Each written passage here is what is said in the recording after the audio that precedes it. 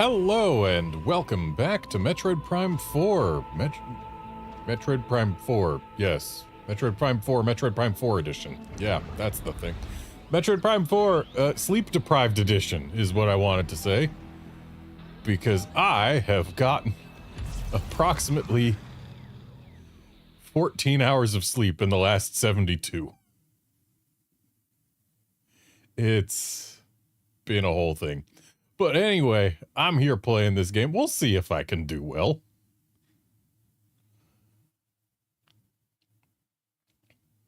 Yeah, I just want to play a game. I want to find items. I want to use Zappy gun.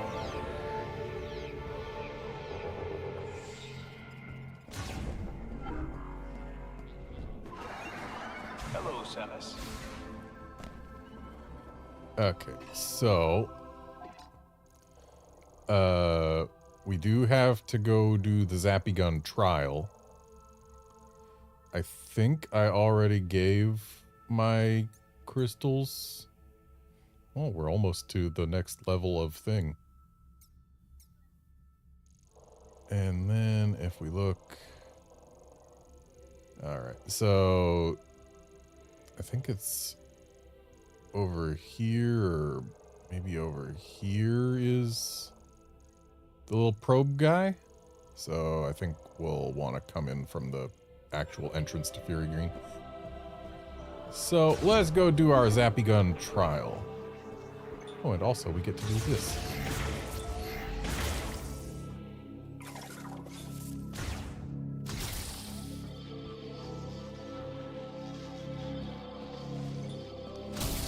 Got a Zappy gun both sides?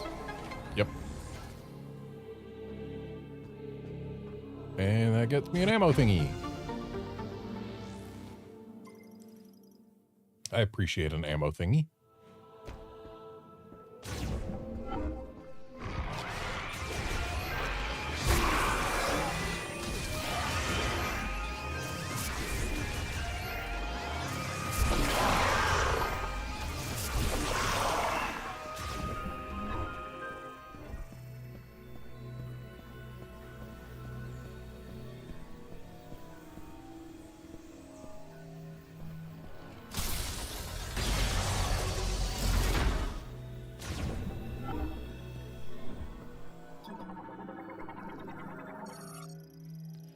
Device designed to resemble a Vuros plant with a top made of conductive metals. Once it has received a sufficient electrical charge, it will activate. The one who properly controls elemental power will lead the way to the future, guiding the soul of the Lemorn to a land of peace. The element of lightning is a prophecy. A flash and a roar will guide the path that is taken to the Lemorn's far tomorrow. When lightning binds with the way of the instrument, vivid colors and rich accomplishment are brought to each day of the Lemorn. Yet one must not be arrogant. The path on which the Lemorn strive will lead us beyond the use of such instruments.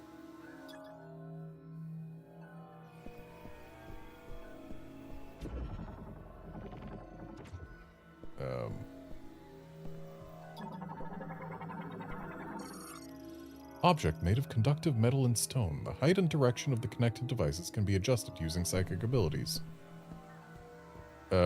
Yes. They can, but...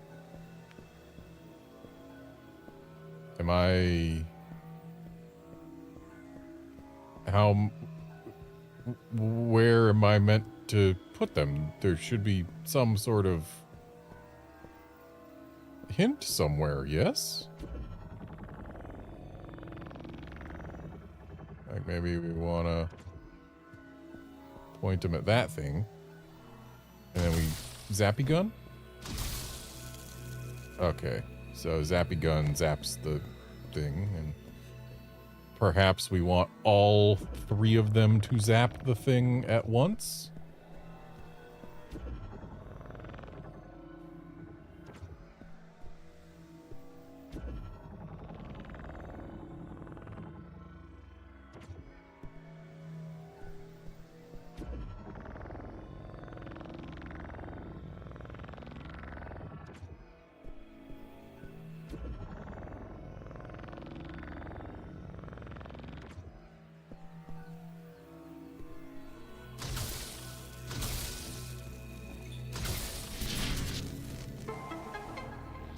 Yep, we wanted all three of them to zap the thing at once.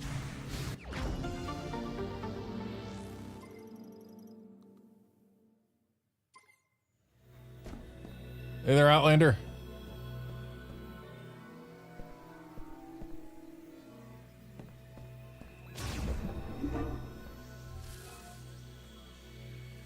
And now I have mastered the elements.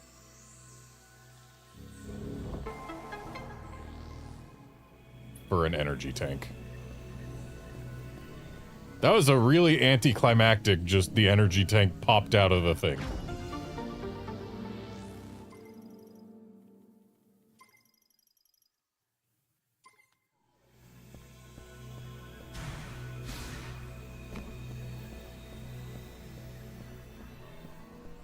Like, I was expecting more fanfare, some fancy psychic effect or whatever, but no, it's just there's a thing on the floor and the energy tank popped out of it.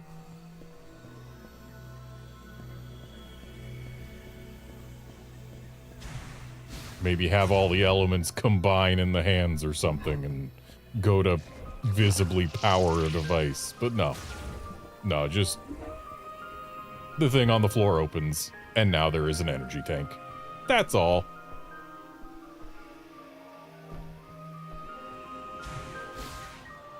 I'm just making sure that I have, in fact...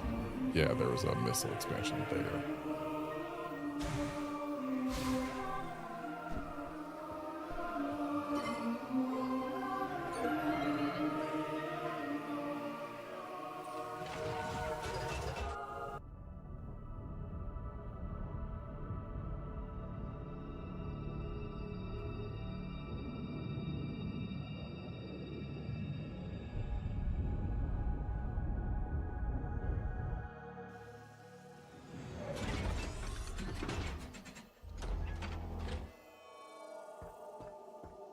Okay.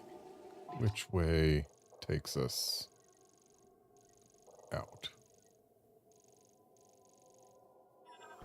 I think this takes us back into Fury Green.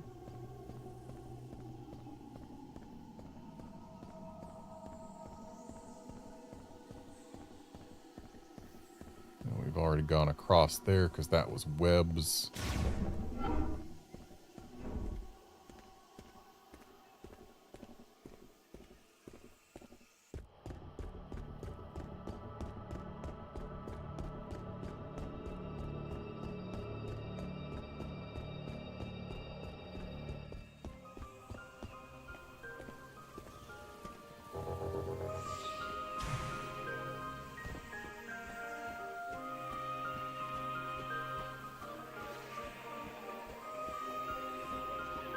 Still don't have a strong impact for that. Unless... I don't think Boost Ball's gonna do it. I don't think Boost Ball's gonna do it. Yeah.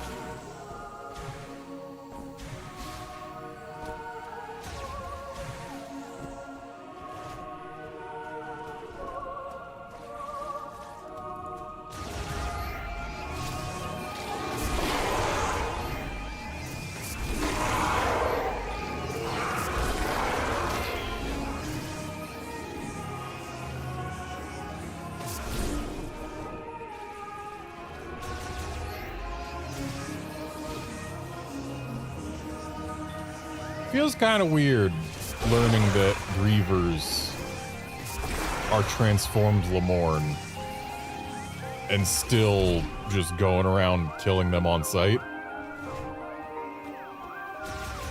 Feels like the type of thing the game shouldn't want us to do.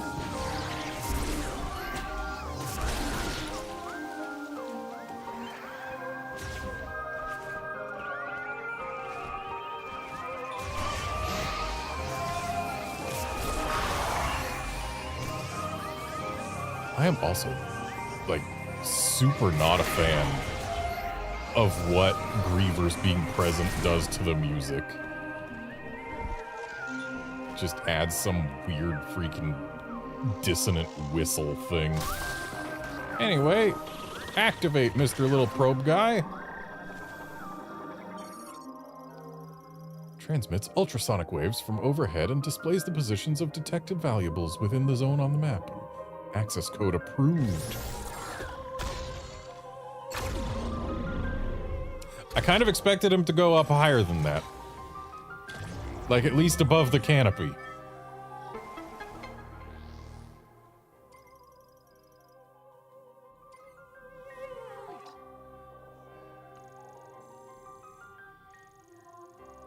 Okay. So this is the thing that we can't get yet because need a stronger impact. This is a thing we can't get yet because need big robot probably. But these two things we can maybe probably get. Oh, hello.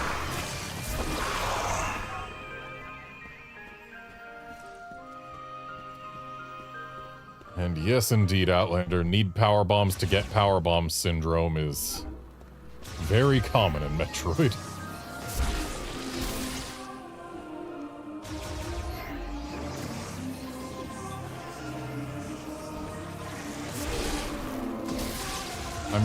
Oh, Zappy Gun can arc to additional targets. And they let Zappy Gun break the hives. That's nice of them.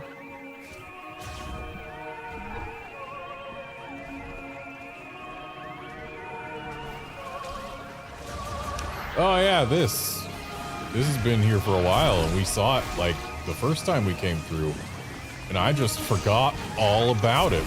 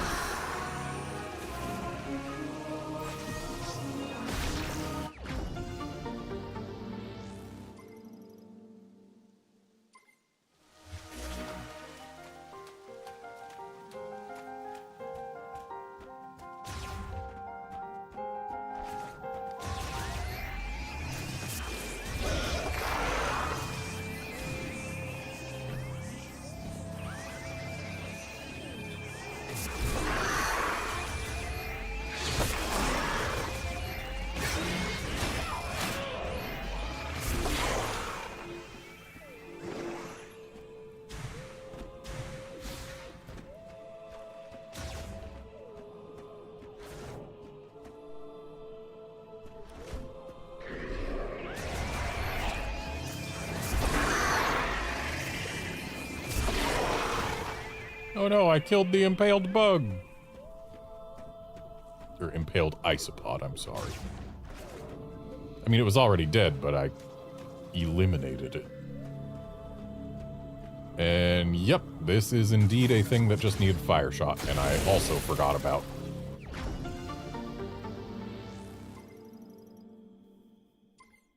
I've been able to get these last two things for ages now.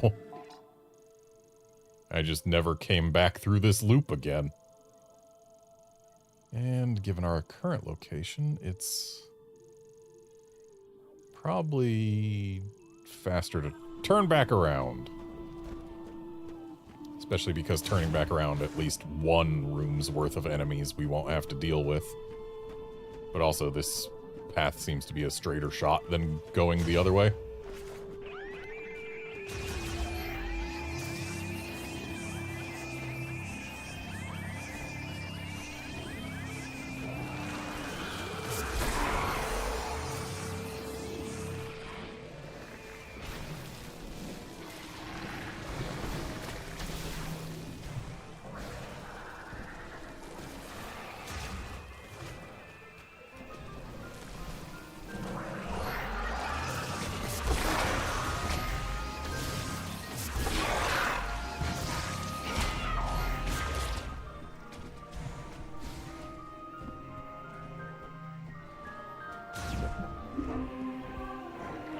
And now to leave Fury Green again.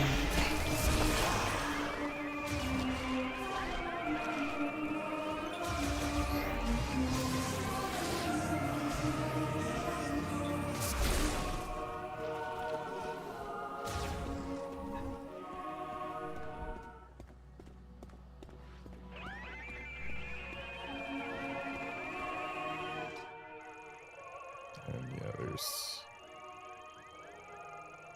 no more items that I am able to grab on the way back out.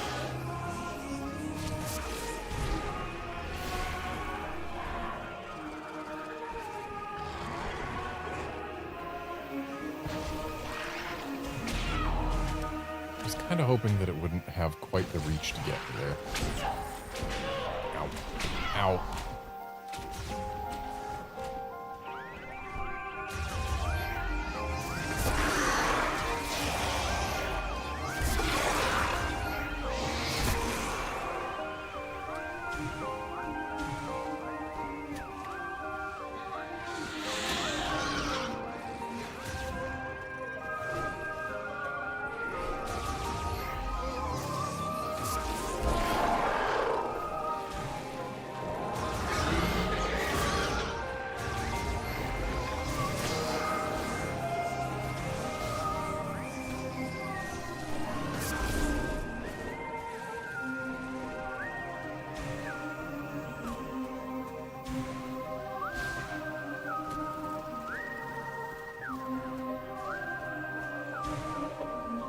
Glad they didn't put any grievers in this room. From this big, they would bother me for a while, I'm sure.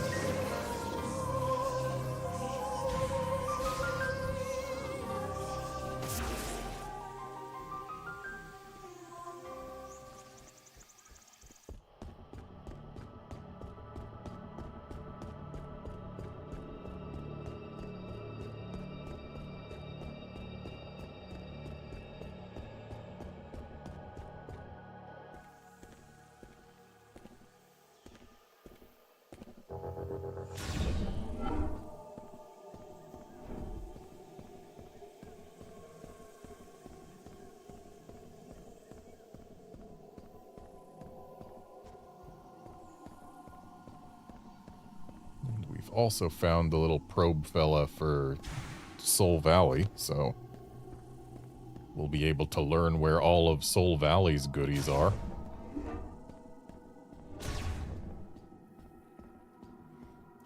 We also have a good handful of shrines to go to. Maybe one of them will have super missiles, considering they've all had upgrades to our shot types.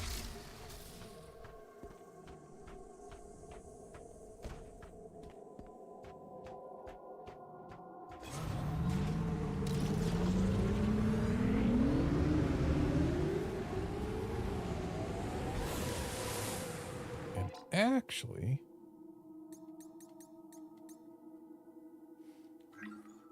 it occurs to me that I have done a lot of driving around since the last time I scanned this.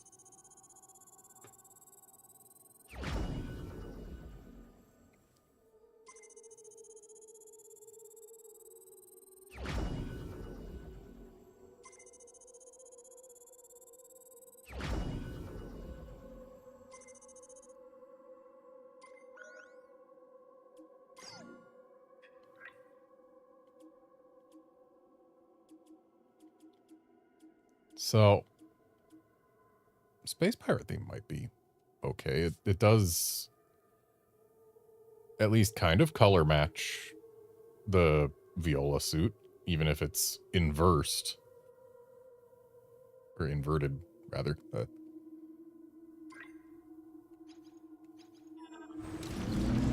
Ooh, yeah, this is nice. We got reds and blacks, which the Viola suit has.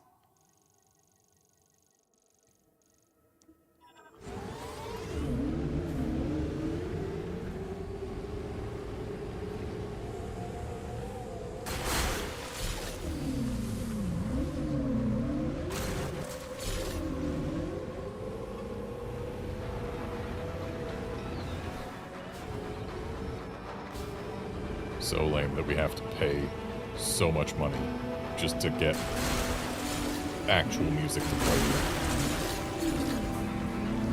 I will reiterate, I bought this game's amiibos before knowing what they did.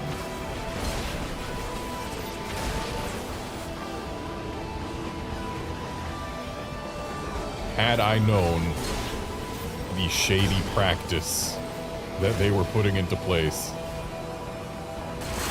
Honestly, I probably still would have bought it, but I would have been upset about buying it to begin with, instead of upset about what they made it do. Because dang it, I love Metroid, I do want to support the franchise. I don't necessarily want to support this practice.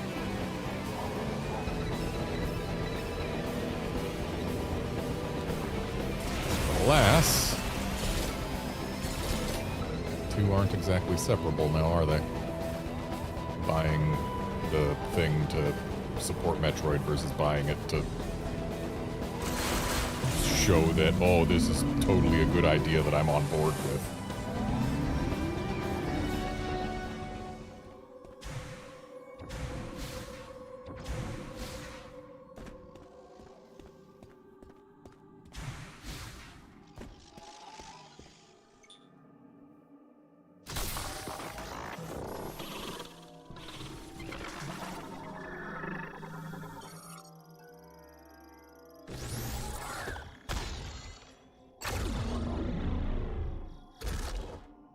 I really feel like they should jump more than like 30 feet in the air. I really do.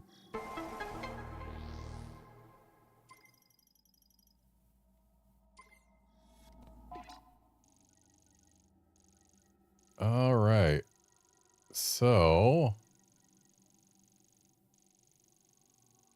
there are only 3 things to grab that are in hexes that I haven't explored.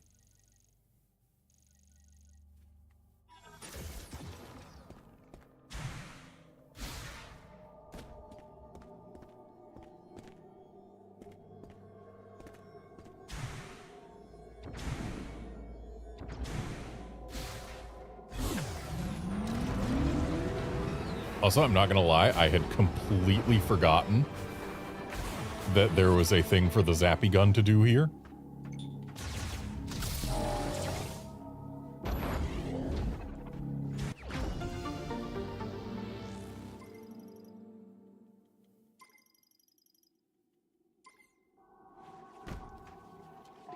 And while we're in front of the Volt Forge, we should go in, because I know there's something in it. Or is there? Did we need Zappy Gun and Volt Forge? I don't think we did. No, we needed Spider Ball. I ain't got that.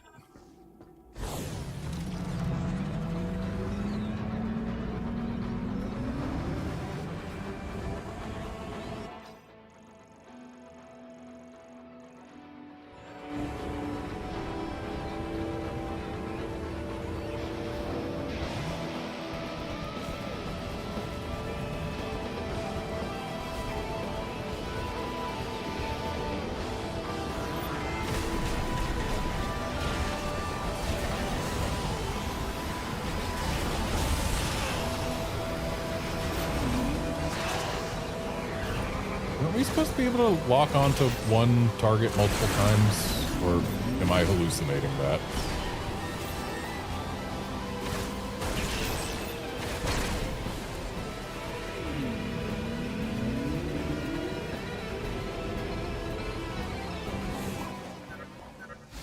Thundershot will open up areas that were locked before. You may want to explore some of the places you've already been. Yeah, I just might. Gee.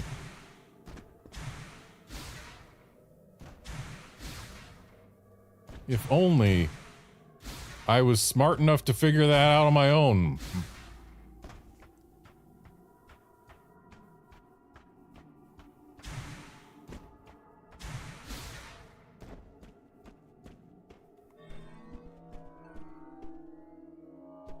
So there's an item somewhere here.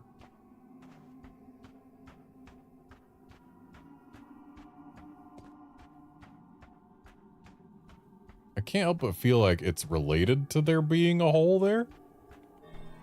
And yet, there's nothing scannable to suggest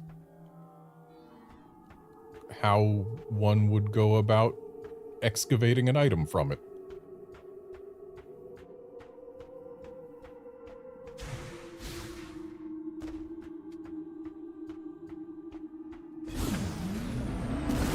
course, it's an item for later.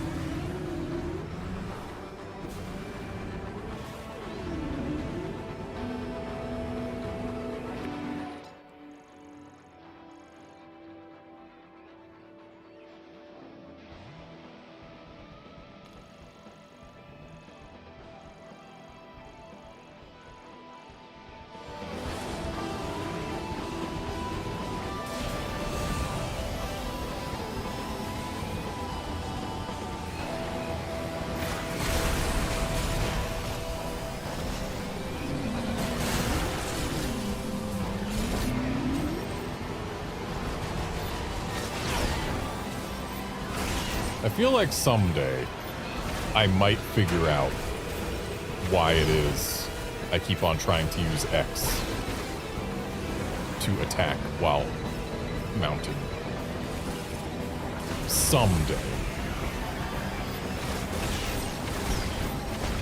But at the moment, I still cannot for the life of me figure out why that might be the case.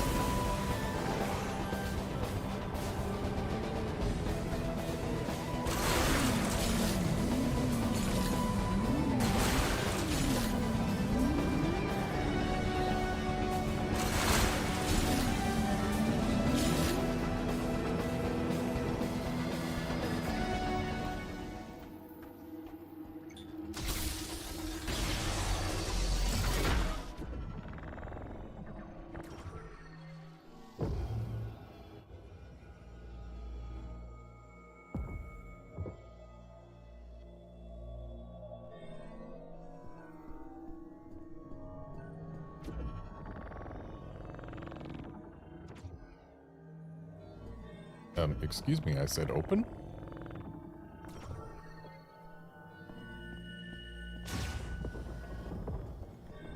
Okay, we got some moats. We got some places to put moats. We got bad water. Oh, contains large amounts of green energy. And we have additional door. That's new for a shrine.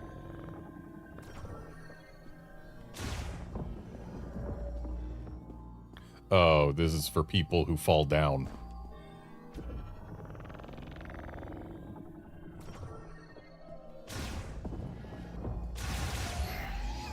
But it's also for people who want these green energy crystals.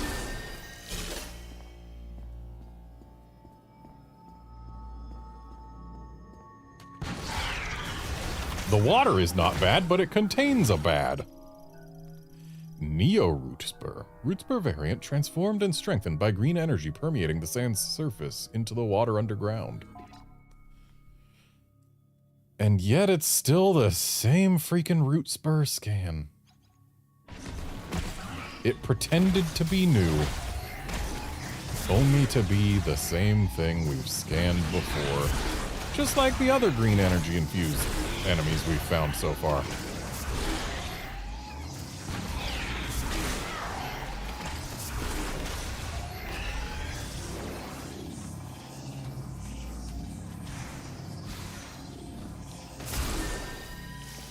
Back in my day, if you were playing a Metroid Prime game and an enemy was green and you scanned it, you would get a new logbook entry.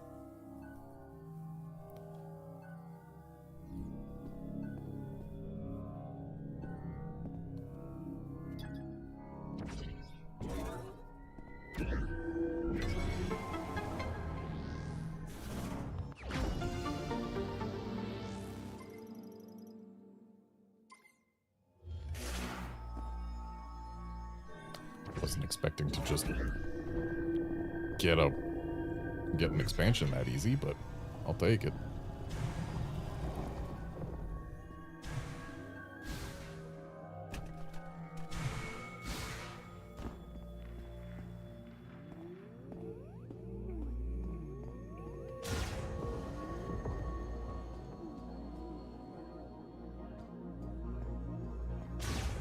Yeah, I suppose having green energy versions of enemies overwrite the originals and thus make the originals permanently missable would not be ideal.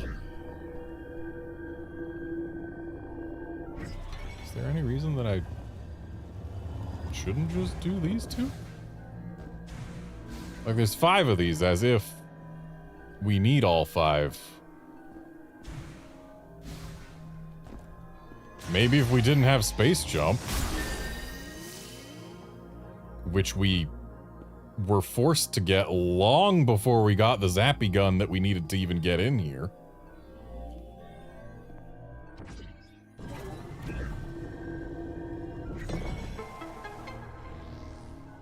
Yeah, like, clearly, since these are offset, they want you to put one there, and then one there, and then move that one there, and then move that one there, and then move that one there, and work your way across all 5, but you just need the 2 on this side.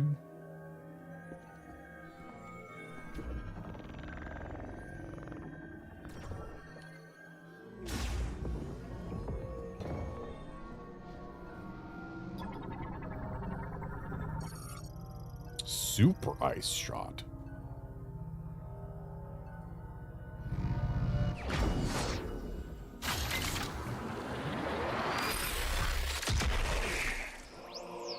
Be cool if you actually fired it in the scene that showed you got it. Takes 10 shot ammo instead of 3. That's painful. But then again, we get a ton of shot ammo in this game.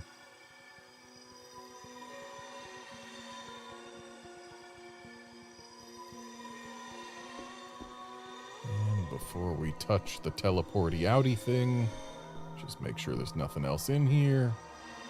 And we appear to be good.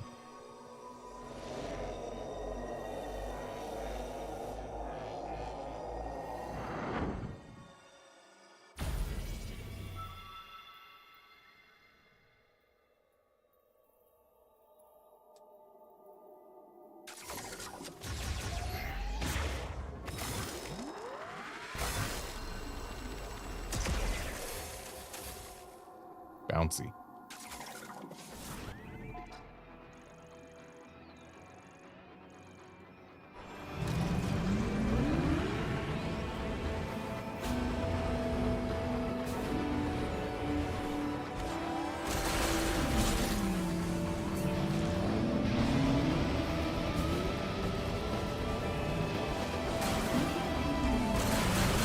I'm gonna have to go back to Pure Green once we've visited all the shrines, because we are absolutely going to have gotten enough goodies to upgrade things.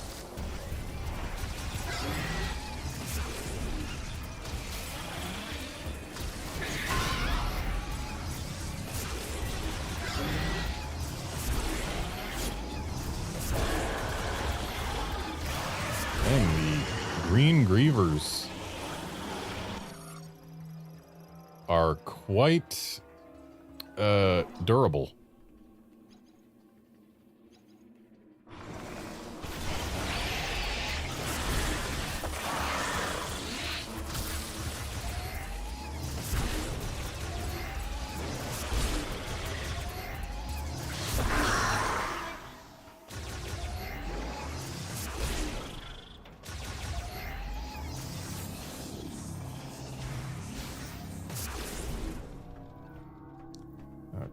So, I know there's a mech part here, but what else is there? Because there has been an item and a mech part at each one of these.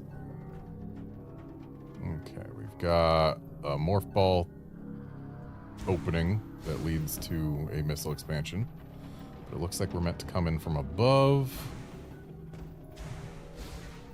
How does one get above? A surge of electricity, you say?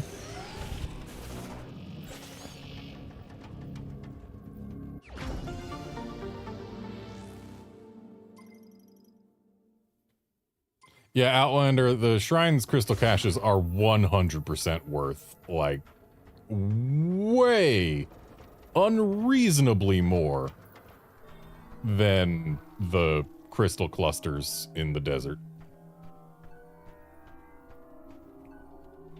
I have heard that you don't need to go gathering crystal clusters in the desert at all in order to get all of the things. So that should tell you.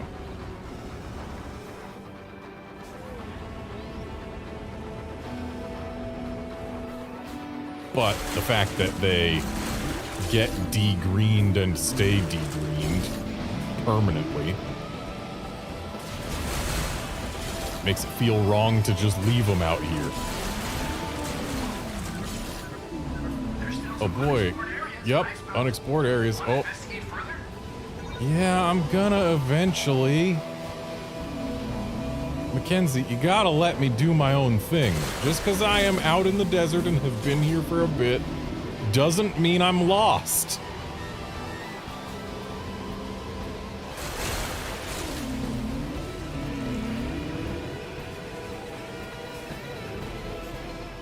In other Metroid Prime games, you could tell the game not to give you these hints.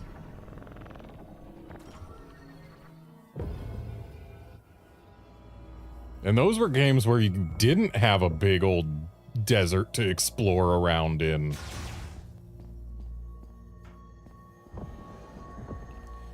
Okay, so we've got the Zappy trial. Let's see here. What do we do in the Zappy trial? Device activates when all things electrify simultaneously. We've got a thingy to raise, and now we've got more things to electrify and another thingy to raise. And we did it.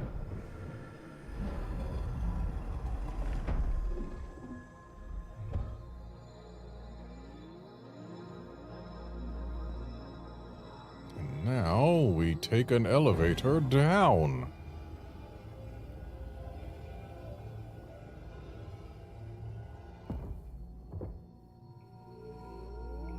To secret second trial shrine thing.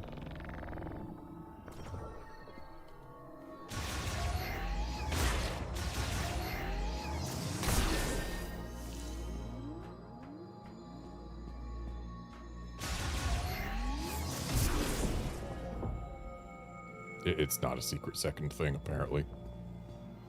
It's not very secret or very second.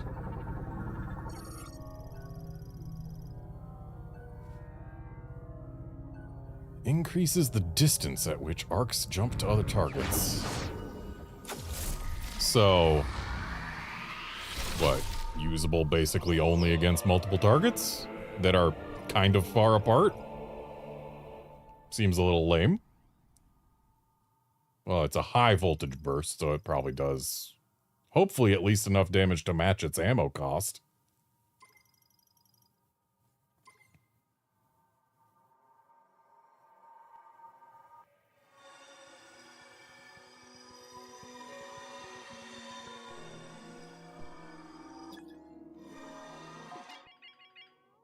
Are you kidding me? It's been so long and it's still showing me, hey, the ice belt has things. I'm in this shrine right now. I'm in this shrine and yet it says there's still an item here. Even though I just grabbed a thing, which means I'm not gonna warp out because warping out will make me have to load back in anyway, so that I can get whatever item I'm missing. So, what item am I missing and where? It's gotta be in this room, right? It's always in the main trial room. Always.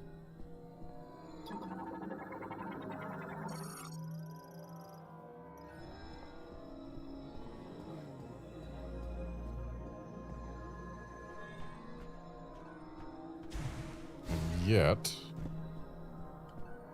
Oh no.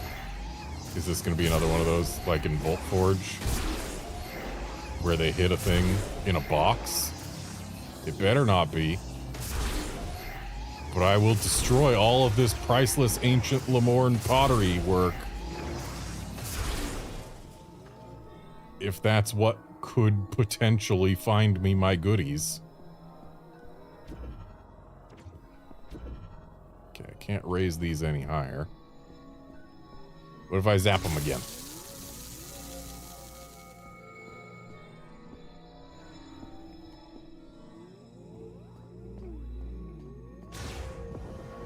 Surely it's not in here.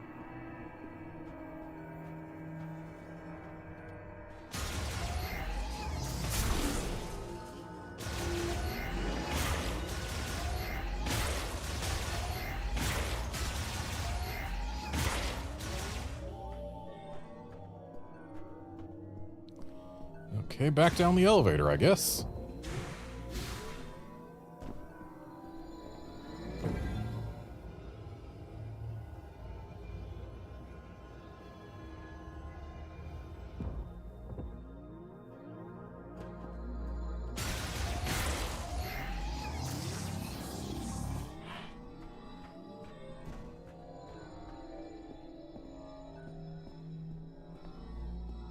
I'm not seeing or hearing a collectible anywhere.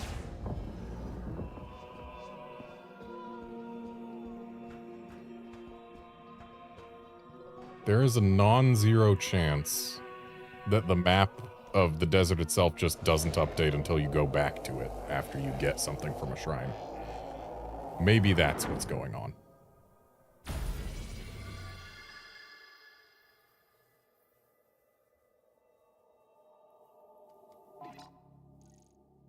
That appears to be what was going on. That was not what was going on. I see a thing still.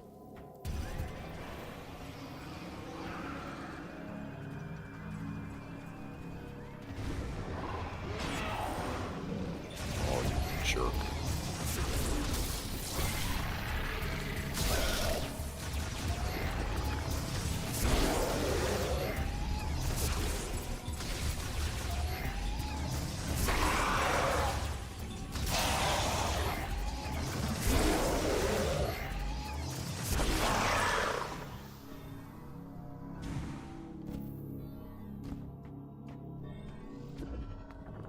Oh, they're being sneaky with it. Not inside the shrine.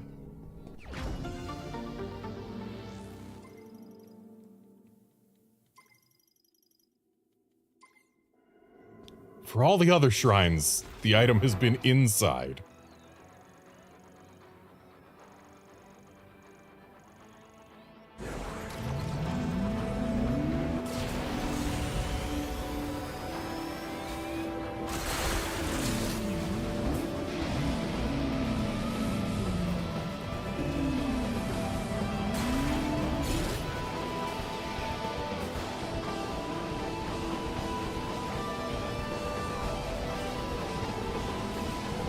These guys still don't want to play with us. Even though we can scan them and it tells us, you know, how we're supposed to fight them, except they don't want to fight at all. They go hide before you can get anywhere even close enough to attack them.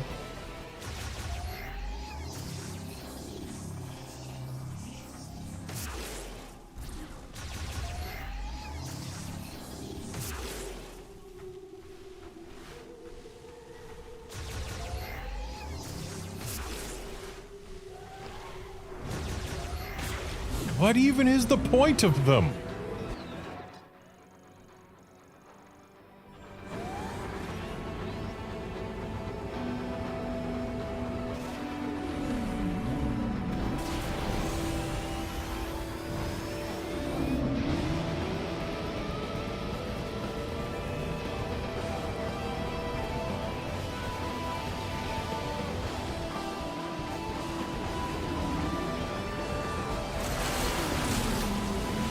It's not like they stick around if you approach them on foot. Right, this we can't get because we need power bombs or something, but that doesn't necessarily mean we can't get whatever item is in here.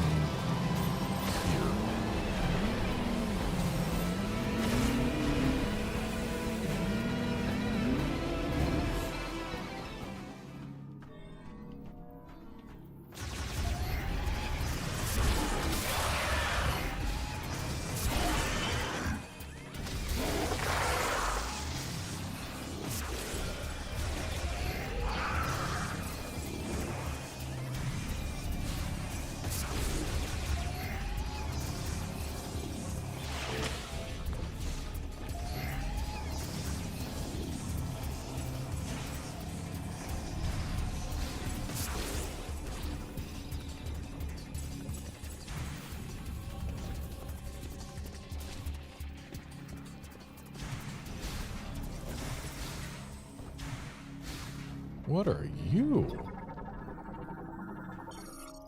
Psychic Power Bomb expansion. And it looks like we probably need a Psychic Power Bomb. Yup. Need power bombs to get power bombs.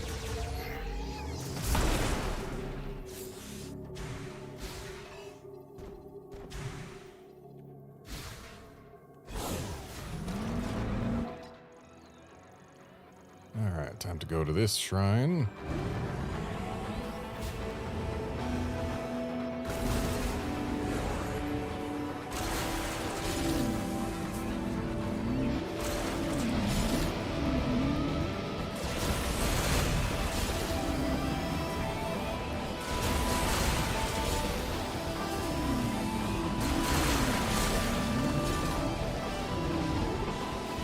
Recent Metroid games have done a better job of not letting you see power bomb expansions until after you have power bombs. If you're not sure where to go, you can always call in and ask me. Oh, believe me, I know, Mackenzie. On the map. Perhaps there's a reason I haven't called in and asked you ever, under any circumstance.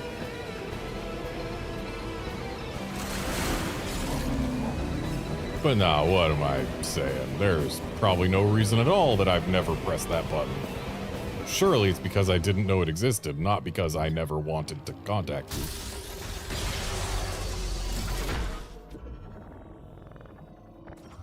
Outlander, Denzium is not the Prime 1 Powerbomb material. That was Bendesium. I believe it was shortened to Denzium in a later Prime game.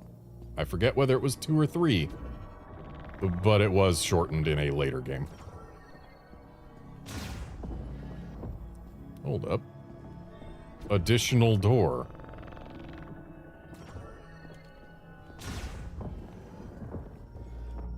Ah, yet another one where we can fall down.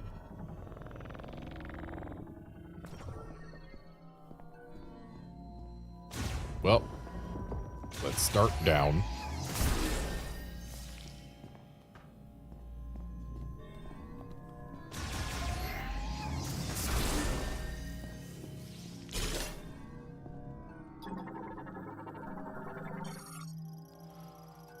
I don't think we've seen sand crawlers before. Terrestrial crustacean variant similar to the ice crawler but adapted to arid climates. It excavates tunnels in the Soul Valley bedrock to form nests.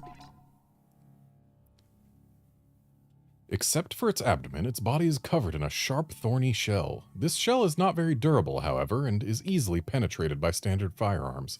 They live in groups, building nests by digging holes into rock walls. They adhere themselves to rock surfaces and live on a diet consisting primarily of insects and microbes, though they will also feed on animal carcasses and plants if the opportunity presents itself. To preserve moisture, they generally avoid discharging waste and expend as little energy as possible when moving. We only have... Okay, no, we have several more things to find. I'm really wondering where this one's gonna be. And this could be either in the volcano or the ice belt, and I have no way of knowing which.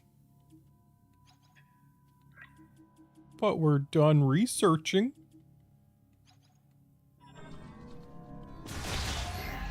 Oh wow, they weren't lying about these things being easily breached. Hello.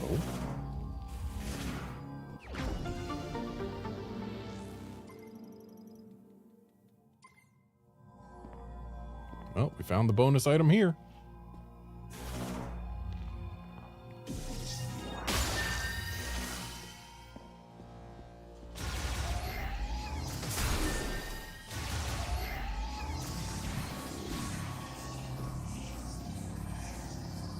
And looks like we are done down here.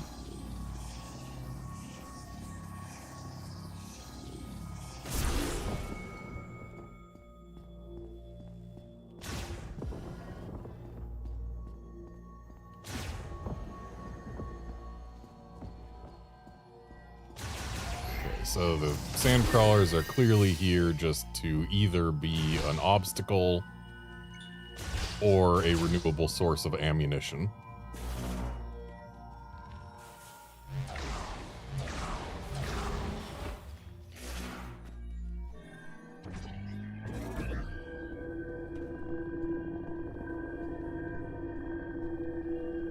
Ah.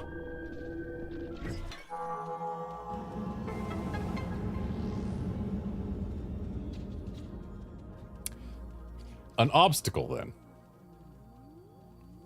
And one that we cannot deal with right now because we cannot interface with psychic spiderball tracks.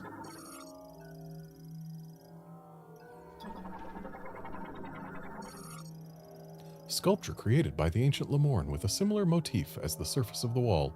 No psychic mote signal detected in its center socket. Yeah, I kind of moved it somewhere, game.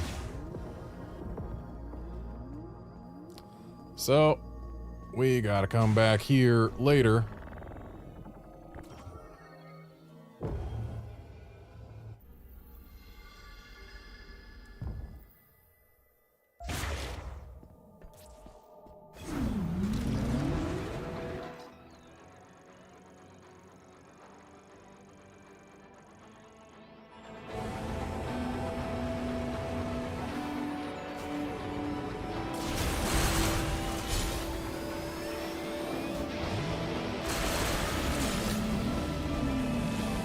Sometimes plowing through these crystals will shatter ones that are nowhere near the ones that you touched, and other times they won't, and it bothers me.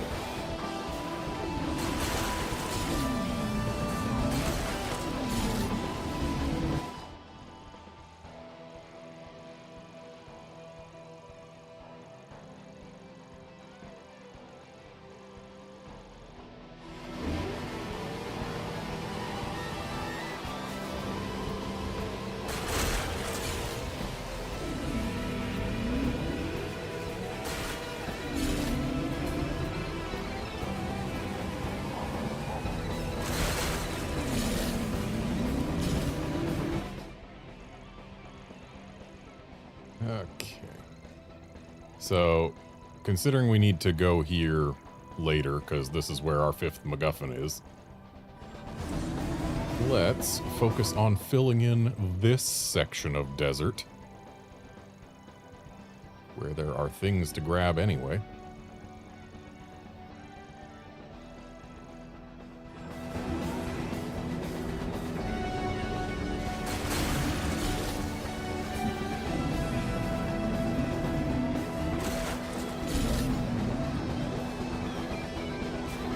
What is blocking us from getting the item here?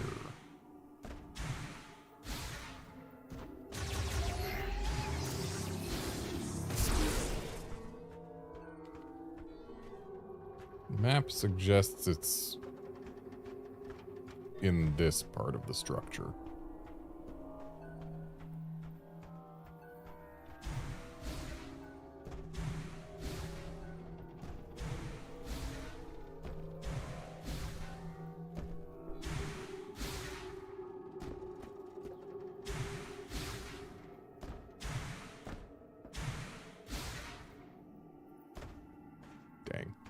No Prime 1 style shenanigans.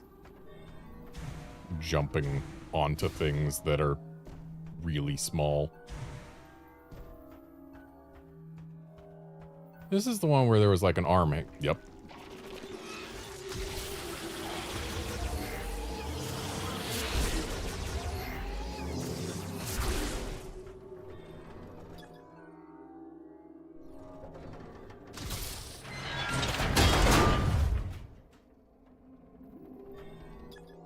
Sure wish I could do anything about this arm.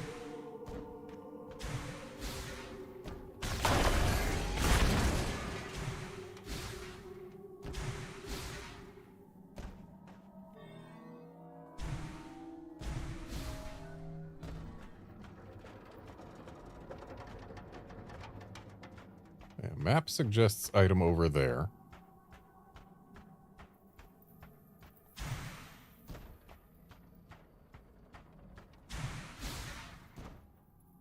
and yet my ears do not suggest an item over here.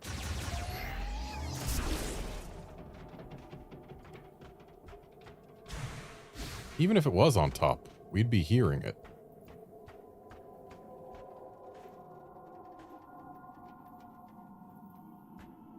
Which suggests to me that maybe it's underground? But I don't know how we would get underground.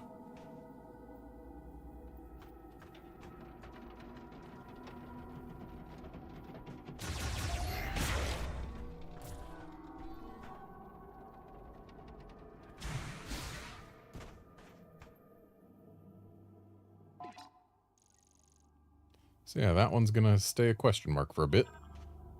I'm just gonna go bash my face against the wall here to make sure that the wall gets its hex revealed.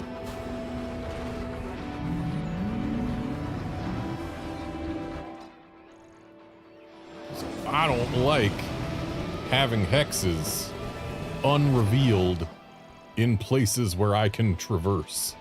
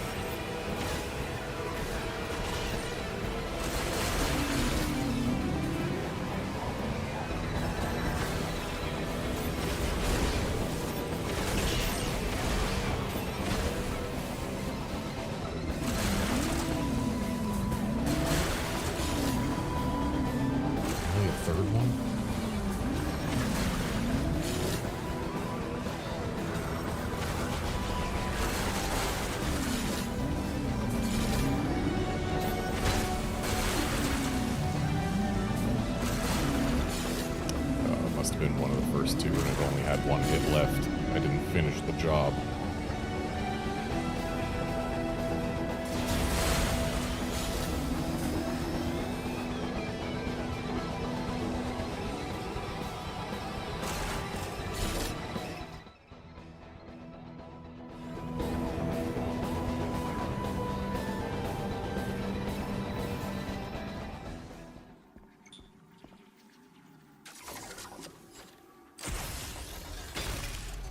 Freezy shrine that will give a fire thing by the looks of it.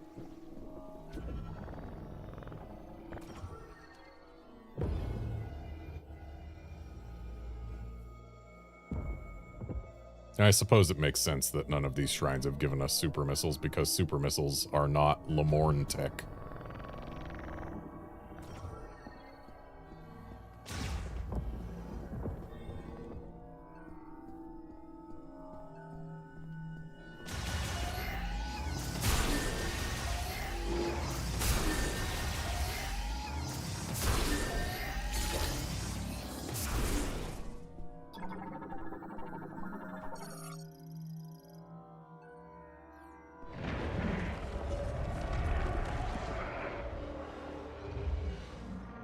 Okay, we got a thingy. Oh, we need to hit it with a control shot.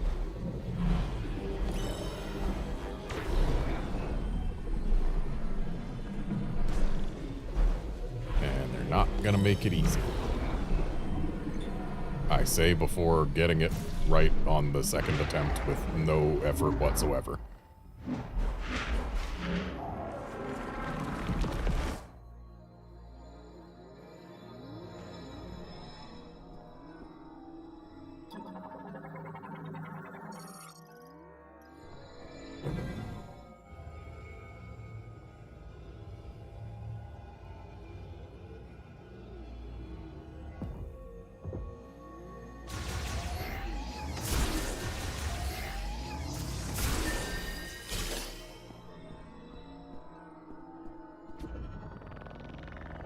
Looks like this is another shrine where maybe they've hidden the thing on the outside.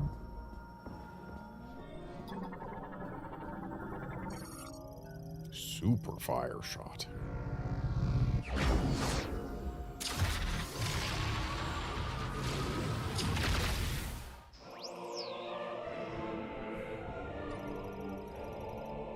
15 shot ammo.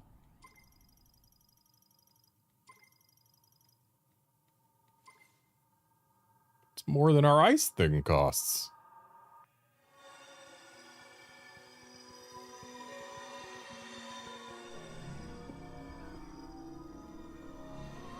Oh. What's this? Is that how we teleport out? No, it's not. Except I need to be in the scan visor. What are you? Ooh, a secret.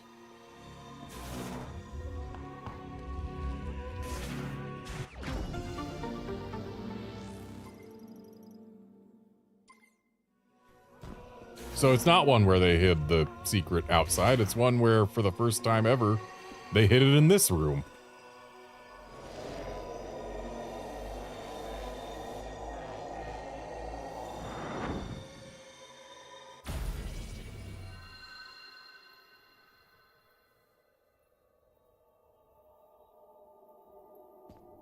So let's see. Well, that certainly looked impressive. Would have been nice if more than one of them hit this guy.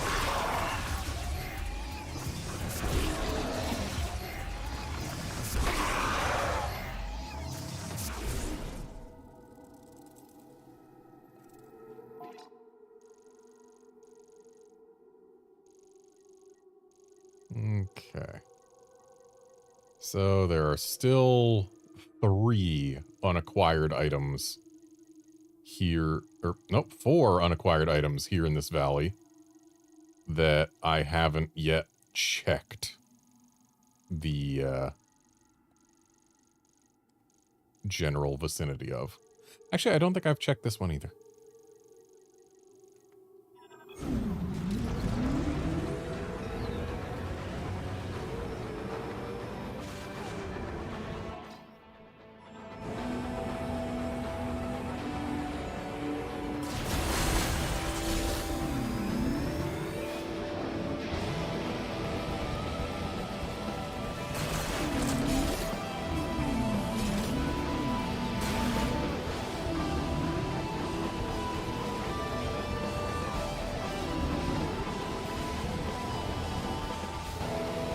Yeah, I would imagine the DPS on charged fire shots is good for bosses, considering how many shots it fires.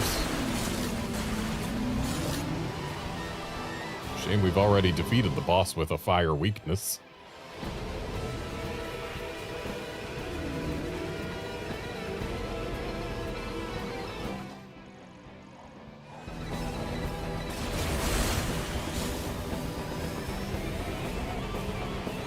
And since we're so close to the ice belt, we might as well go in.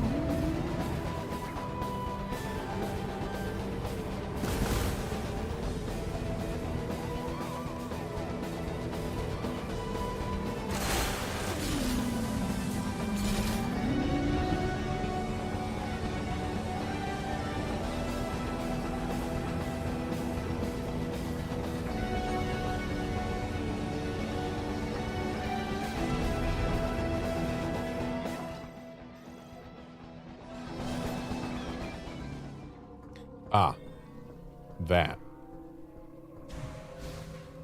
We haven't gotten that because we haven't been able to come out through that door yet. Oh, hey, it's a golem leg.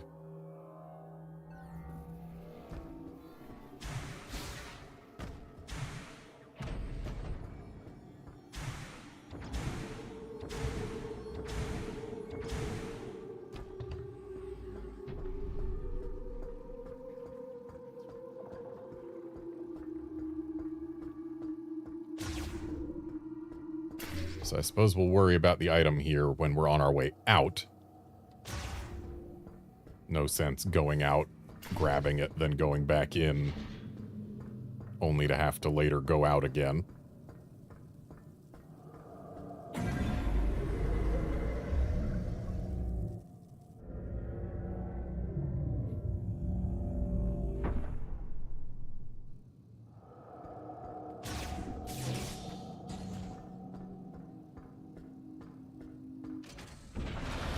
They really need to not have these entrance ways to each of the zones be sandwiched in load screens.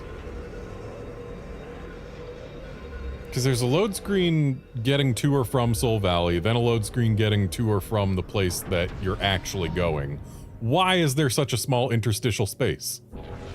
They did not have to have back-to-back load screens.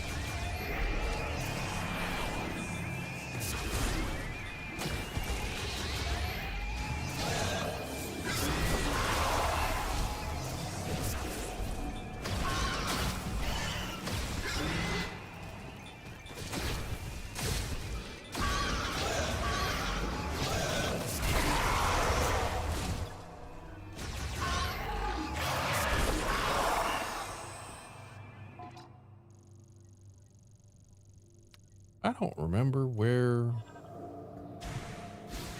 the proby guy for this zone is.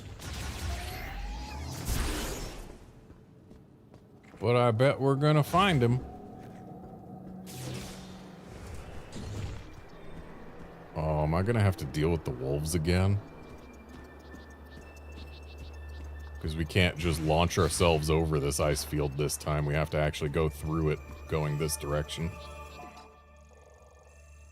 That's kind of annoying. I don't like having to go all the way through here. Because it's big and I can't use Viola. Oh, hey, there's Proby guy. Seriously?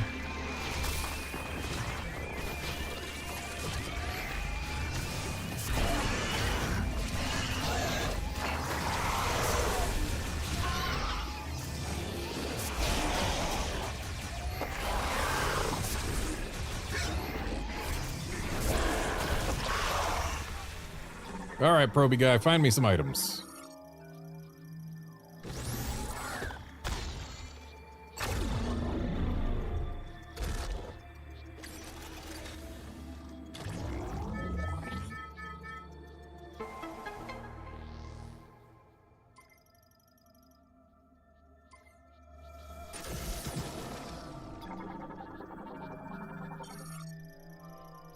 Shorted and ceased functioning. Poor Proby guy.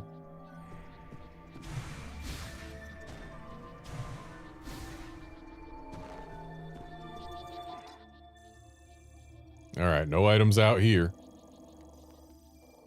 That's good.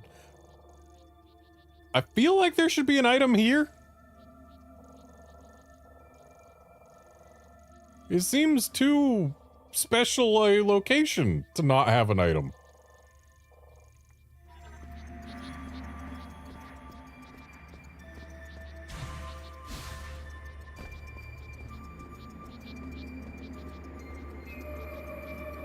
Well, at least the wolves don't seem to be attacking us. Just grievers.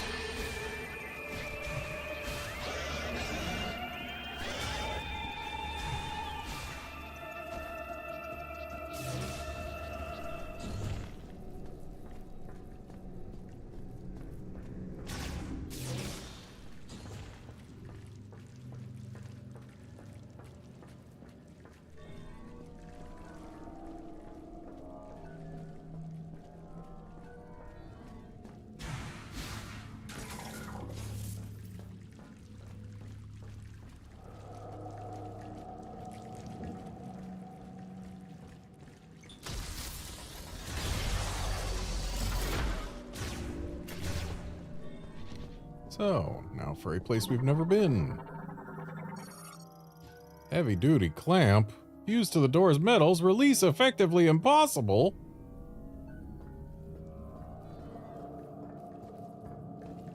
Guess we're not going that way.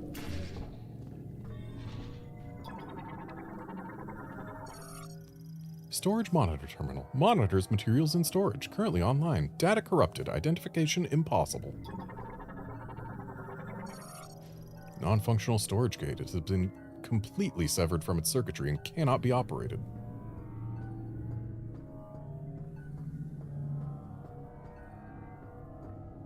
I see a spider ball track. Are we getting spider ball in here? Are we not fighting a boss for Spider Ball?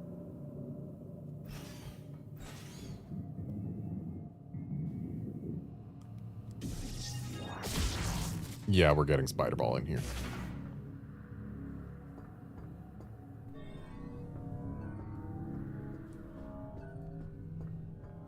Because otherwise, they have trapped me. Galactic Federation Battle Android View 995. Currently dormant. All systems nominal with 58% battery charge remaining. Can be activated via startup switch or using an electric shock. Well, I don't think we can reach the startup switch, so, hey buddy. Turn on.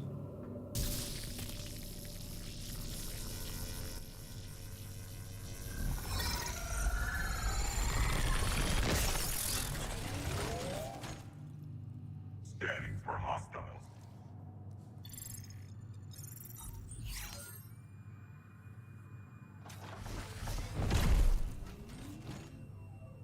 Greetings, Abbas Aaron. You have a new suit. I am View 995, Galactic Federation Golem Pilot. Pleasure to make your acquaintance. I am not receiving signals from the Federation base. Perhaps we are out of range. I will accompany you. So we're not getting Spider Ball here. We're getting View. And yeah, Outlander, there is a lot of scan bloat in this game. There's a lot of stuff's broke. And there's like at least 8 different, this is a standard door, you can open it by shooting it scans. Anyway, Galactic Federation Android View 995. Battle android pilot of heavyweight class Golem war mechs. Or Golem, I guess, as he said. He is equipped with a mini missile launcher on each shoulder and palm-mounted sonic boom emitters. View 995 is a battle android used by the Galactic Federation. He was originally developed to replace humans piloting aircraft and vehicles, primarily fighters and armored battle mechs. He possesses significant combat prowess, with strength comparable to heavy machinery, and a standard loadout that includes shoulder-mounted launchers designed to fire several small missiles at once. At the heel of each View 995's palms is a sonic boom device that emits frequencies capable of disintegrating organic material, which can be used for support functions such as obstacle destruction as well as threat elimination. Though his programming is not designed to allow for emotions, there have been reports of emotional simulation when in operation for longer durations. Yeah, that seems pretty standard for Galactic Federation AIs. This door is blocking your way. Allow me to assist. The way is clear. Thanks, bud. So we gotta come back here when we've got Spider Ball. Forward. Please let me know when I can clear the way. Hey, bud, can you give me a boost up there? No? Okay. Means I'm gonna have to make the freaking long trek back here one more time at least. Hey, there's something blocking my way. Can you help?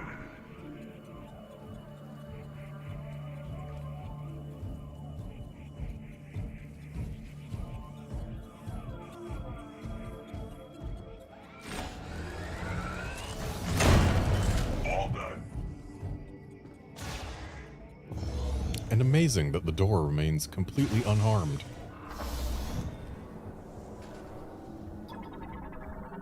Hey bud, can you help? High insulation, multi-layered tempered glass. Cannot be broken by standard firearms. I can help. Thank you for not being standard firearms. This glass has been weakened. You should be able to destroy it. You know, I bet you could too, but sure, I guess I will.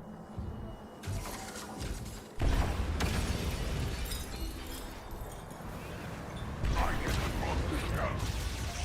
Please continue without me. Yeah, good news, I can cross this chasm.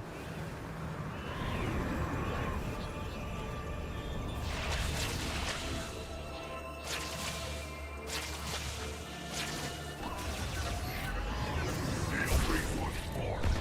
I will scout the area for an exit.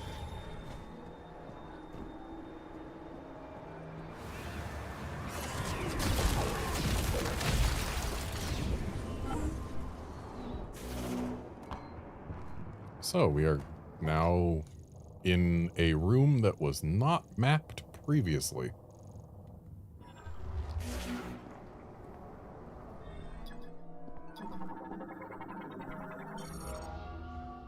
Oh.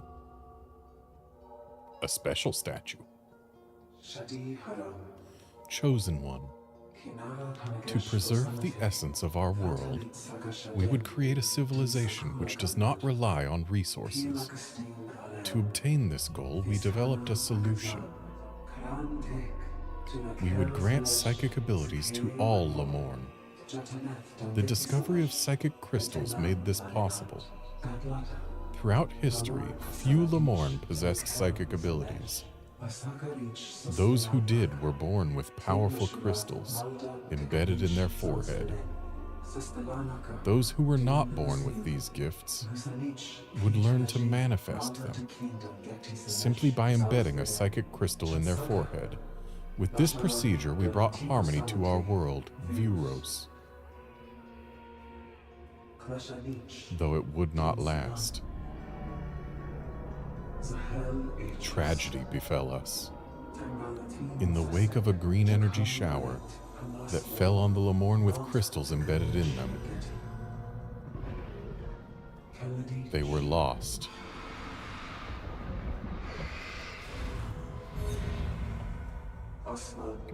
This was the great tragedy. I like how they pretended that their psychic manifestation of a griever posed a threat to Samus.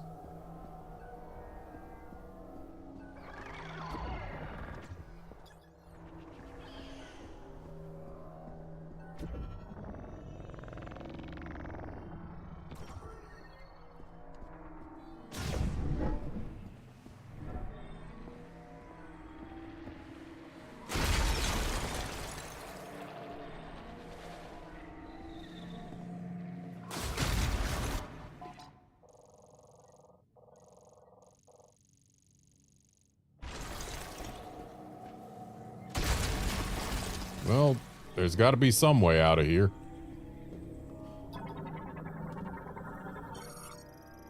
Chosen one, seek the depths to ascend the stars. Prove your worthiness. If you truly are the chosen one who has claimed the sacred relic, prove yourself and climb our path along the ice wall. Only the one with the strength to crawl from the bottom of the earth and reach its top will have earned our faith. Okay, so we're getting Spider Ball here. Got it. I am down for a spider ballin'. Large psychic lift. Its surface is heavily damaged, and all traces of psychic energy have dissipated. It is inoperable.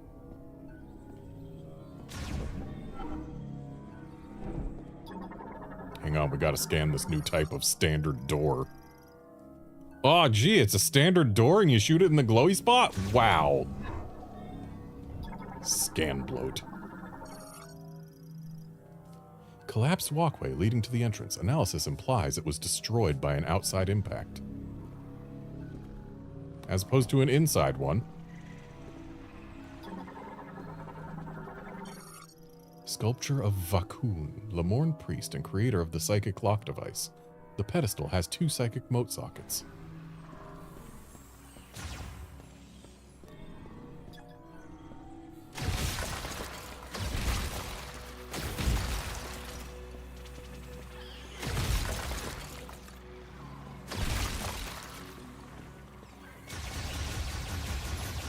Guessing these guys are here just to make sure that we absolutely cannot possibly get in here and have no access to any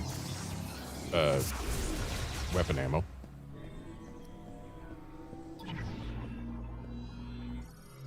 Psychic sensor receives psychic energy and conducts it into the linked apparatus. Hey look, it's a psychic mote. Enjoy mote.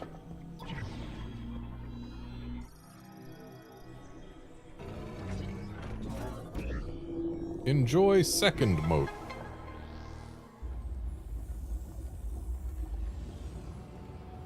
Spider ball, probably. So we don't have to fight a boss for this one. And we don't have to go back across the stupid snowfield to use the spider ball. Ooh, it changes the look of our ball.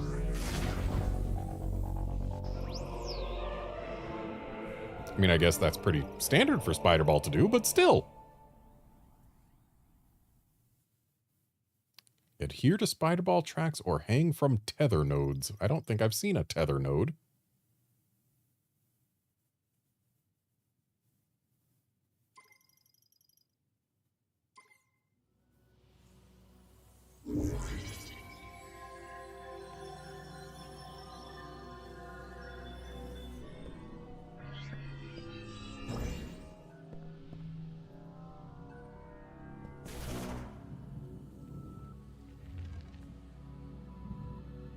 Spider ball makes our ball look smoother. Like, I swear we didn't seem so shiny before.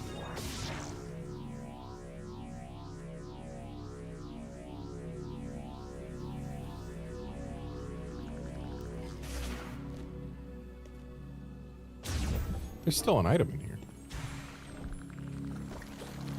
It's not even hard to get. Just needed to turn around and look under a thing.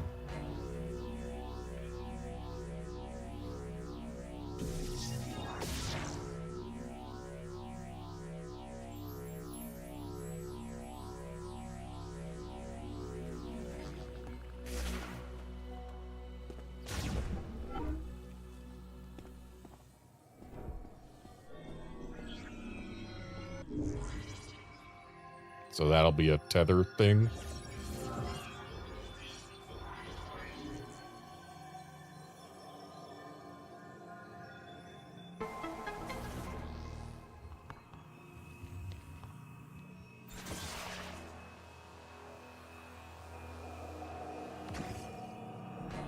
Well, that's fascinating.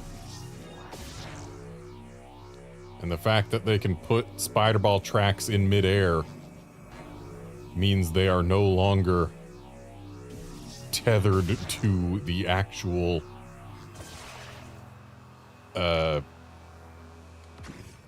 shape of whatever room they're putting them in.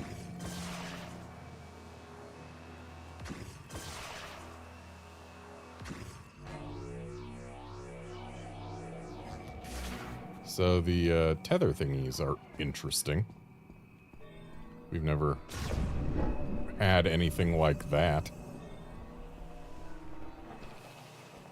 It's not the most exciting interaction, but it's at least something to shake up how spider ball works.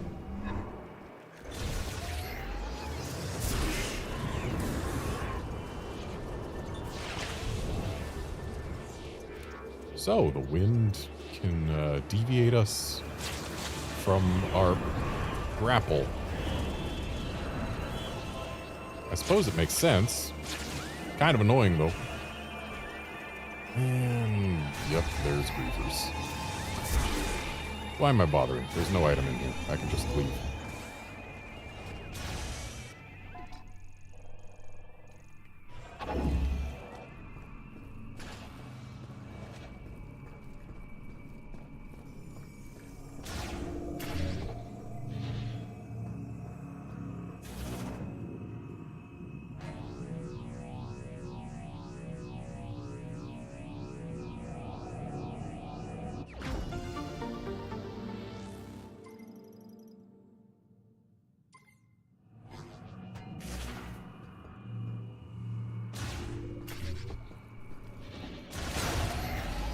Isn't the highest we've been able to get any kind of ammo in a previous Prime game 255? We're now past that for our shot ammo. Okay, so we got an item to grab down there. Have I marked all of the items here? No, I have not.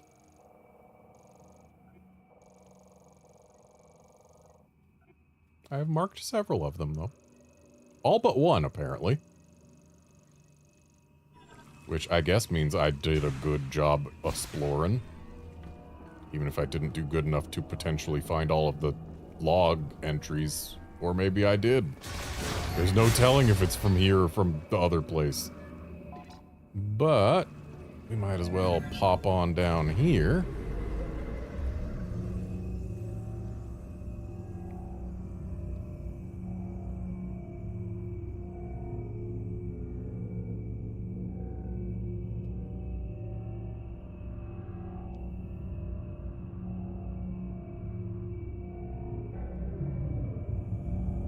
So the elevator cutscene is longer than the load.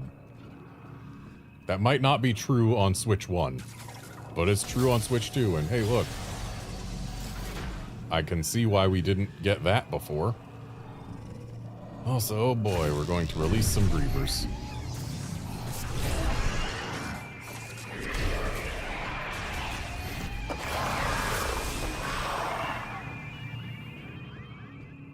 Well, they didn't get very released.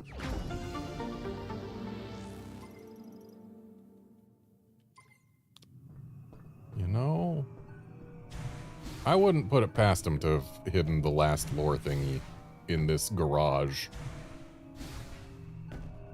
Like, have a guy say, oh, we're about to leave. I hope someone shows up and makes this base not suck.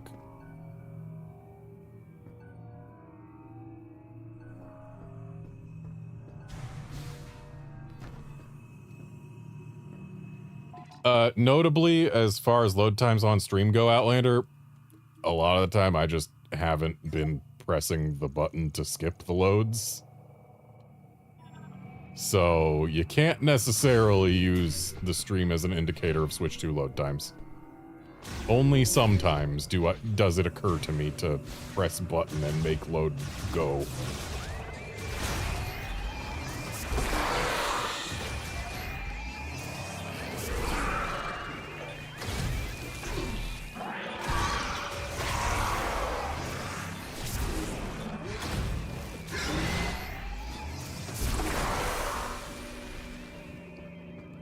I am currently just only in this room because there is a chance that there is a log entry here that I have missed.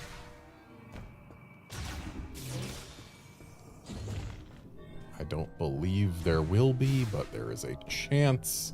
And as long as there is a chance, I must be thorough. Especially in the freaking ice belt, because coming back here would be a pain in the tuchus. I don't want to have to walk across that ice field again. It is too long.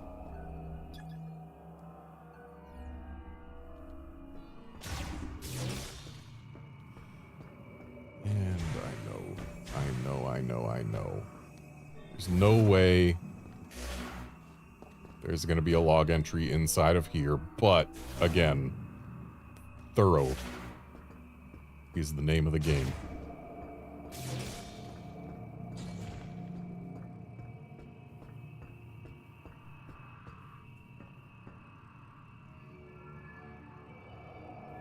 Don't forget boost ball. What boost ball am I not forgetting?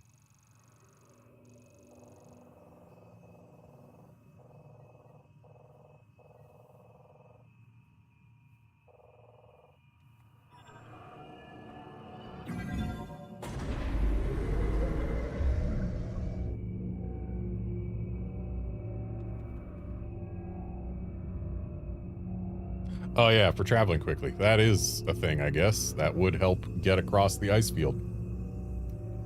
So now I'm actually mashing the A button in hopes that it will let me skip this load. And we had to watch the whole elevator ride back up.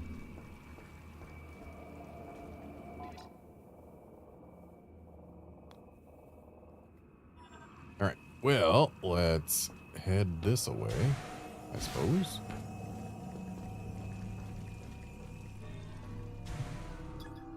It still bugs me that this is like, oh, main terminal must be online to unlock. Is this not the main terminal? I guess not. Where is the main terminal? What unlocks you?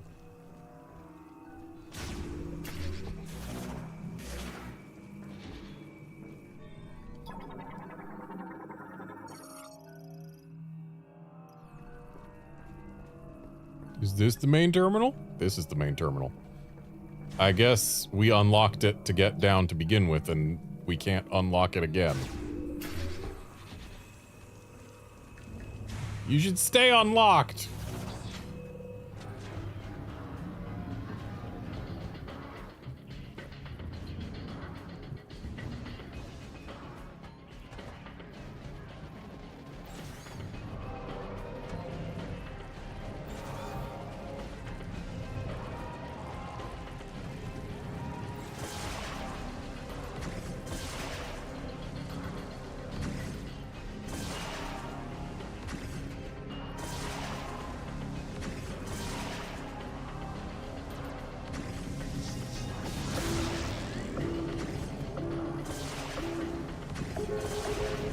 Getting flashbacks of Mario Sunshine Pachinko. So this is timed.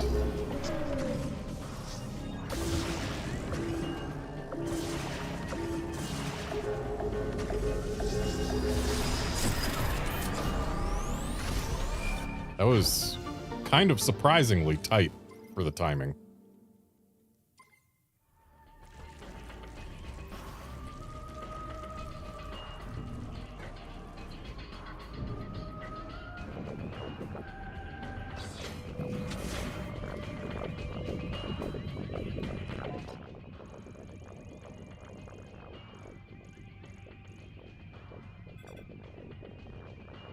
I wish I could make it auto-remove markers when I get the loot.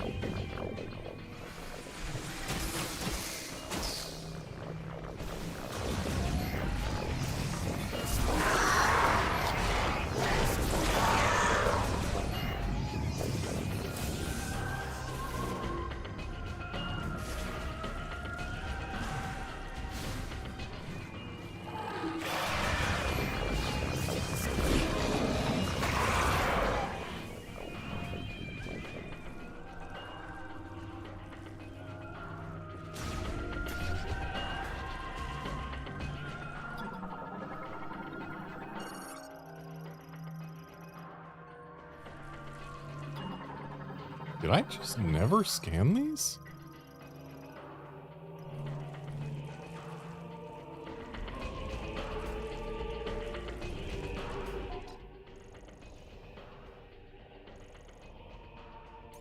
Okay, you know what? I've got... Oh, hey, we can fill our next chunk of thing. I'm gonna cheat a little so that I can see how thorough I really need to be. I just want to see which biome this missing scan is in.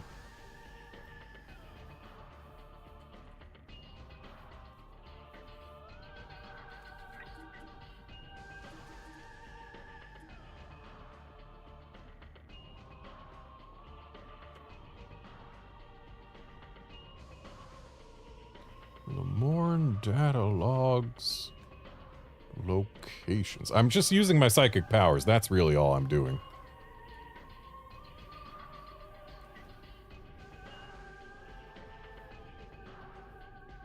And it's in the flare pool. I don't have to look for this data log here.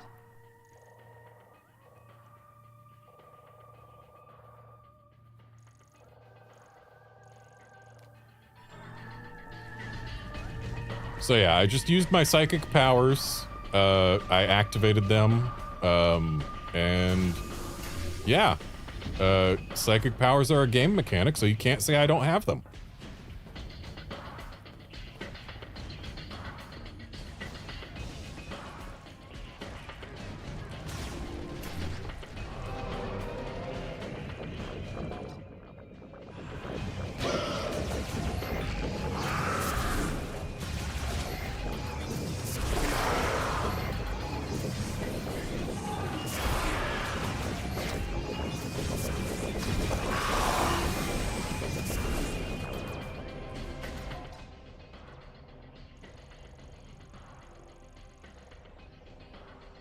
Okay, so from here, believe it will be most efficient if we go straight ahead and then go this direction.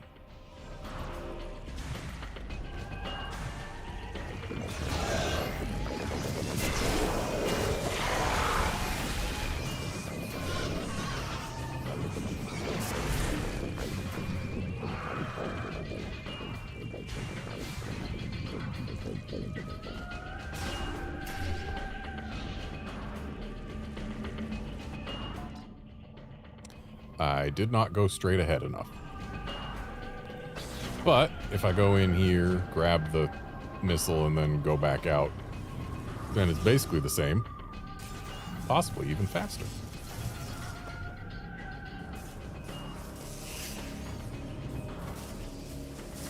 Okay, so we got that up there. And we got this to get there. Got it. Okay.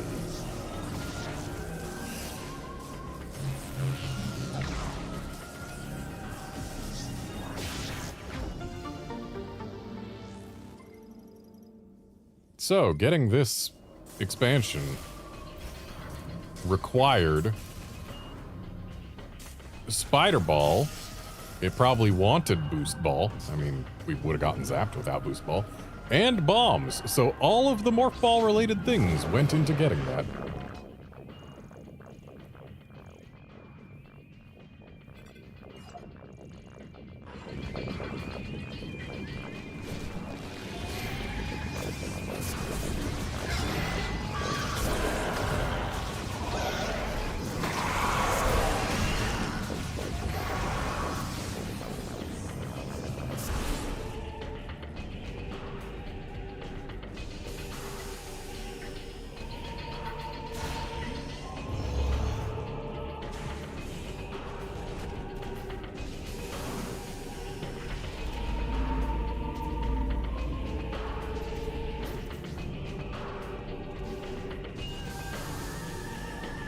Yeah, Outlander, I got all 3 Carvex scans.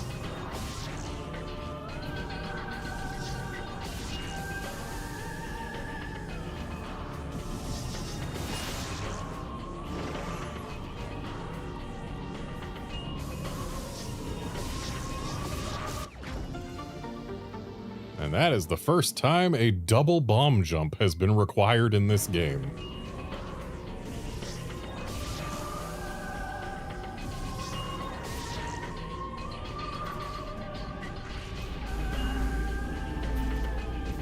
And I guess it's not required, it's just required to get an item. But Metroid Prime games, uniquely among Metroid games, really want you to get 100%. I mean, they're not the only ones that would like you to get 100%. Metroid Zero Mission wants you to get 100%, but it's not like, oh, you don't get the true ending if you don't get 100%. Zero Mission just gives you special artwork based on how many percents you get and how fast and in what mode.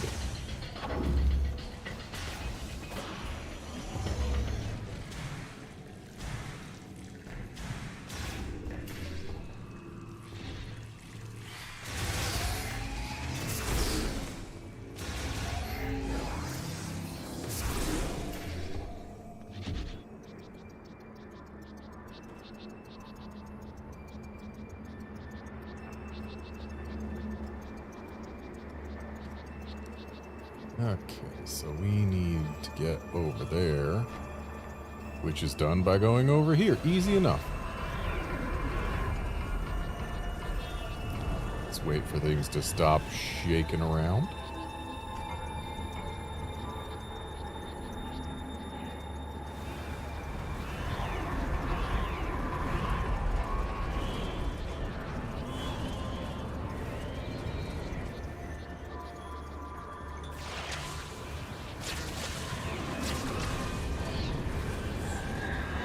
Well, at least we're not diverting off course here. We're still facing the direction we want to go.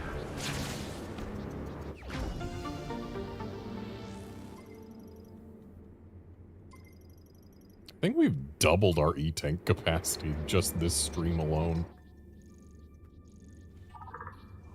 Oop. Okay, I'm fine with communication not available. I didn't mean to communicate anyway.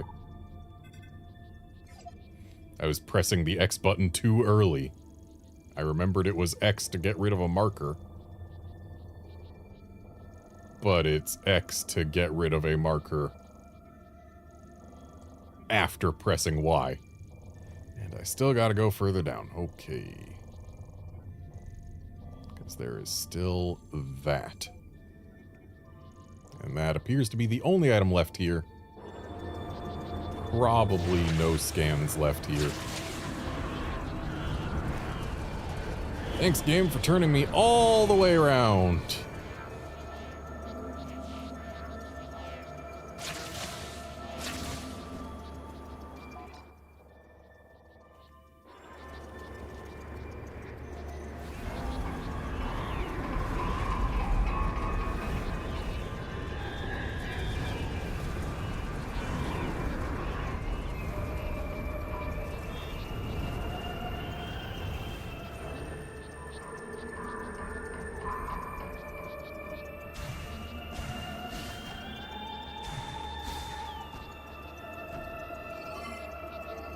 Alright, Gondola, take us down.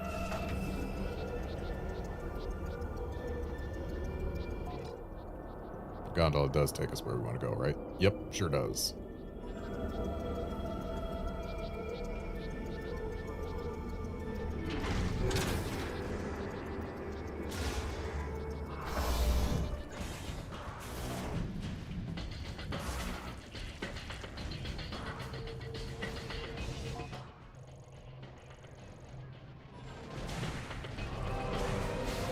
Probably safer to take this than to take the other path.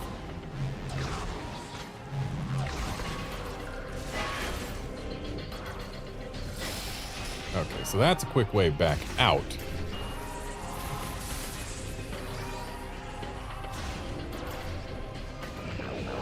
Which, hey, nice of them to give us a quick way back out.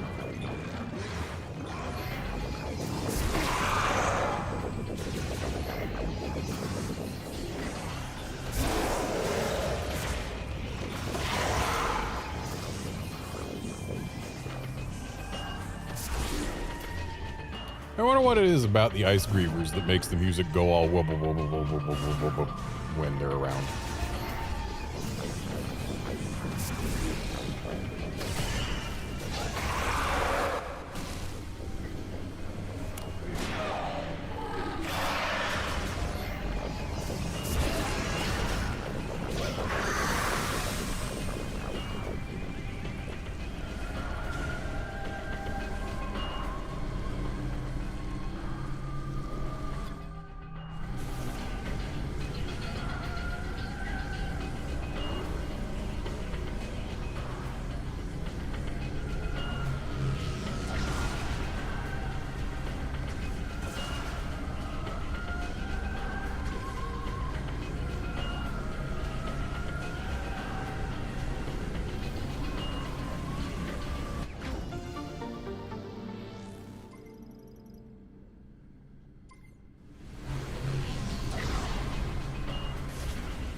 That psychic ball sequence felt very Metroid Prime 2.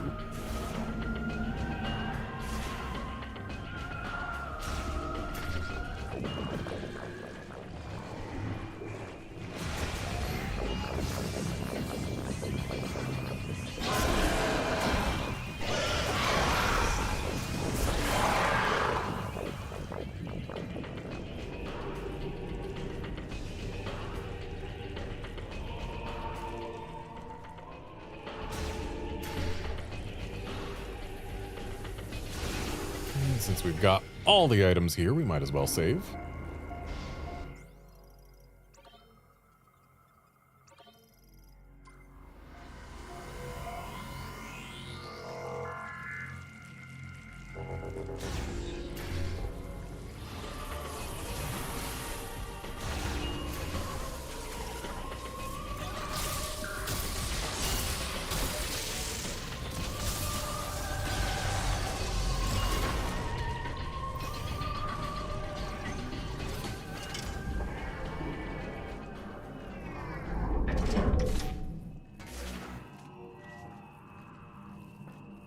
I appreciate fast ways out.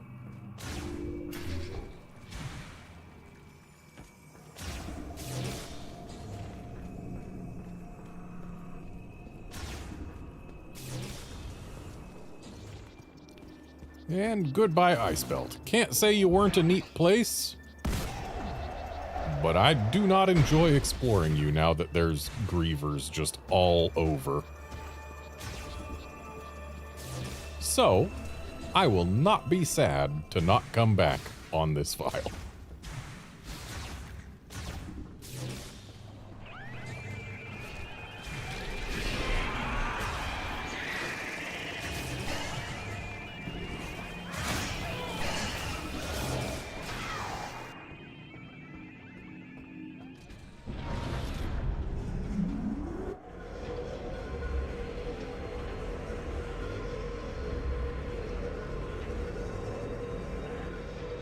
Just mashing that A button until the load is done.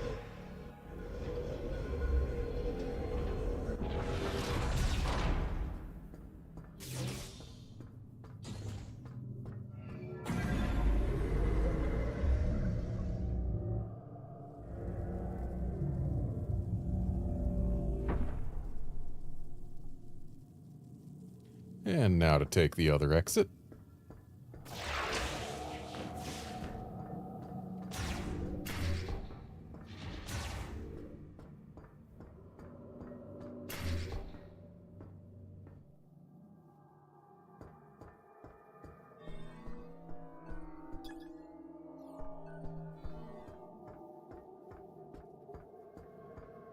So how are we gonna get that leg attached to the mech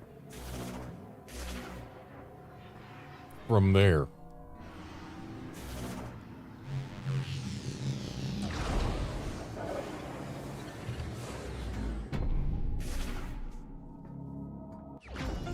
Surely the mech has to get to where the leg is.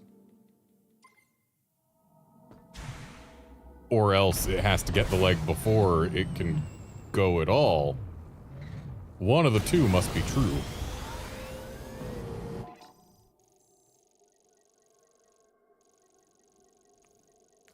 Alright, so I don't believe we've checked this out yet.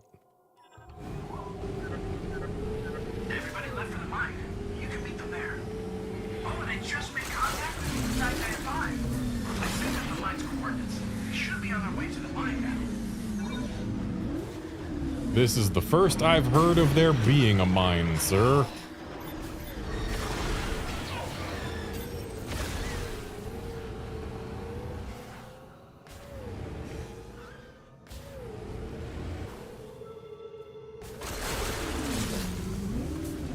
I remember when my scan visor told me those birds were docile and would circle over things that catch their interest, and I thought that meant they would lead me to treasure, but they never did.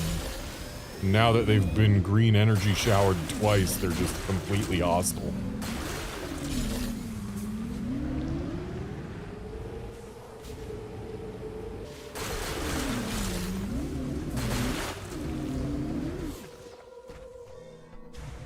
Okay, we got another place that says there's an item where there is a mysterious platform. Ooh, you know what? I haven't tried. I don't think I'm supposed to shoot the sun or anything, but... Okay. I was thinking maybe if we went and looked way up top, we could see something. Because using the control shot at least lets us get a different viewpoint.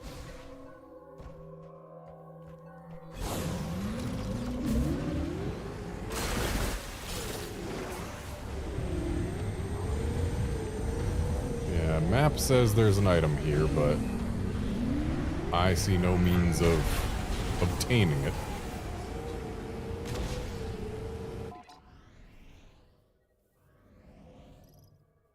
Yeah, I'm not surprised that that's the mine.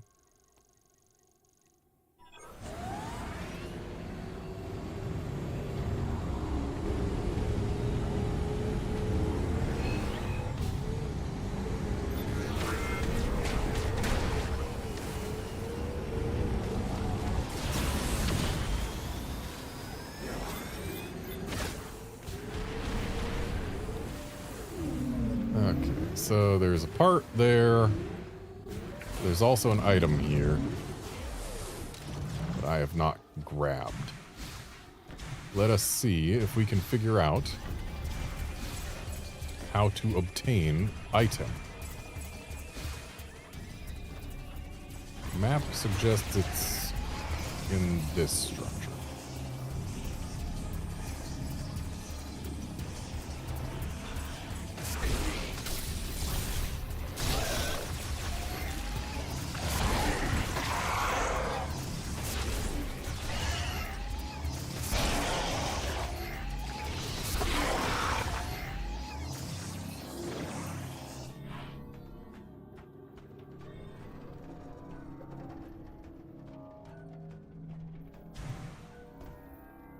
I can hear it, but I see no means of ingress.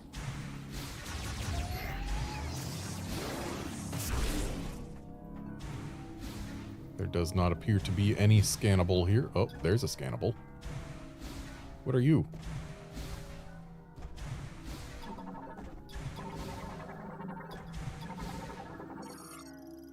Federation cargo crane for loading vehicles, brought here when the Lemorne teleporter went out of control. The arm lock in the socket at its base can be released with a powerful burst of beam energy.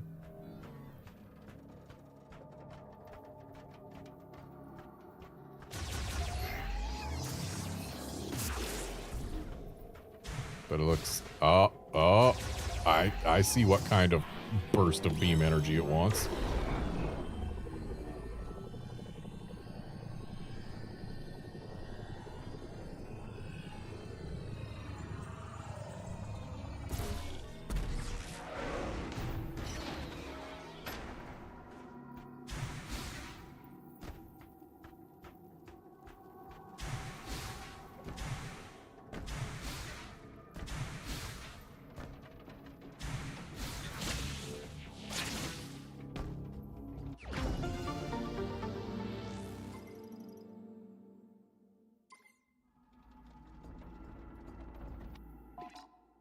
Alright. So there's still these two rocky outcroppings with weird platform things that we don't know how to interface with. But other than that, we've gotten most things. Just this that we still have to check out.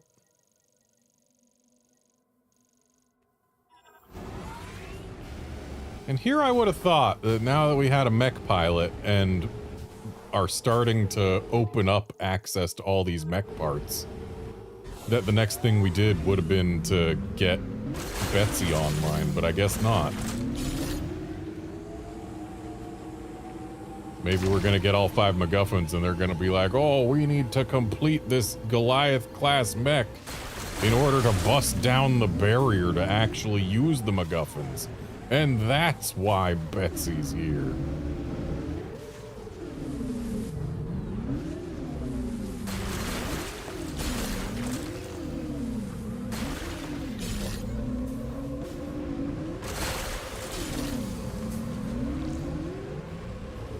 Oh, there's still the Spider Ball Shrine I need to go back to.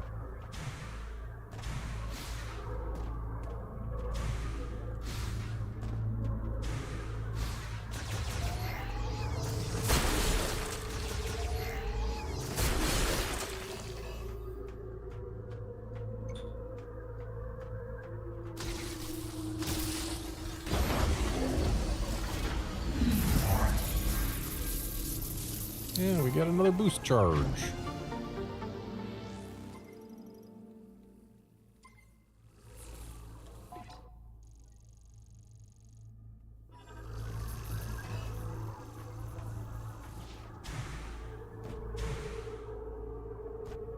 Okay, so it's a bit out of my way, but not that far out of my way. I'm going back to Fury Green to deposit my green. Maybe some Fury too while I'm at it.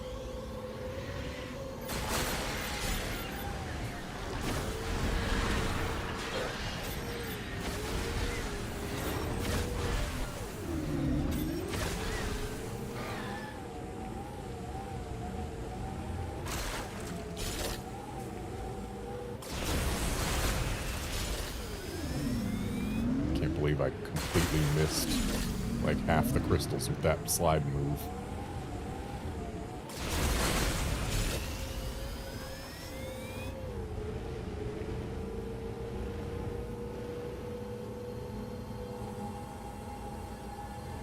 I really do wonder what it is we need to do for that item over there.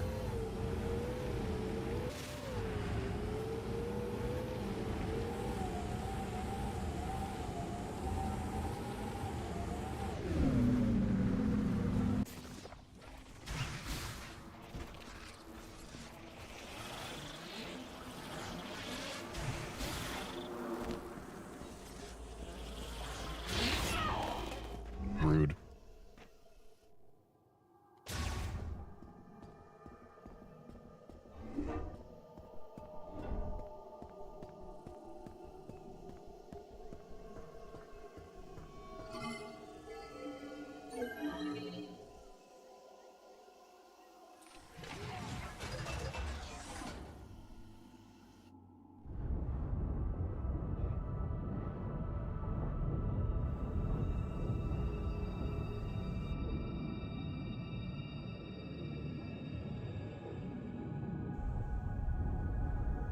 They sure want us to watch this whole scene, huh?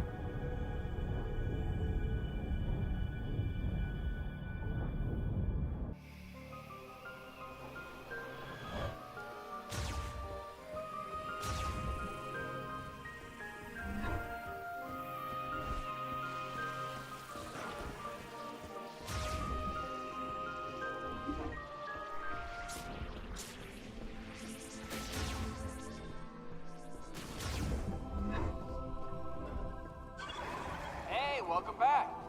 So, you stayed behind, huh? Everyone is waiting for you at the mines. Good luck.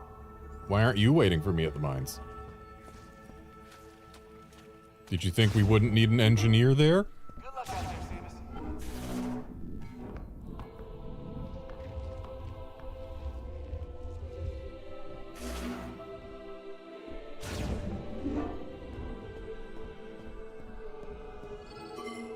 Enjoy green energy crystals.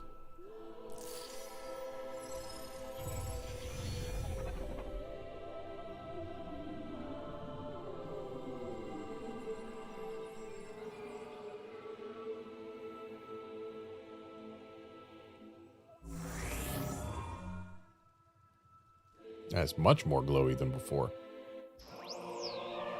Control beam boost. Ah, control beam shots can travel faster.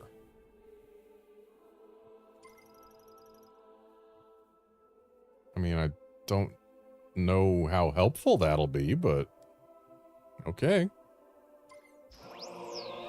Green energy crystal finder. Oh boy, the radar will now show me things that I need to divert from my path for.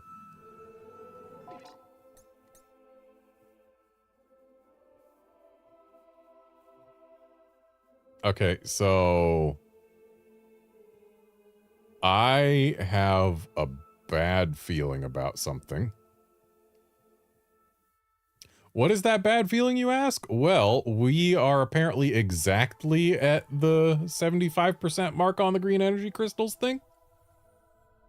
We were there a while ago. I worry that your green energy input might get capped at certain markers. But then again, we weren't at 50% yet before this deposit, so never mind, it's probably fine.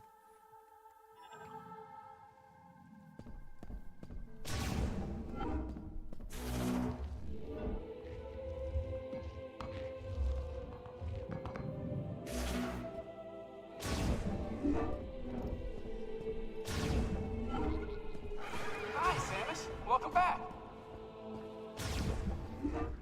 Have fun out there. Yeah, Outlander, I don't think it actually is gated. Thinking on it, I'm pretty sure we were... Well, no, I'm positive we were below the 20 or the 50% mark last time we deposited. So yeah, it just probably some super coincidence that we're at the 75% mark now.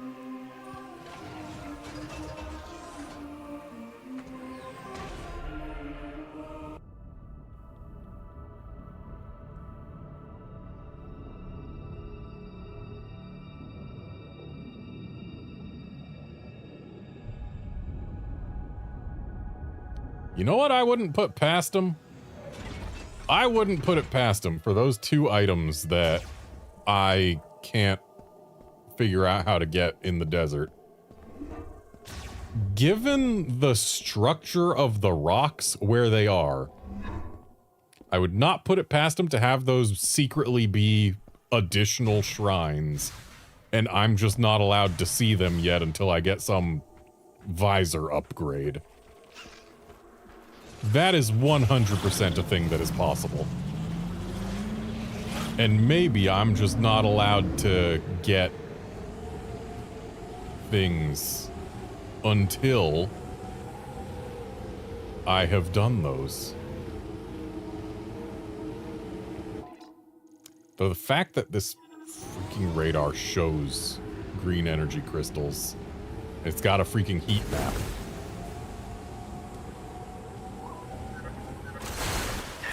They clearly want us to gather the energy crystals.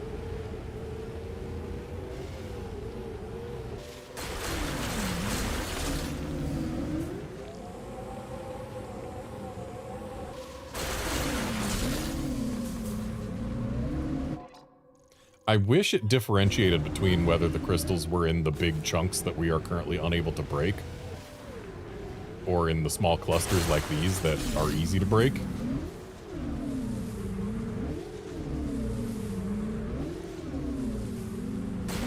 Had to hit it eventually. Because, yeah, I'm pretty sure the one in this direction is one of the big chunks. But I could be wrong. Or maybe the ones that have an icon instead of just a color are the big chunks. That would make more sense, wouldn't it?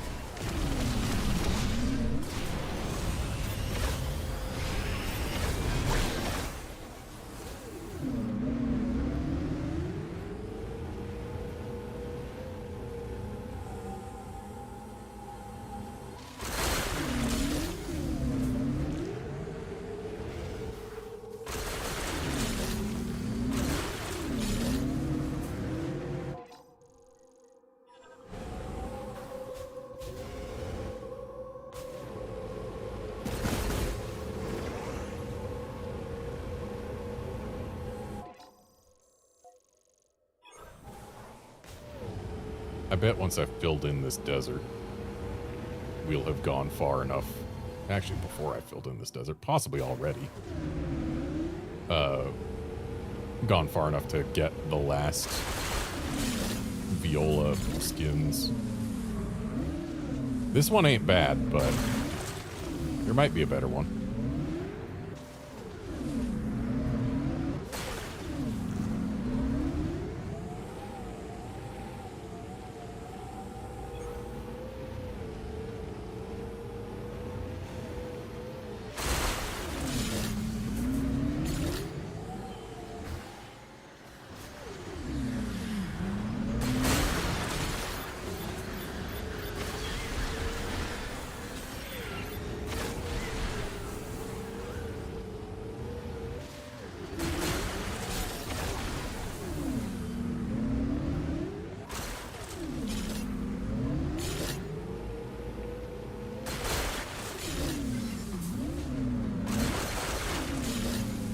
Why am I not listening to music?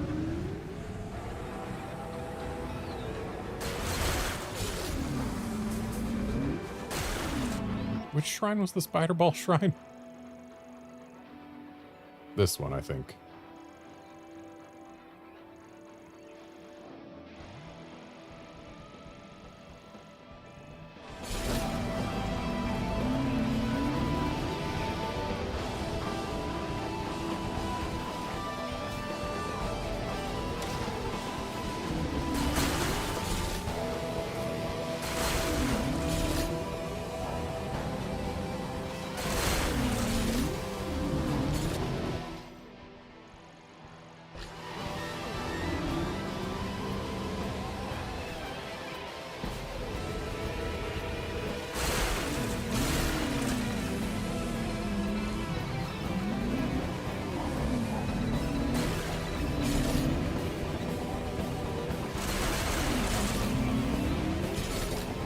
they really wanted me to get all these crystals, they would have made it easier to smash them.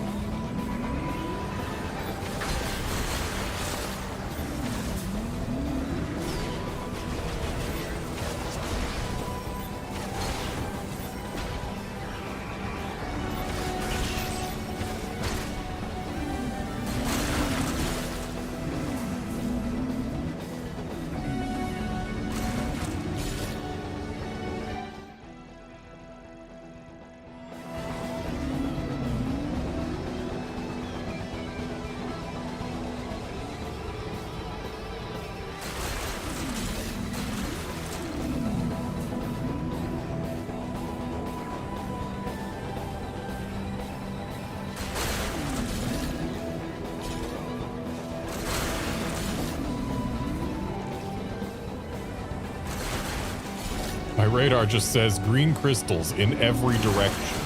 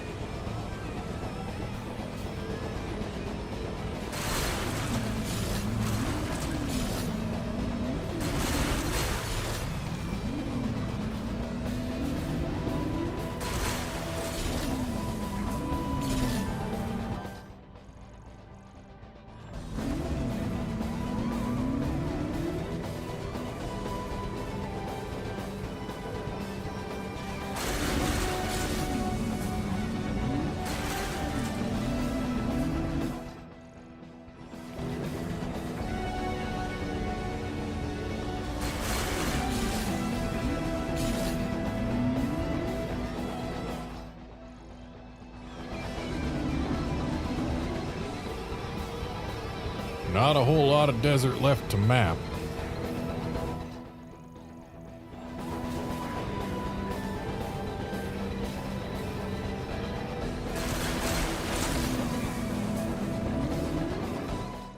Once I've finished grabbing these 3 hexes and then made our way to the last shrine.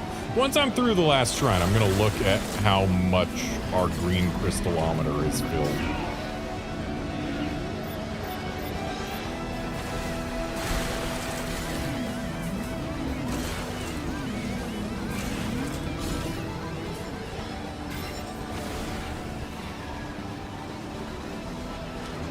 Almost managed to scan it after it died.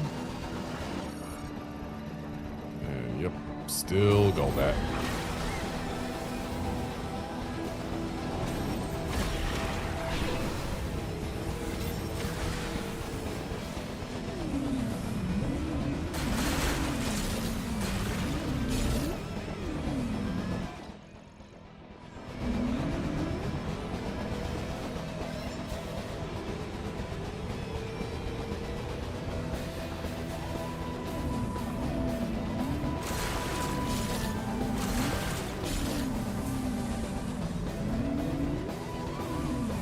Yeah, Kiana, I miss Oblivia too. It had a lot more to do in it than this desert does.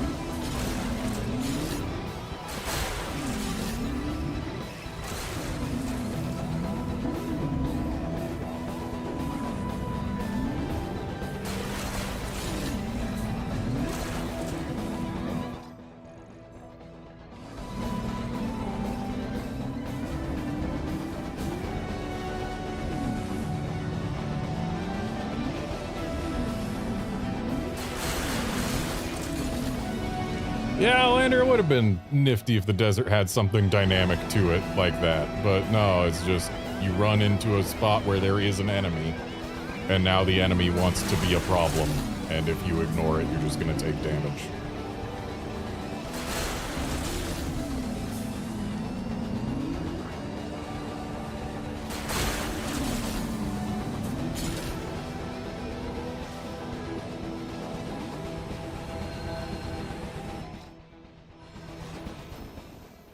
Alright, before I go in, let's check our green crystometer. Grabbed a whole bunch, and yeah, we barely filled it at all. And unfortunately, I'm pretty sure we've already grabbed all the green crystals that are in here.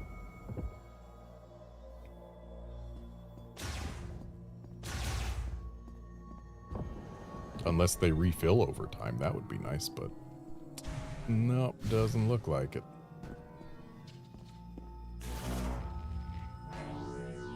And now for a spider ball maze.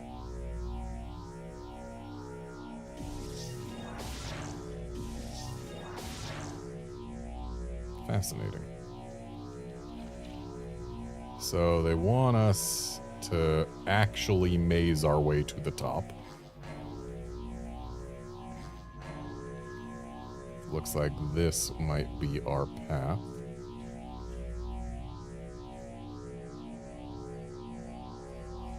No.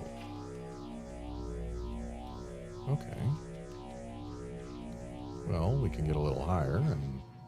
Oh.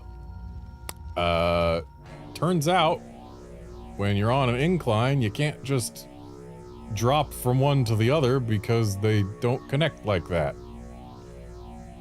Okay,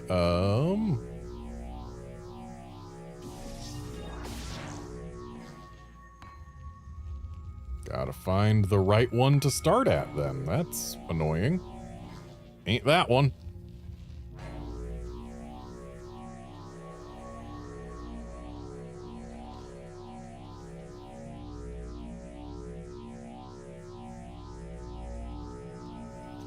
This one looks promising.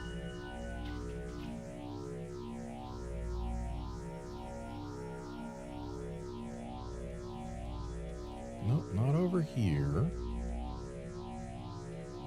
But...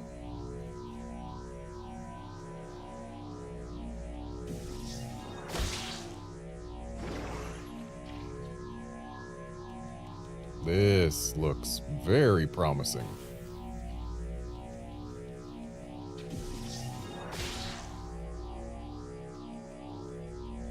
And we found our way through. Oh, there's gotta be more crystals up here, aren't there? No. There are no more crystals up here. I am disappointed. I am very disappointed.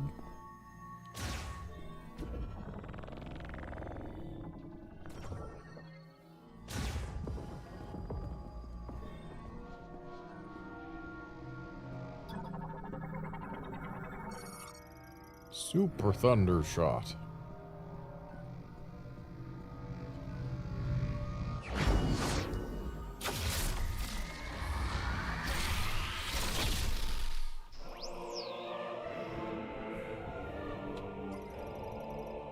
$20 shot ammo.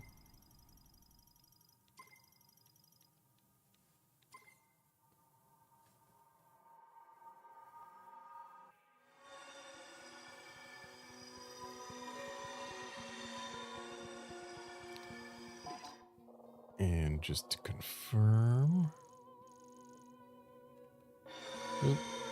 where's my desert map? There it is. Yep, no more item left here, so we are free to interact.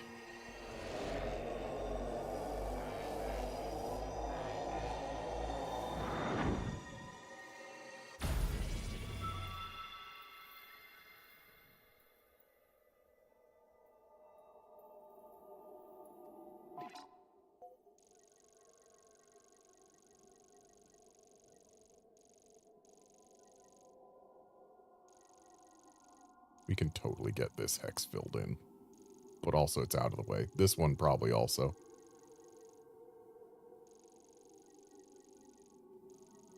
this one.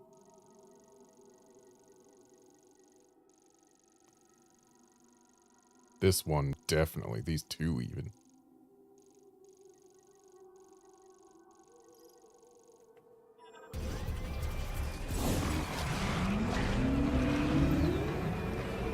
You know what? I'm going to check right now.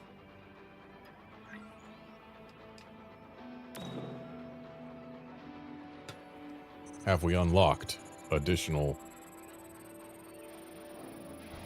skins? We have Psychic Era theme. We need to go another 1.589 kilometers for what I believe is the final skin. Yeah. Well, we'll definitely get it before we've finished mapping this out.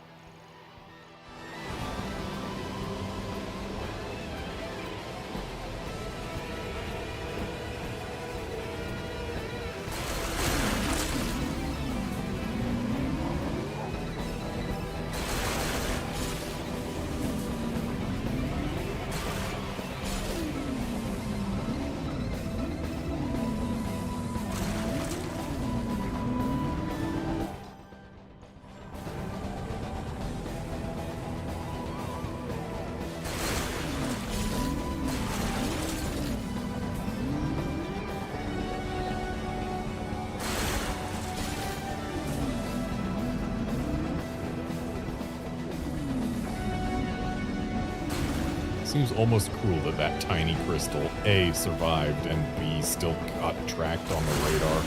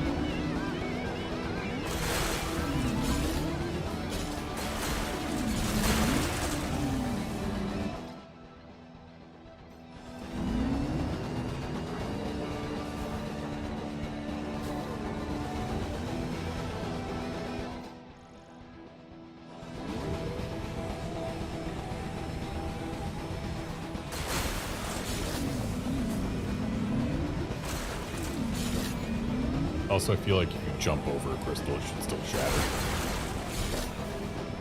Checkers rules.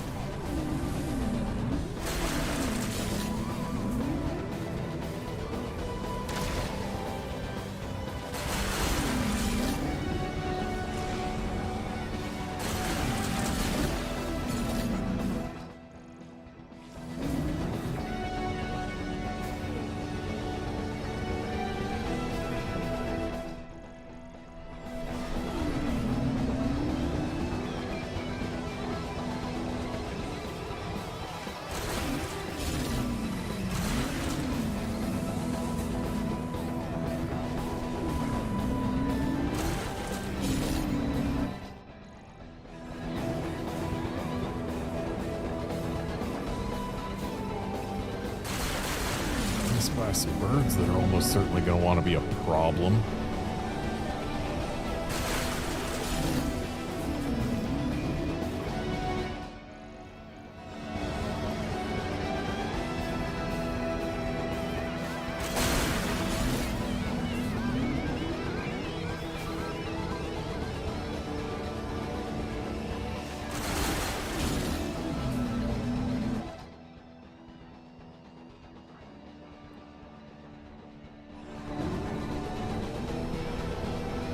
Yeah, Outlander, it is weird that the minimap can see the unrevealed hexes. But then again, it doesn't really matter because there's nothing to freaking reveal in the first place. There's nothing that gets hidden by the unrevealed hexes. They're just there to add busy work to this map.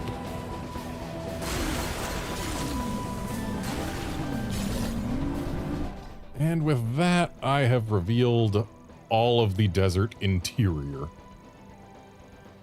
There's still a couple hexes along the perimeter that I can absolutely reveal later.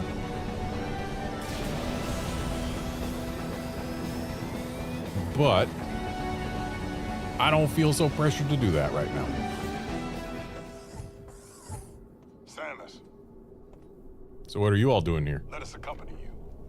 But one issue. Looks like we can't get across. Mackenzie tells me the bridge controls are on the other side of this gap. What do you think? Spider ball. Samus, hey, if you can get this bridge working, there's an elevator on the other side that'll take you down into the mines. You'll want to be careful underground. I'm not getting any readings. That's why we're here. Ready when you are, Samus. So we've got a mech pilot and we know where all of the missing mech parts are. Why don't we use the mech? Just a thought. I hear an item. We'll wait here for you. Okay, so that is gotten by coming down the tube from the other side.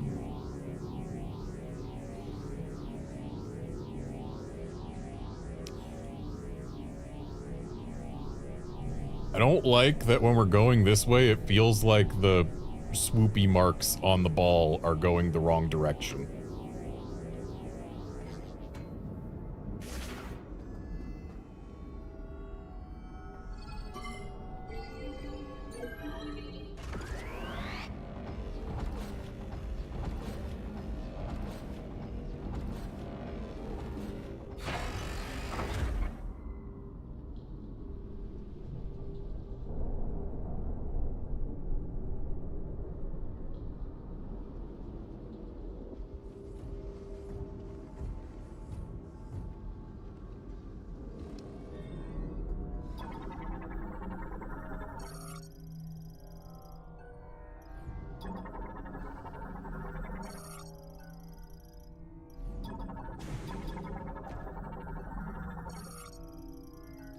Enhanced gate lock. Impossible to destroy with ordinary firearms. Struck by explosive force exceeding its threshold. So we need power bombs to get in there.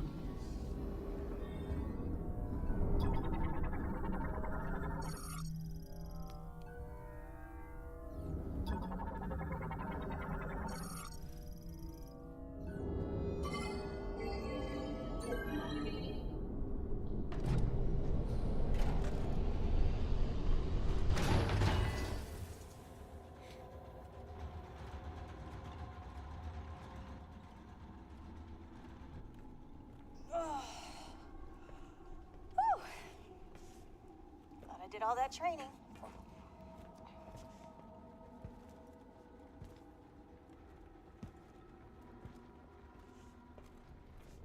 What is it? Nothing good. Creepers, inbound. Multiple contacts. Bit of an understatement. Open fire!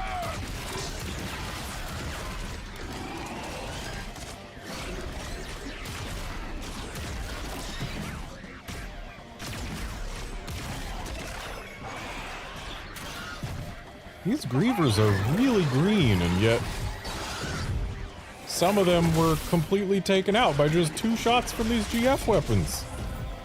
I wish my weapons were able to take them out that quickly, but then again, it looks like they're taking them out in 1 shot in this cutscene.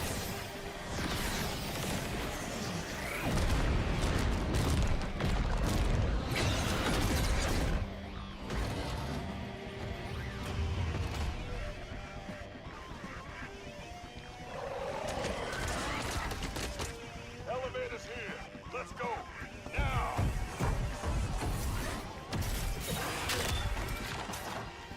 We got you. Go on now.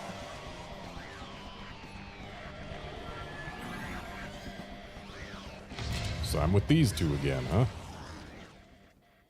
Will what's-her-name get to open a door with Samus for once? Grievers just kept coming. They're good soldiers. They can hold their own. It's one soldier and one robot, actually. Why'd we stop?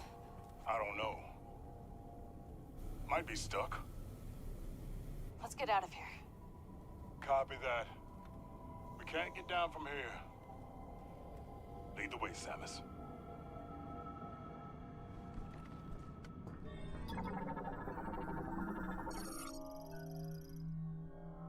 Well, good thing we got stuck exactly on this floor.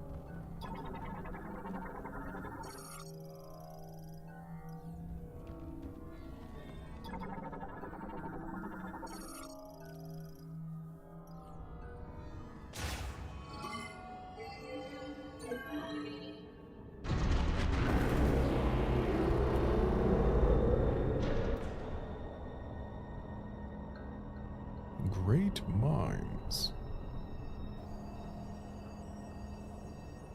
So this is the belly of the beast, huh? Not impressed.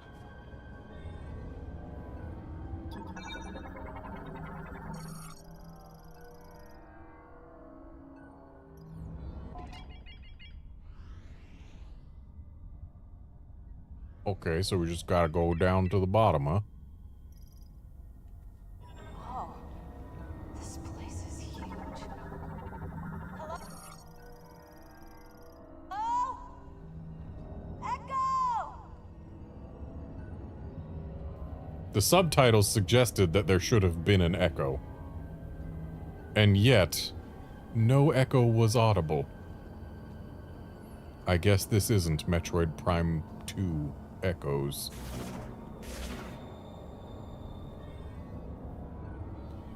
I don't think we can make this jump. Okay, no, we did. That definitely can. That was easy.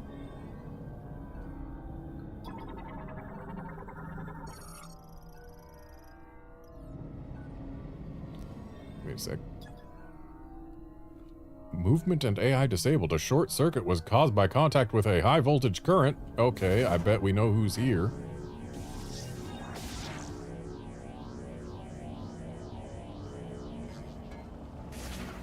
Yeah, Kyun, they absolutely mine great here.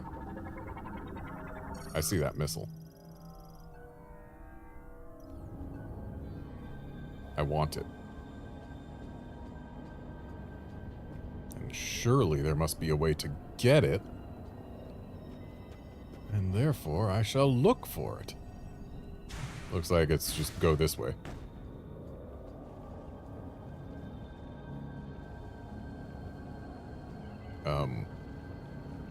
Oh yeah, we can make this jump.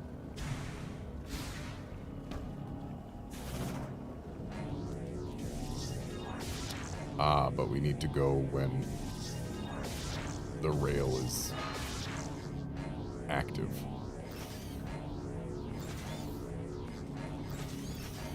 Okay, so I've just learned that if we let go of Spider Ball, we actually do have a brief window where we can jump.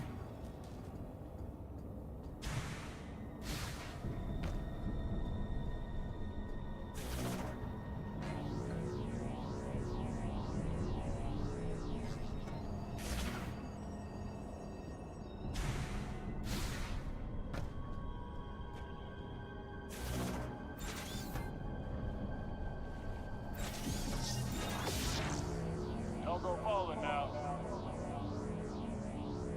Sorry, don't go what?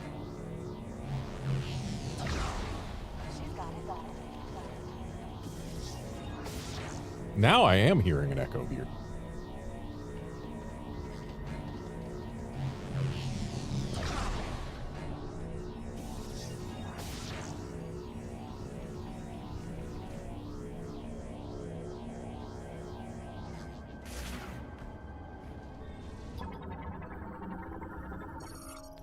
Light delivery truck, similar to those in Icebelt, used to transport mining equipment and ore.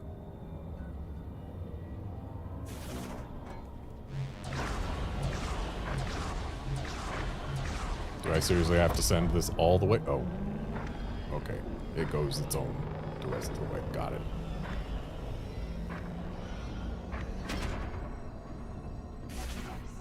Watch your step. Yes, sir.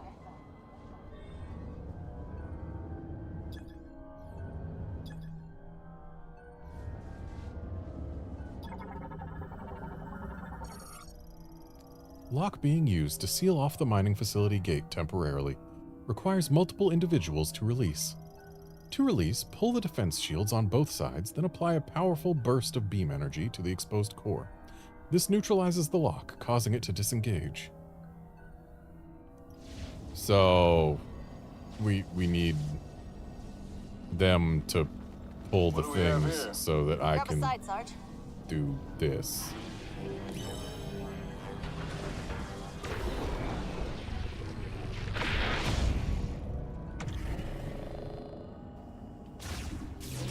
I don't like being underground. You get buried alive. No one would ever know. What, does it bring back some memory? Minebot, excavation android created during the machine era, host to an AI specially developed for excavation. Its battery has no charge. I'll tell you some other time. Oh, look, there's a new type of door to scan. Wow, it works the same as any other door? Whoa.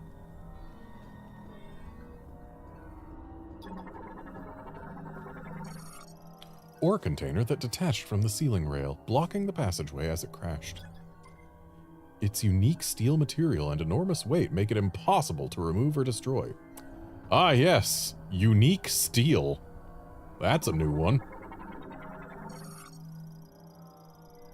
Oh, what? It's another door that works just like any other door?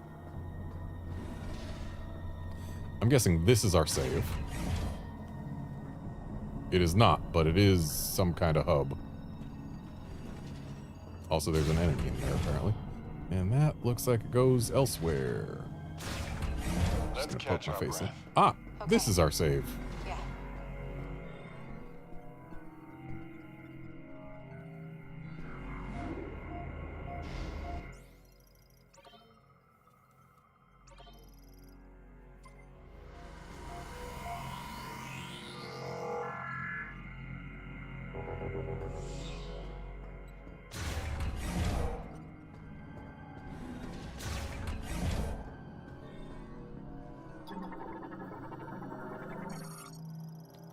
Hologram emitter uses ultrasound detection to generate a holographic map of the excavation facility and tunnels. Terrain changes are reflected in real time. Emitter terminal activates the hologram emitter, online and usable by scanning the central node.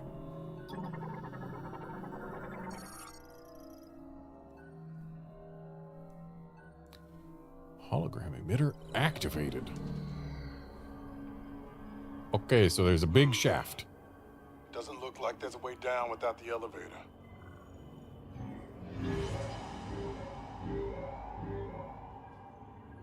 Whoa. It's updating in real time. Look at all these natural caverns. We're in luck. Looks like they connect to the lower levels of the mine.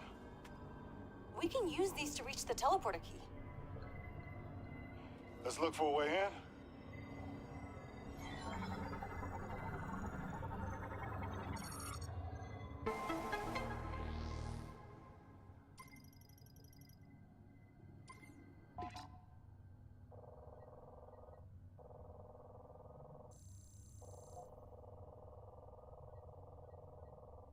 I feel like they should have shown us how this connects to this. Like, we know it's going to... Oh, is this just going to be some big empty cavern? Because, like, that looks like it's got a wall and then some empty space.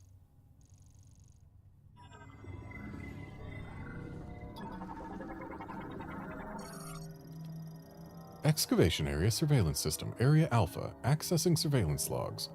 Relocation of the large-scale excavation drill underway, suspending excavation work.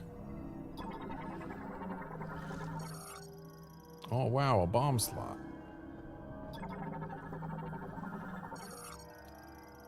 Area Beta. Sealing of the expansion's security passage has been suspended. Area Gamma. Use of the mining cannon has been suspended temporarily.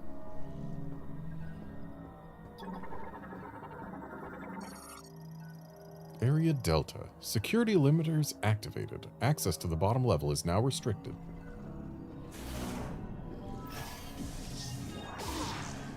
Buddy, you walked into that. Sorry, though. Good. That'll make things easier. We already discussed what the map had on it. Why are you acting like you didn't know there was a map? Bet we can yank this down. High value cargo? I like high value cargo. Give me the high value cargo. Kind of expected the cargo to fall down with it, but I guess it does float.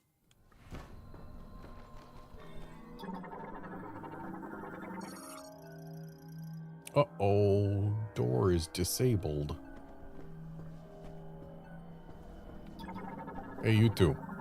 I need help again. I got you, Samus.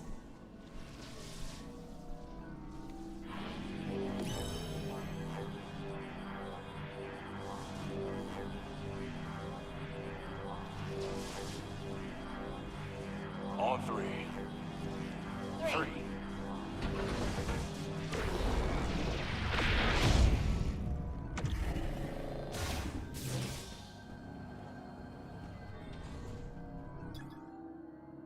Enhanced gate lock unit.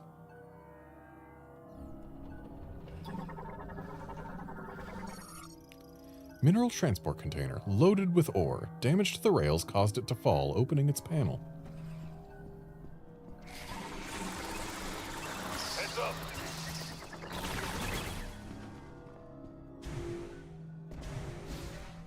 Surely I'll finish scanning one of them eventually.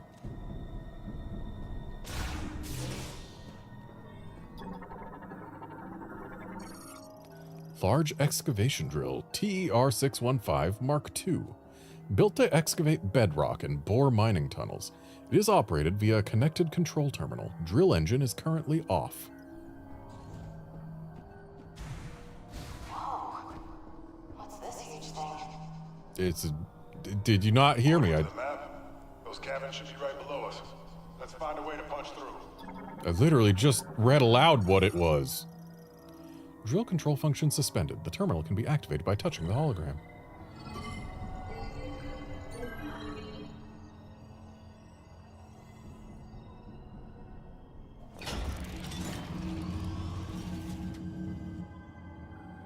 I see I am going to have to become Drill.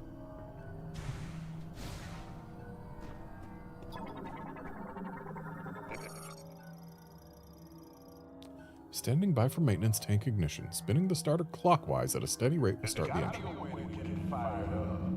Yeah, I just said how to fire it up.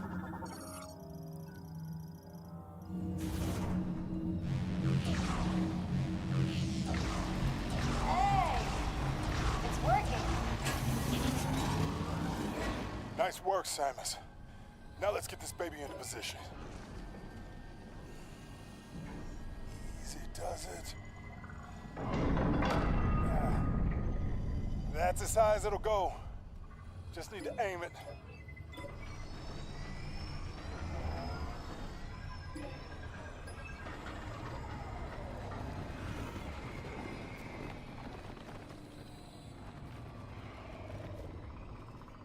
They're coming out of the walls, etc.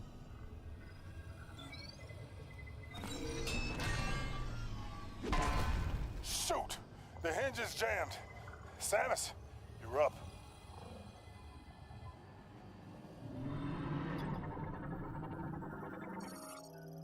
Cover removed, exposing the mechanical pin. Removal of the pin will permanently lock the drill's operating angle. Due to the drill's weight, pin removal will force it to aim downward.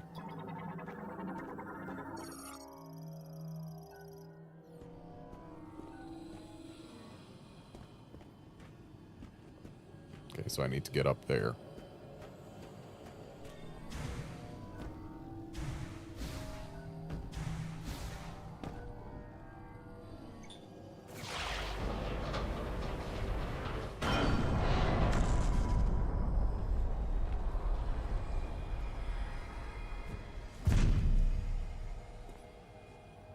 That's one way to do it.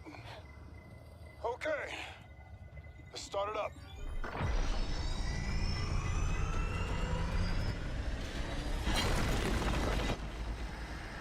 Sarge?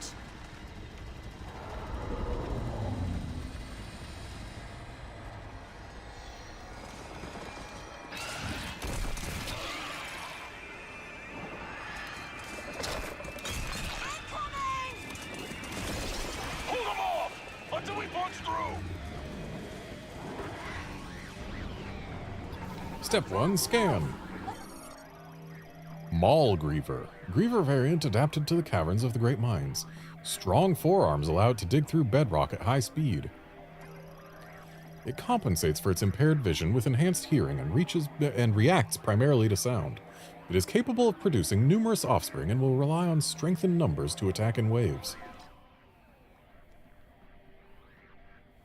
They move quickly from area to area by burrowing through ground at high speeds using tough forearms and sharp, durable claws. Their sense of sight has faded over time due to their dark habitat, but a well-developed sense of hearing allows them to locate prey at great distances, even through solid stone. They reproduce in extreme numbers, greater than any other Griever variant, and will cooperate in order to make the most of this, often attempting to overwhelm threats by attacking in waves. Individually, they are roughly as dangerous as other Grievers. However, their smooth skin, while ideal for traveling underground, also makes them more vulnerable to injury and death. So, they reproduce. Maybe the reason that they weren't able to successfully transform any Grievers back into Lemorn is because they were transforming Grievers that were Grievers to begin with?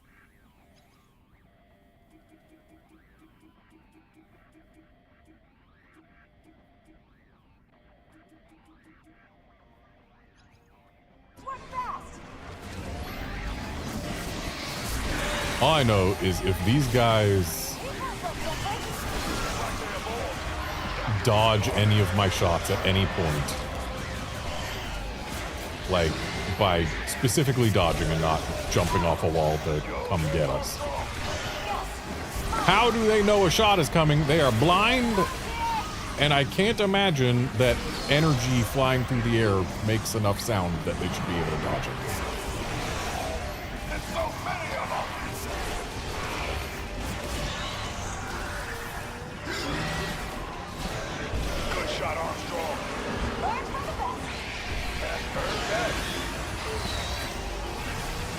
It looks like a missile and one standard beam shot is enough to get rid of them. Oops. Sorry, Armstrong. Didn't mean to missile you.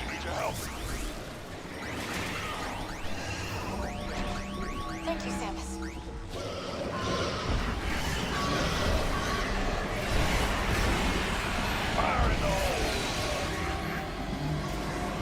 And apparently these Grievers can also see missiles coming to deflect them. Yep, of course they had to use that line. Griever Bomber. When mixed with its venom, a Maul Griever's corrosive blood becomes explosive bodily fluid. The noise from an exploding Griever Bomber will draw other Grievers to its location. However, dispatching them while they are frozen can mitigate the sound. Ice is there. Ow.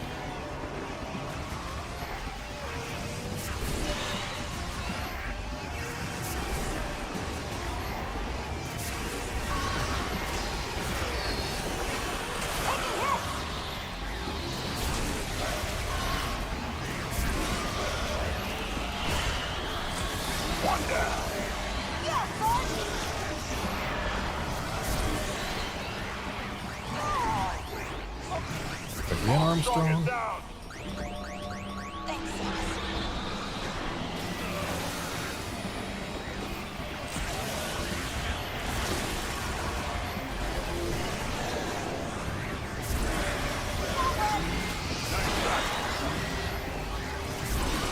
You know, with the charge shot for this ricochet, I was thinking maybe it would be more useful in here, but no, it's not.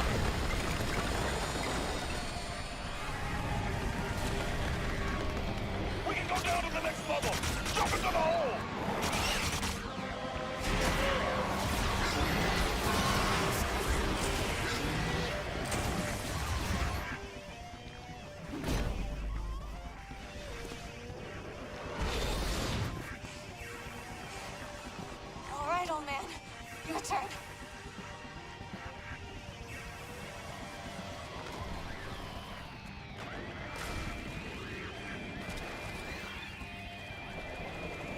Change of plans. You'll be safe. They can't follow you anymore. Wait! No! See you on the other side, kid! Sarge! Do you read me? Sarge! It's okay. He's going to be alive because he will have been rescued by our robot friend. Because we passed a door that only our robot friend can open, which means our robot friend has to get in here. So yeah, we're fine. Go. We've got work to do. He's gonna be waiting for us when we get out. You watch.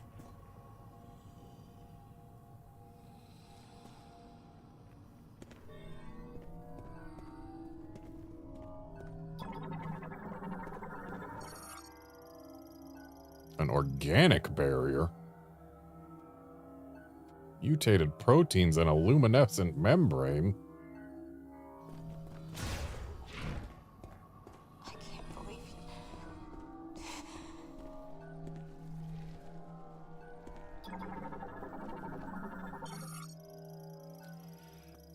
you. Metarita feeds primarily on rock ore, which it dissolves using highly acidic digestive juices. It uses its 4 pairs of legs to climb rock walls. 4 pairs of legs, you say? Is it just me? Or does it appear to have 5 pairs of legs if we look at the image in the bottom right there?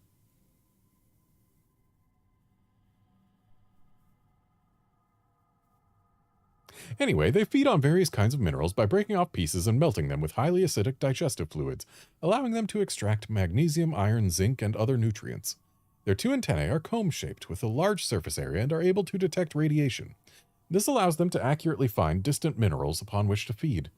Metaritas are slow-moving and do not show a fear response to threats. Combined with their mineral-rich diet, this makes them common prey for maulgreavers.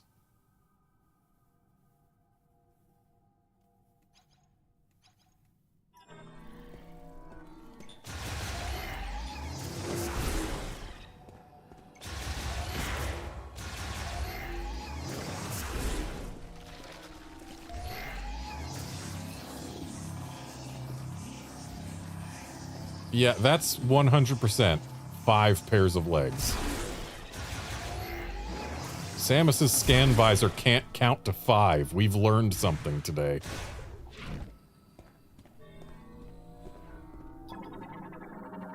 Like, sometimes... not bugs. Arthropods, like centipedes, will have some false legs at the very back. Or stuff like that, but no, those were moving, like being used to walk. They have 5 pairs of ambulatory legs.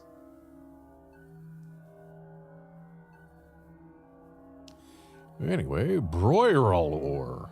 Lightweight metal of moderate hardness, but cannot withstand explosive shocks. Easy to process and therefore widely used.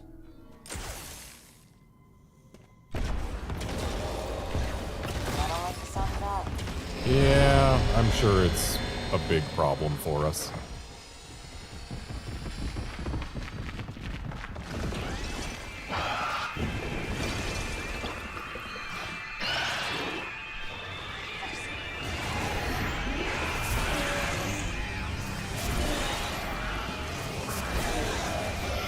So when we get back up to the top and find Sarge with our robot friend, he's gonna be like, oh yeah, they were totally gonna get us until there was some weird sound that we heard and they all just left.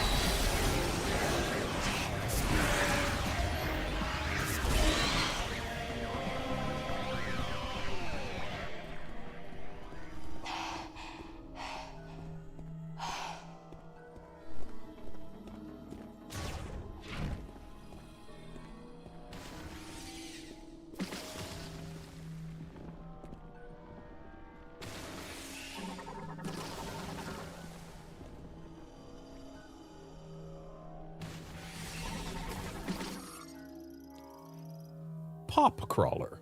uses its long, slender body to leap up and attack prey by spitting a hazardous, thorny, solid object.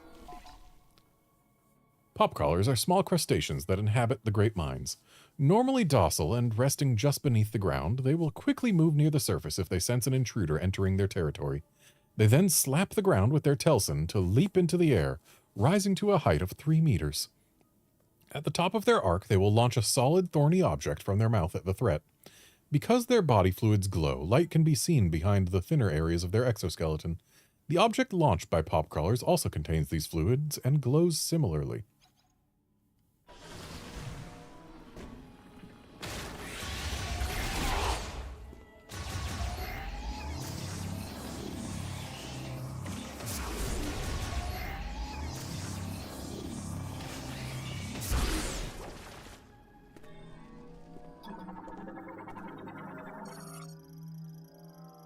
Garnbocask vines, which transfer nutrients from unripe pulps to the protective calyx.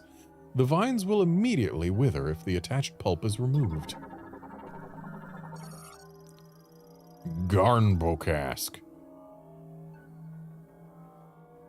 Cucurbitaceae fruit variant, consisting of pulp covered by a thin membrane. Its protective calyx is extremely hard, allowing the fruit to grow to enormous size. Each plant may grow several pulps, but only one will ripen. Unripened pulps provide nutrition to the calyx, which will quickly shrivel if all pulps are lost. Wait. Each plant may grow several pulps, but only one will ripen.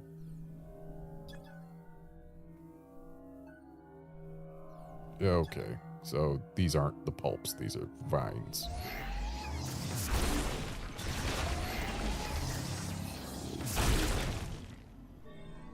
Goodbye, Garnbocask. You had a silly name.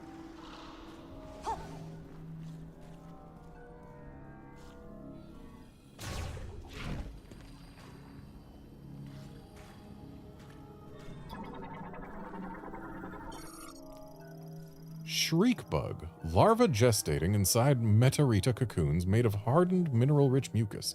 Shriekbug larvae possess vocal cords and will scream if agitated.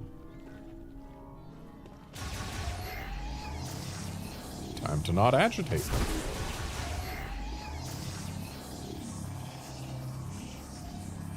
Where's the other vine? Up there?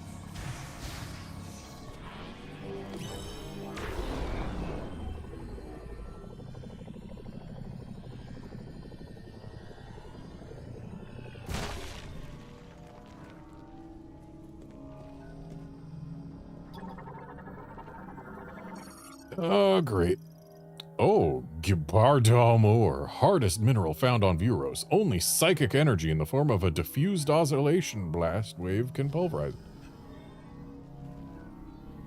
Is this a diffused oscillation blast wave? No. So that's something we don't have yet.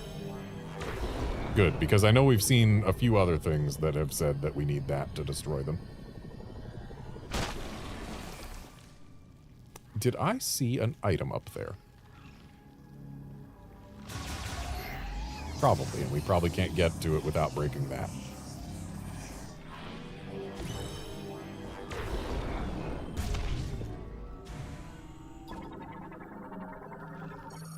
Garnbocask pulp. Exposed due to the calyx withering, the thin elastic skin of the juice vesicles can be burst with a light impact. Wow, they weren't lying. Just gonna take another look up there. Yep, that sure is a collectible that I cannot collect, but I probably don't need to put a marker here because there's gonna be a scanner probe guy. What I'm still doing. Hey, tangleweeds.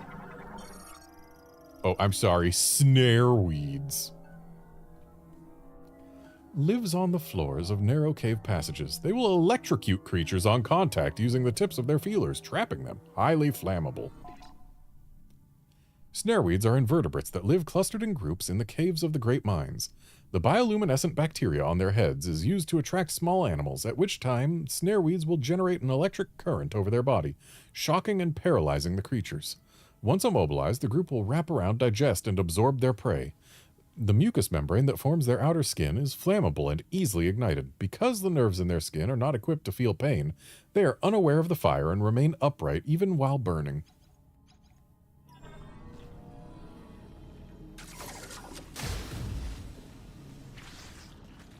And yet they still wave around frantically. They may not be aware of the pain, but they are at least aware of the temperature change. One can assume. Fiber bundle made of incombustible organic material. High flexibility makes it resistant to all energy and shock waves. Fluid is stored in its core, which can be punctured with sufficient physical force.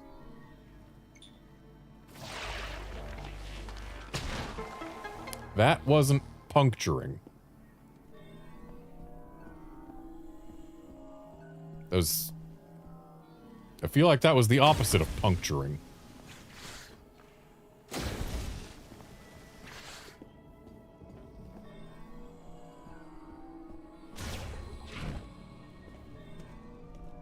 Rupturing, maybe. Puncturing, not so much.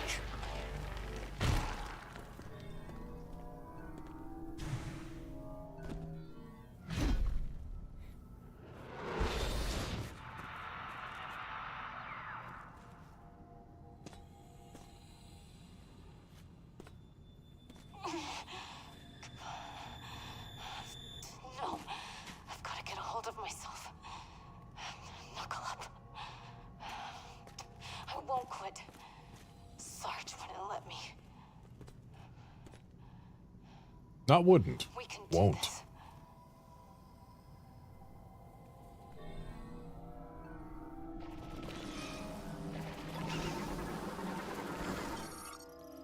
Cave Shren, an even more vicious Shren variant. These prefer to nest in groups on cave walls. They can spit venom from their mouth and will charge directly at threats. Cave Shren are, as the name implies, a Shren variant found in the underground caves. When detecting danger near their nest, they hover in position and spit poisonous saliva.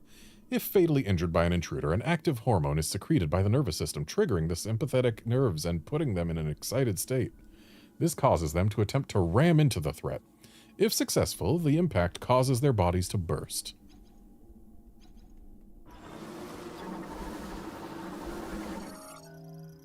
Cave Shren Hive. This hive has been formed from a mixture of chewed-up plants and ores mixed with the saliva of Cave Shren.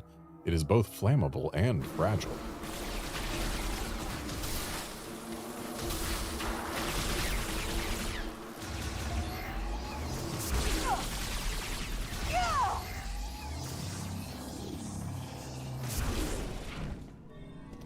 Oh boy, another one of these loud thingies. Meteorita corpse. No life signs detected.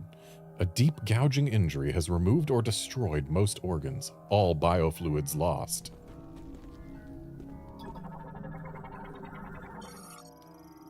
Cave roach. This arthropod prefers to live in groups, primarily in humid caves.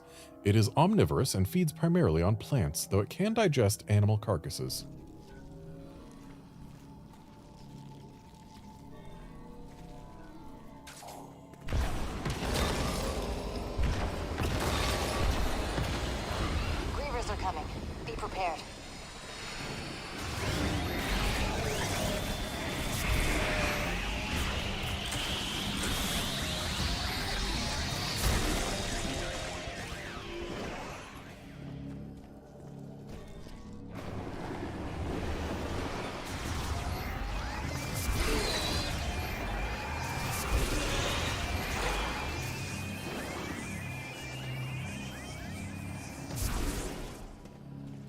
Here an item.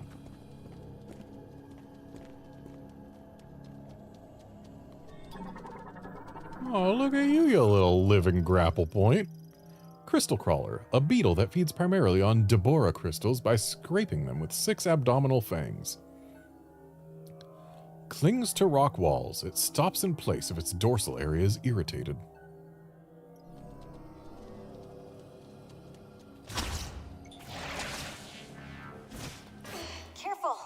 Okay, so we have to come from the other side.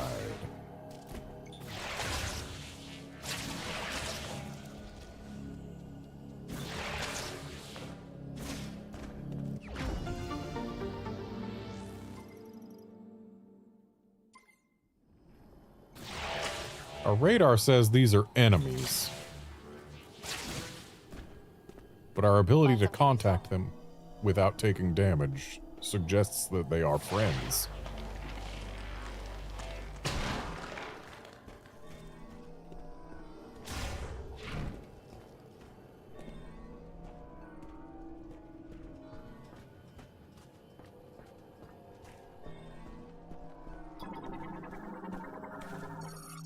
A ceiling collapse has blocked the passageway with rail container columns. Special machinery will be required to clear the way due to the material and its weight. The blockage cannot be removed otherwise. Looks like something's back there. Spin Dartwing. A variant of the Dartwing uses the skin between its limbs in a similar manner to the Dartwing, though it also rotates to increase its speed. Found in underground spaces such as caves and tunnels. Similar to the Dartwing, they hang upside down while resting by digging their hind claws into the ceiling. This posture allows them to quickly take flight when an intruder nears. While gliding, they adjust the patagia on either side of their body to send themselves into a spin. Unique to this subspecies is the ability to use air currents created by their spin to increase their speed. However, the added air resistance created by the higher speed means they expend their rotational energy faster, leading to shorter flight distances.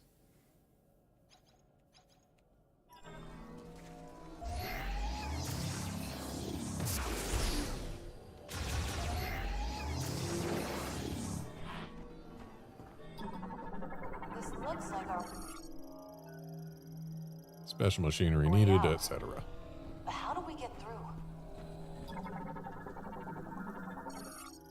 Bomb slot blocked by a massive cave roach webbing, highly flammable. Oh gee, I bet I need to use the bomb slot.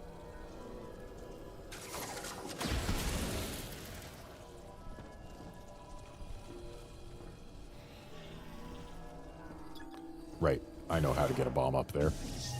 It's the thing that we barely ever use, and that's way too cumbersome to use regularly.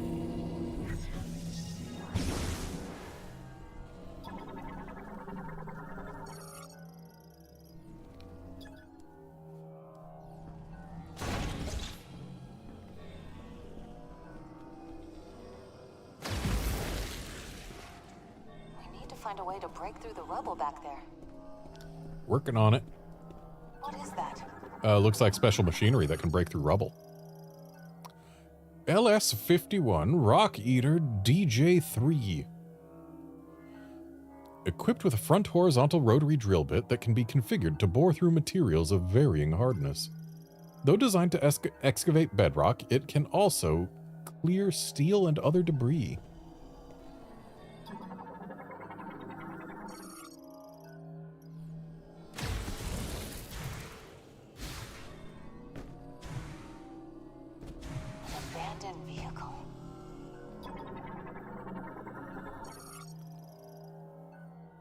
Rock Eater online, control panel lights activated, engine initialized. I bet this will be totally silent. You're a miracle worker, Samus. This'll do nicely. We can use it to break through that wall.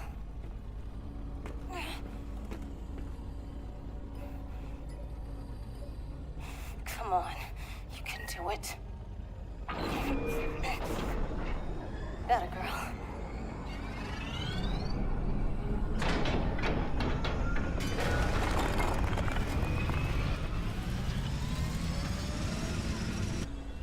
Here we go. This'll do.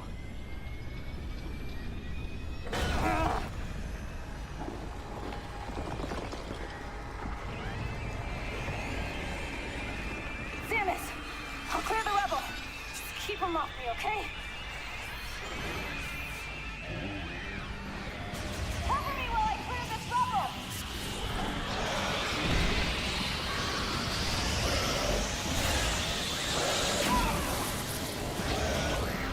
If I had remembered which direction was ice shot, that one wouldn't have exploded.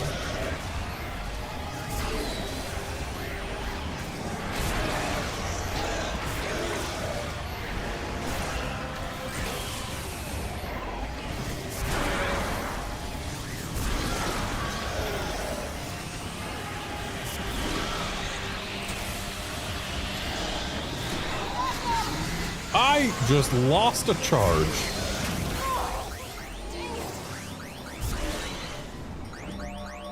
You got me?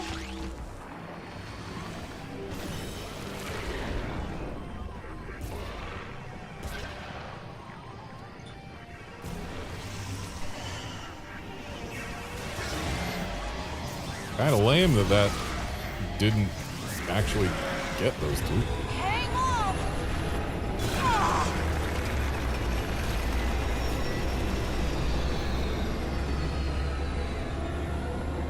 There! That's our way out! Gonna run you down! Sarge!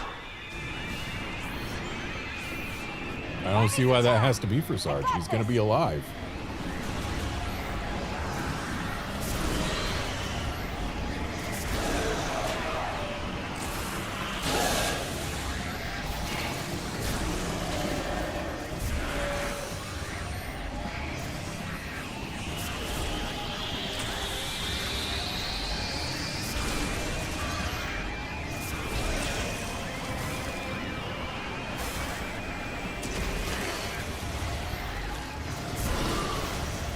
Why even use the charged ice thing?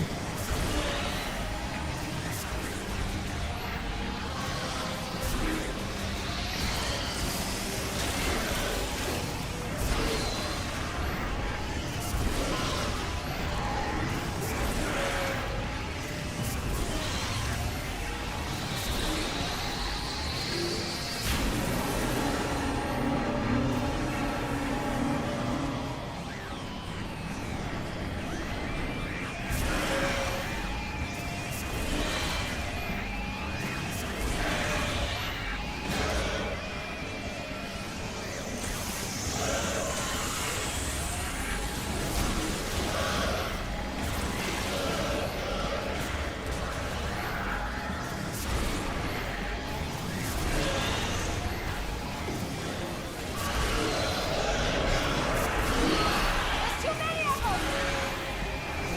There's fewer now.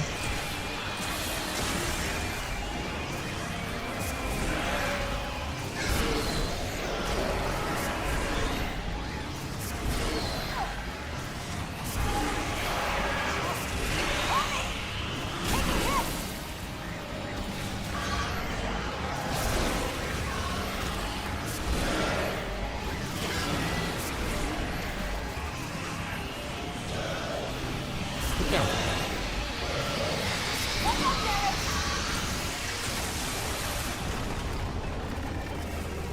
Oh, hey, we made it through. Yes! We got through!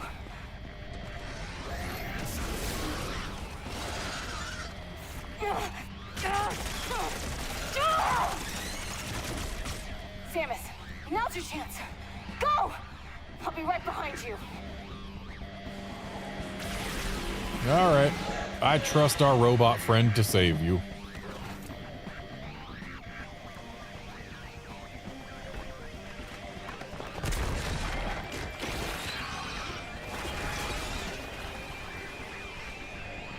I'll just keep chasing us down.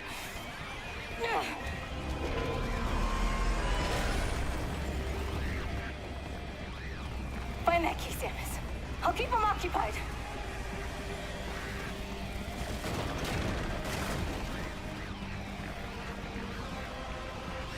It has been an honor serving with you.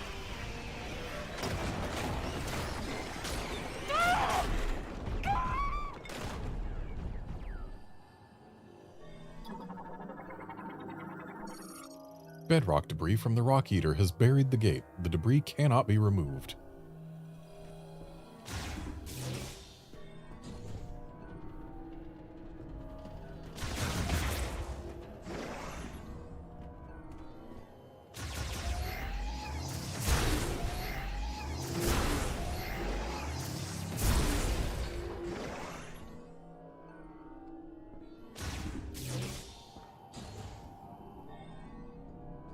I've been destroying these crates for nothing. There's a save room right here. Yup.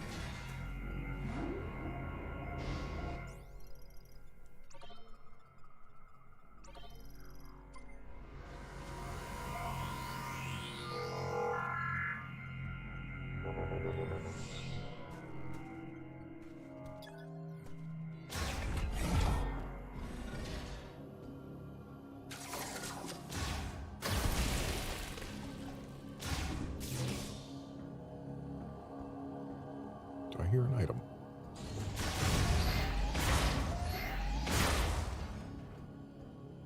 Sounds like it's in there.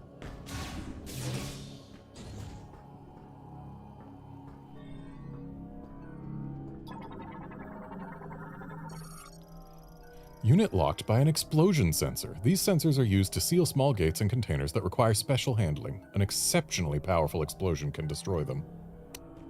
I don't got power bombs, game.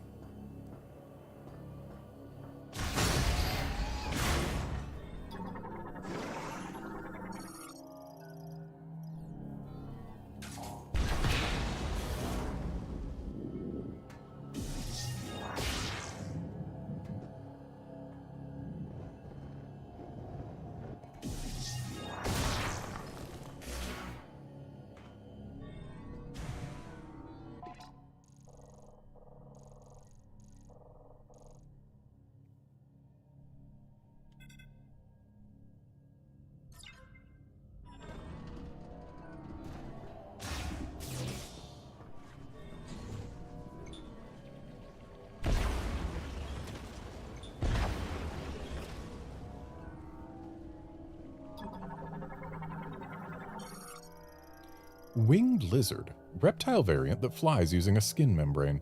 They hate direct sunlight and prefer to live in the darkness among the pits of the great mines. And I just realized that there was a flying creature in... Well, not realized. Remembered there was a flying creature in the ice belt that I didn't get a scan on.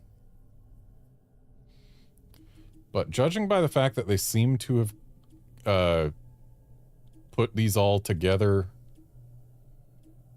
in their general locations, or grouped them by location, I think we probably already got the scan, which means that there's something that I haven't scanned out in the desert. As well as some things I haven't scanned in the volcano, apparently.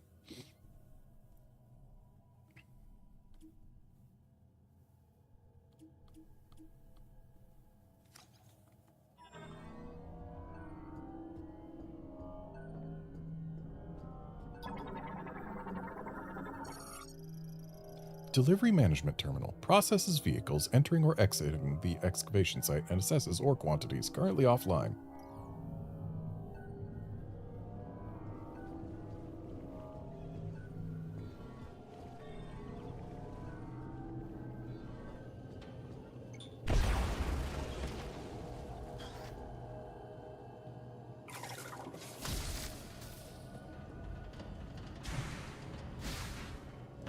Getting rid of them Shrin hives before we need to deal with the Shrins.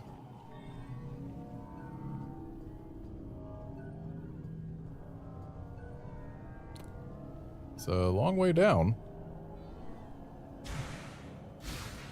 I feel like we should be able to just jump down. Samus has shown remarkable fortitude when it comes to not taking fall damage.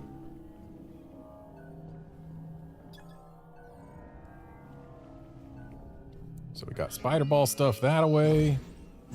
Psychic platforms that away. How is one meant to get onto the psychic platforms? By extending this bridge, which means we need to get to the other side, which means that we need to spider ball. Okay. Understood. And what's this psychic boost for?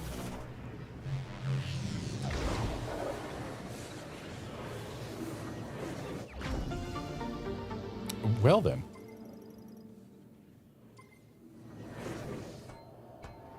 And we're right back where we started.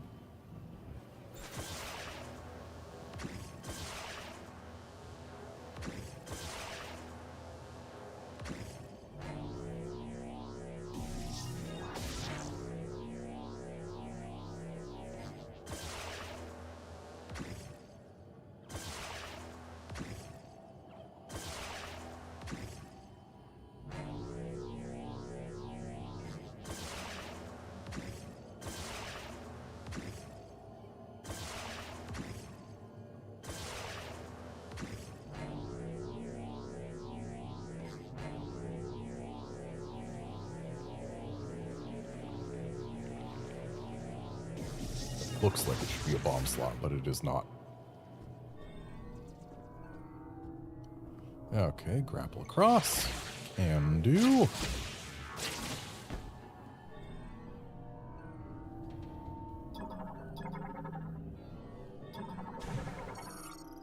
Rail container loaded with ore and ready for transport. Abandoned before the machine arrived to attach it to the rail system.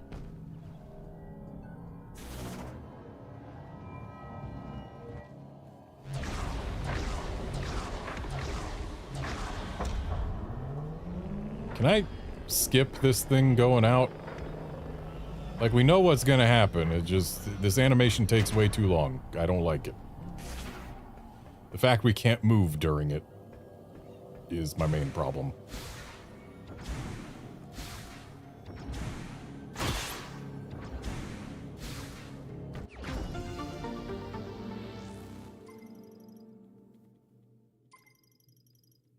Looks like we've got room for 3 more E-tanks.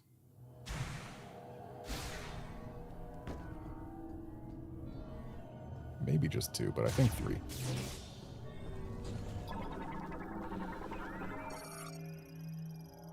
Stable organic solid made by the Maulgreavers. Incombustible and shock absorbent. It cannot be destroyed by any available tools.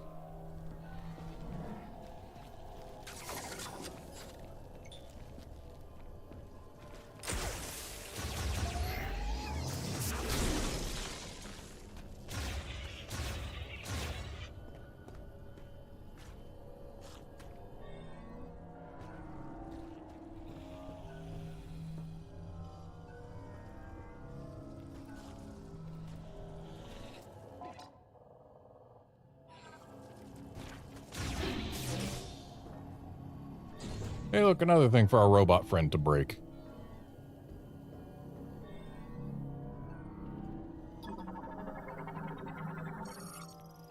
Coornicite ore. Exceptionally durable. Can withstand all but the strongest explosions. Which we cannot give. Maulgriever cocoon currently hosts an unusually large being. Absorption of the green energy seen on the cocoon's surface is presumed to have caused this being's mutation. So what is this, the Omega Griever? Membrane blockage made of incombustible organic matter. Impenetrable to firearms due to its high elasticity and tensile strength. Cellular disintegration via high-frequency waves may be possible. So, is this where we're going to get that ability?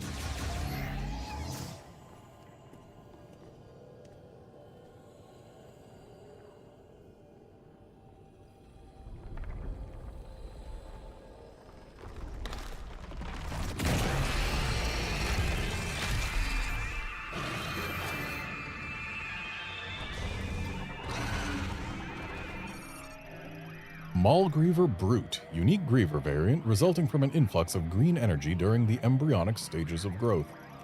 This variant is larger than a normal Maulgriever and is also approximately 10 times stronger. It can spit an extremely sticky substance from its mouth, temporarily immobilizing a target if hit. Brutes are much larger than a normal Maulgriever, with arms being approximately 10 times stronger. Leg strength is also improved, accommodating swift movement despite the brute's bulk. While their attack behavior is fundamentally identical to other Grievers, enhanced strength makes brutes especially dangerous. In addition to poisonous saliva, they can spit a sticky mucus that, upon contact with air, turns into a viscous gel it uses to restrain prey. Formations created by this gel are colloquially referred to as Griever gates.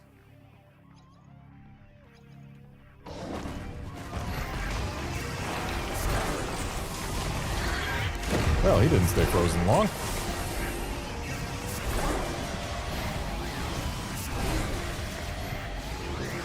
And the fact that there is no HP bar on this guy suggests that he won't be the only one we ever see.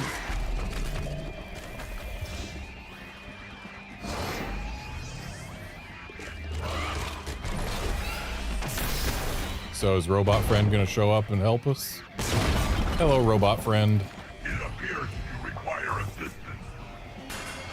Okay, but did you help Sarge and Armstrong?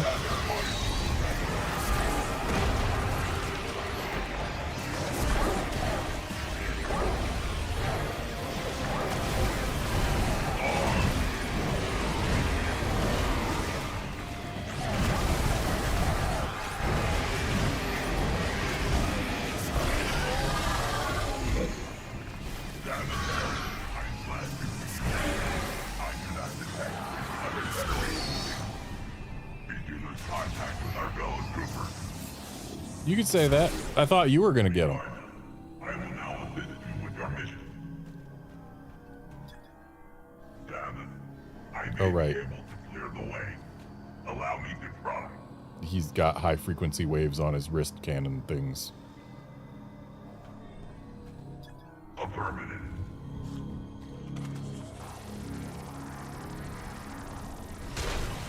Moving forward, please let me know when I can clear the way. Yeah, you can clear the way back here, actually. I apologize, but I am not equipped to remove this particular obstacle. Oh. What about this one?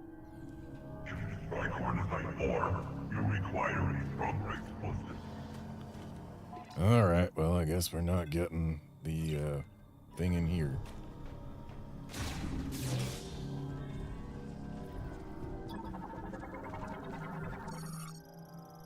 Large energy converter, similar in design to standard bomb slots, requires a large amount of concussive power to activate. So it's a power bomb slot. Interesting.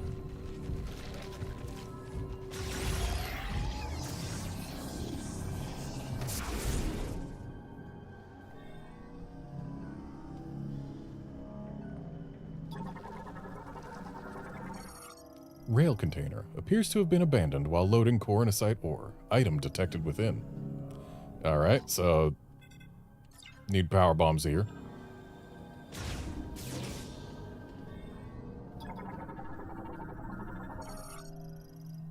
Mining cannon terminal. Adjusts the output and aim of the mining cannon. Offline. Cannon room surveillance terminal. Monitors the work area around the mining cannon, including its temperature and the presence of any trespassers. Offline.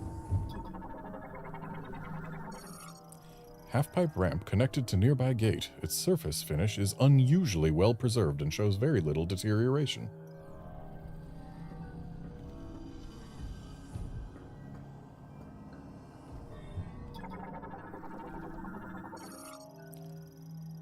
E-1337 mining cannon. Elite mining cannon? Are you for reals right now? Collects, charges, and launches highly accelerated particles used for breaking apart large ore deposits and making lots and lots of sound.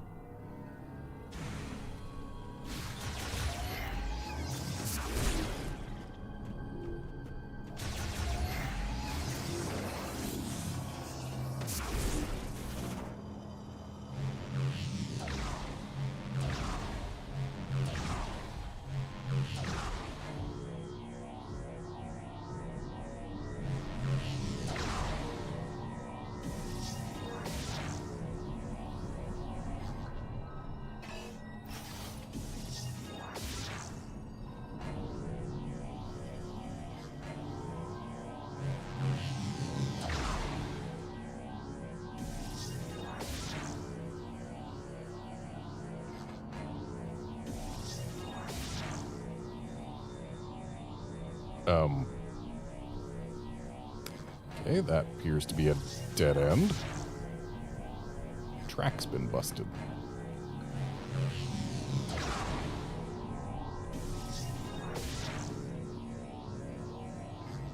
Is this a spinner? It's a spinner.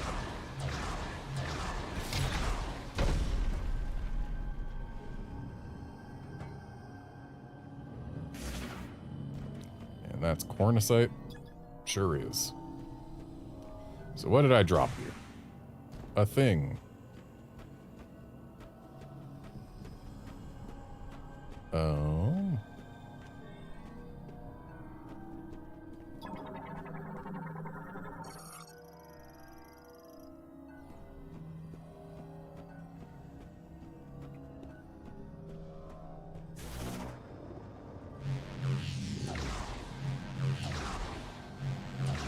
Doesn't look like the rail on this side is active, and it isn't.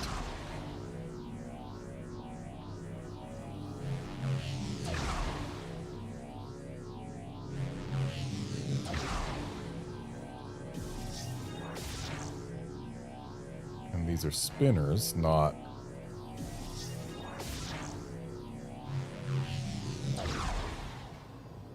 Oh, that's not how to get there. These are spinners and not bomb slots, so I can't just move a bomb up there. What's this?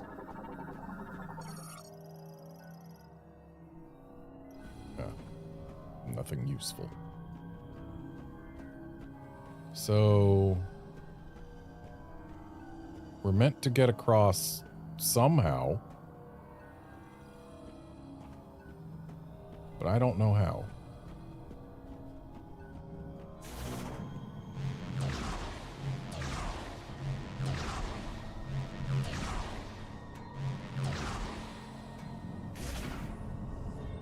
Got any ideas, bud?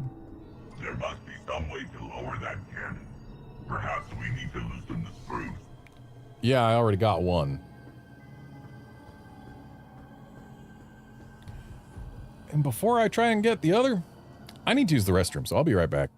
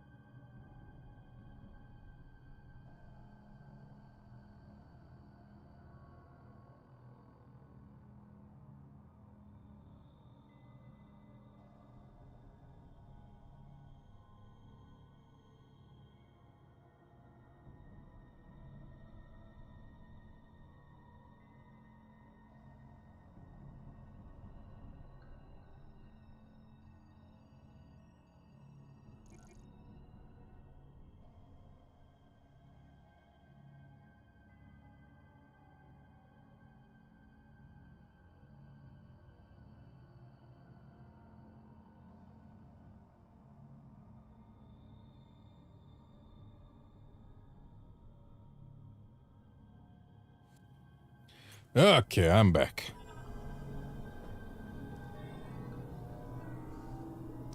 So what abilities do I have that might help here?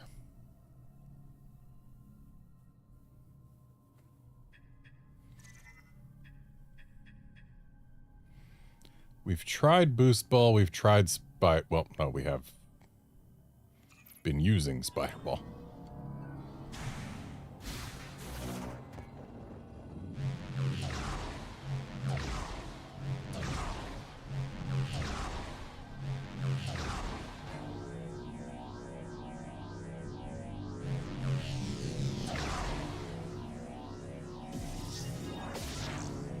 Surely there's no way across from here, yeah.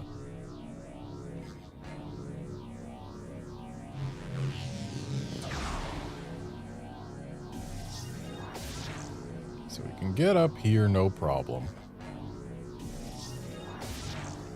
Oh.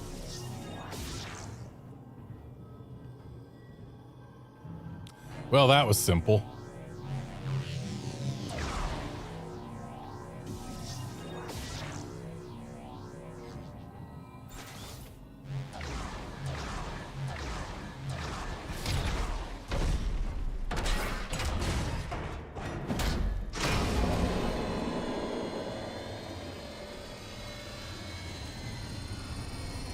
Possible allowance exceeded.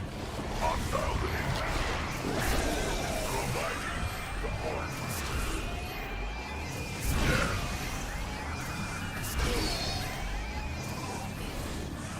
Ow.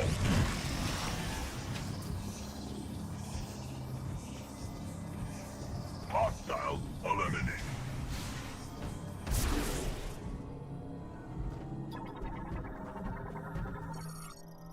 Cannon frame warping. Extreme internal pressure is causing the tempered glass to weaken. Further shocks could result in complete destruction. Looks like I'm up. Yes, give it further shocks. That looks like it might be super missiles.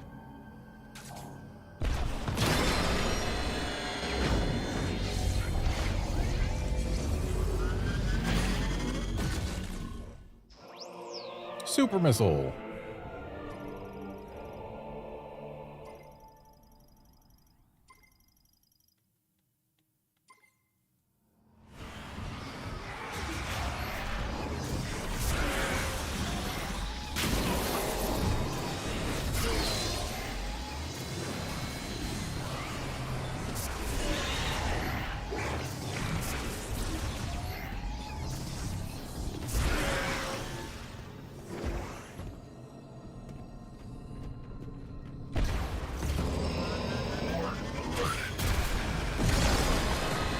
So, Cornicite is super missiles, not power bombs.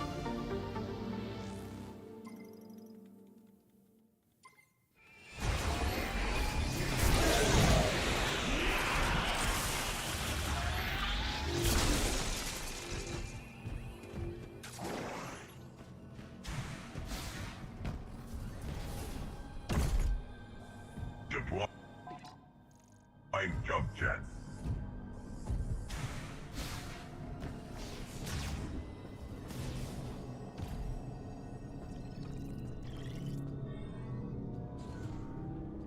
So,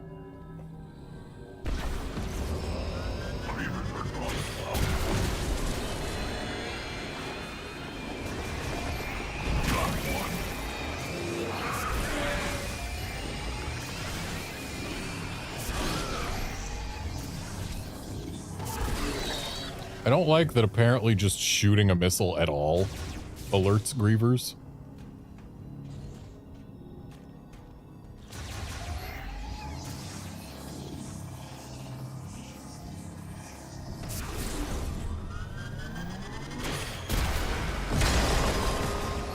I like even less that they force us to progress by using super missiles, which alert grievers.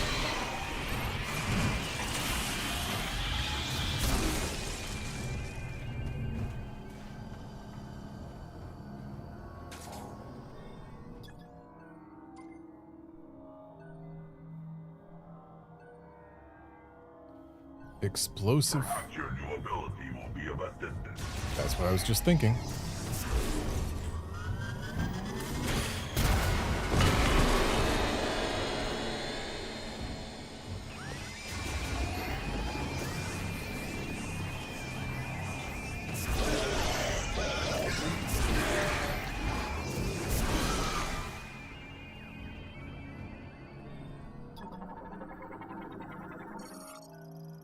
Ceiling panel installed on the entrance to this maintenance route. Movable with enough force.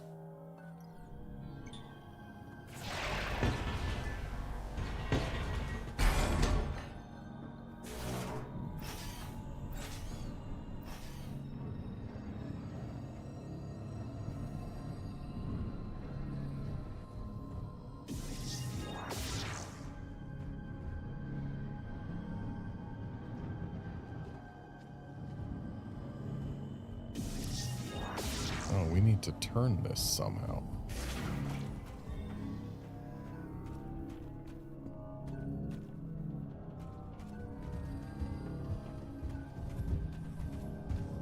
I don't see any mechanism.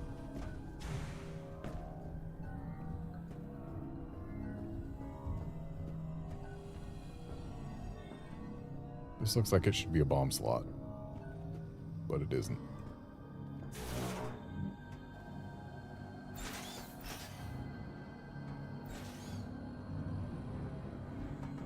Maybe these?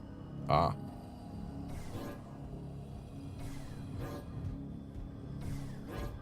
Well, these are something. Ah!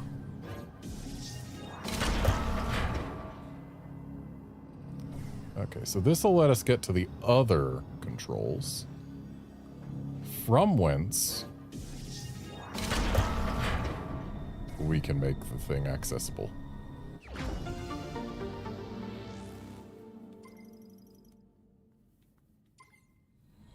An elegant solution.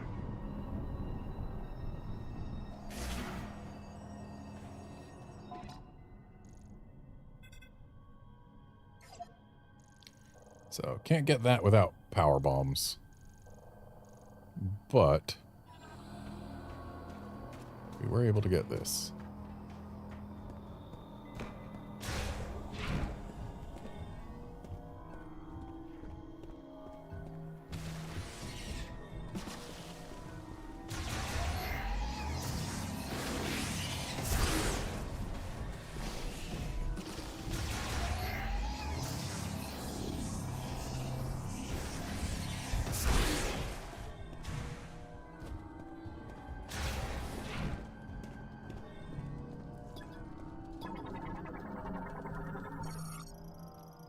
Deborah Crystal Pillar, weakened by Meteorita Bile.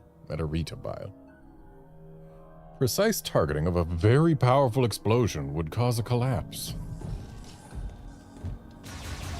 A very powerful explosion, you say?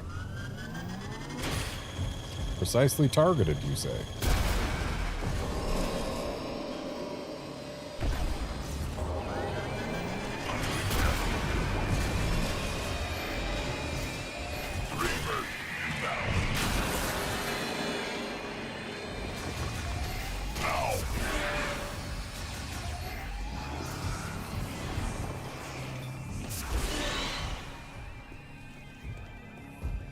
So I guess the precise targeting isn't on this side.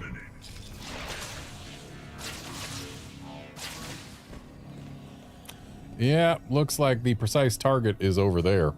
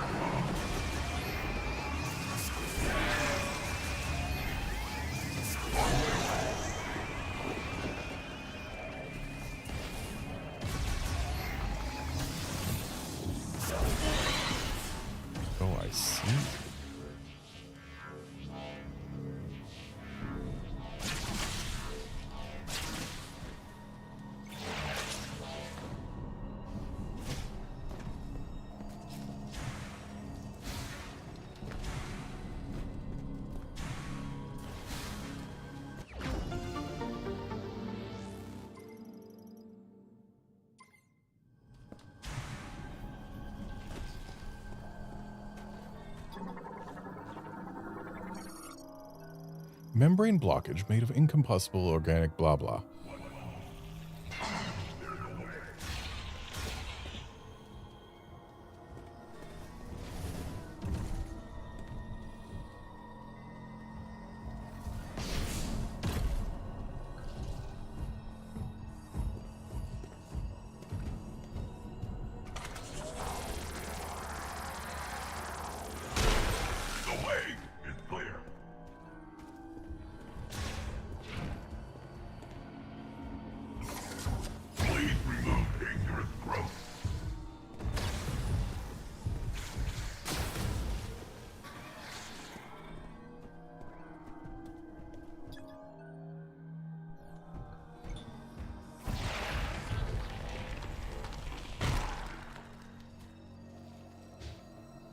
I will accompany you down into the mines.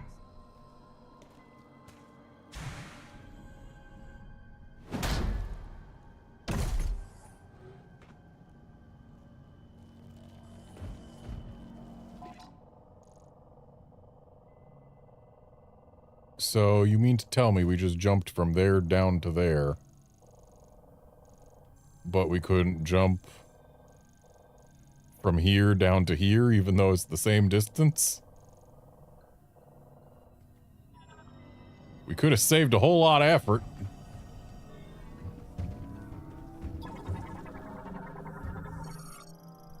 Cave roach nest, highly flammable.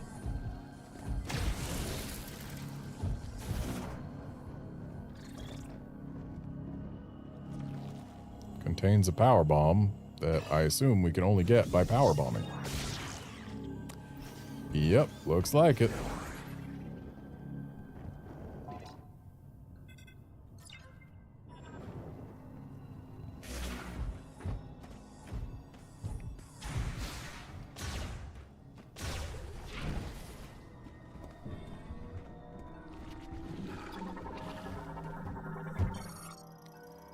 Gora Gaspore.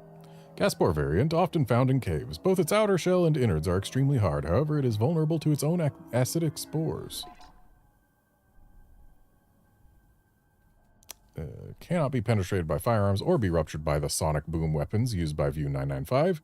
As with other variants, they float their sporangium in the air, which explode on contact to spread their spores. However, the Gora Gaspore's spores become extremely corrosive upon contact with air, limiting this spread. The corrosive effect is so powerful that even the internal structure of the Gora Gaspore itself is affected, meaning if one is exposed to its own spore, it will be destroyed.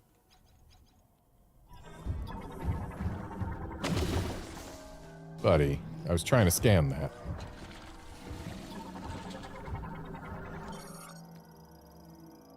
Gora Gaspore's sporangium. Acidic sporangium, lightweight gas, float, change direction if affected by strong impact.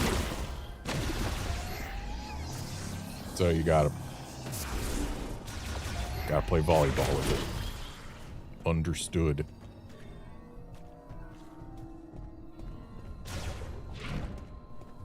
Not even volleyball, you just gotta push.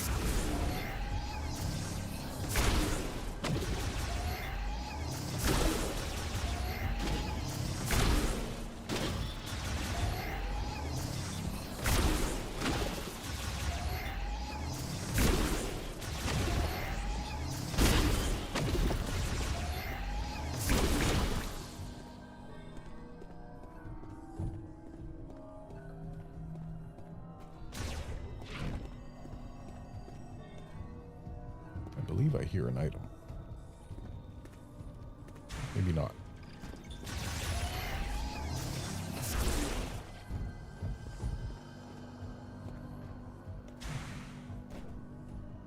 No, that's gotta be.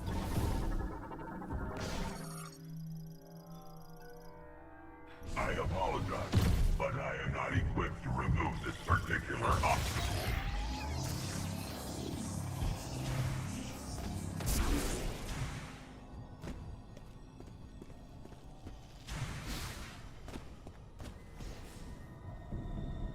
Thought I heard an item around here, but there doesn't appear to be anywhere for an item to be.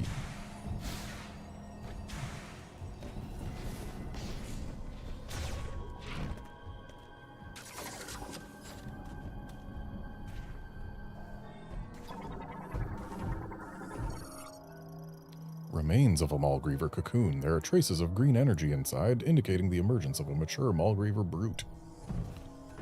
Yep, of course we're not fighting just one.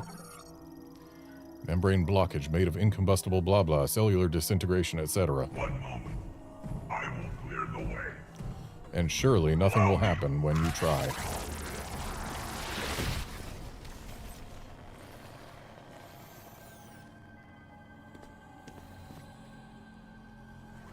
My weaponry can remove this material, but it will take time. My sensors indicate a hostile is nearby.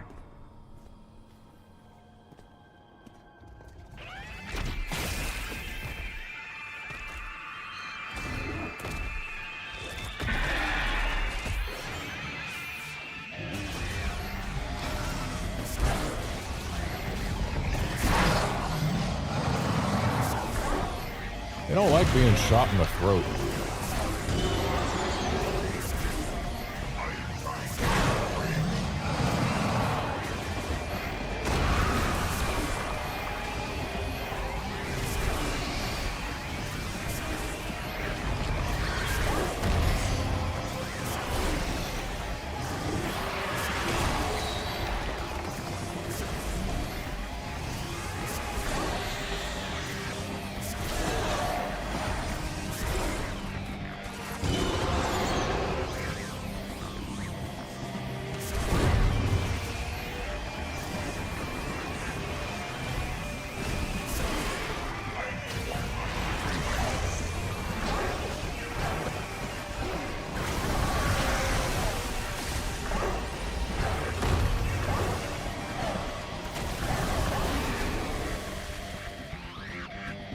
Is that as much time as you need?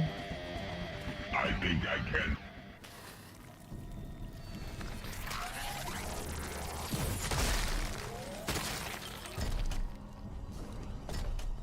It is unfortunate I could not be of assistance during that battle.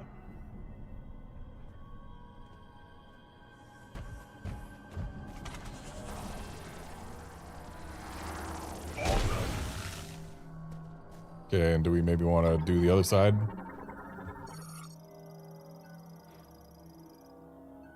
Oh, its formation is recent, so diffused oscillation blast waves will not or will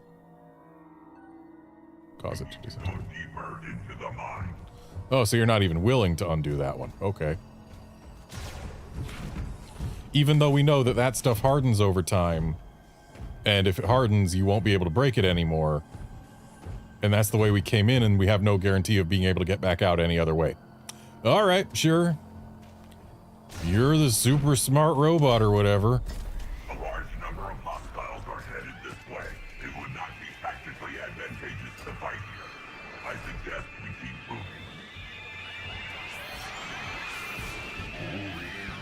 moving. Buddy, please come through the door.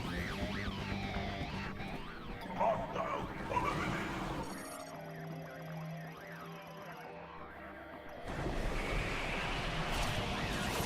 I apologize. They are gaining on us. Time to move.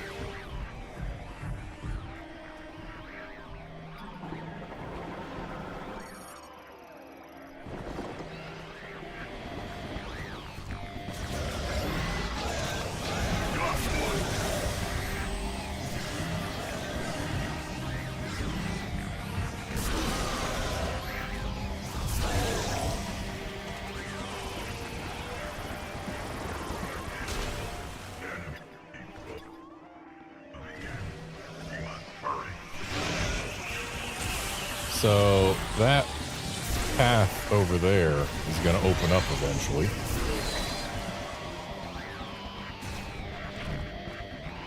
But for now, 'tis closed.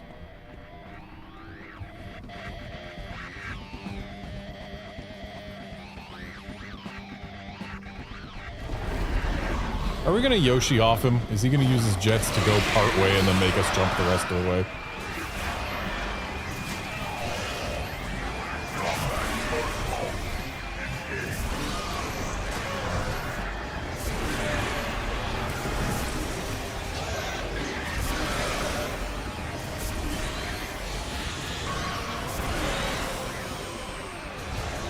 Something tells me we're not supposed to fight these guys. We're supposed to be looking for a means to get across.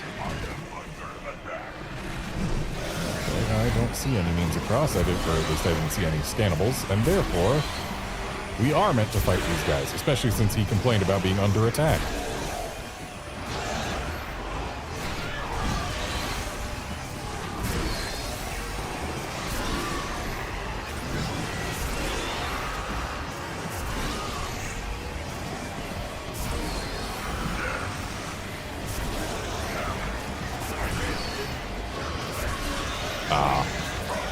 Scripted thing. I see.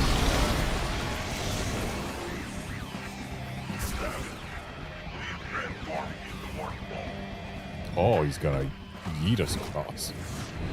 He's a chuckster! I will handle things here.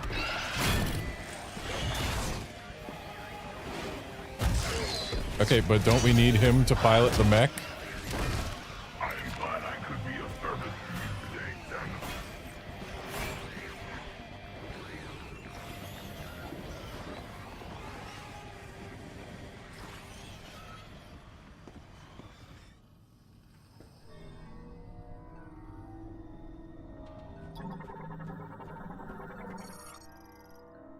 Or transport access hatch offline. It can be forced open manually.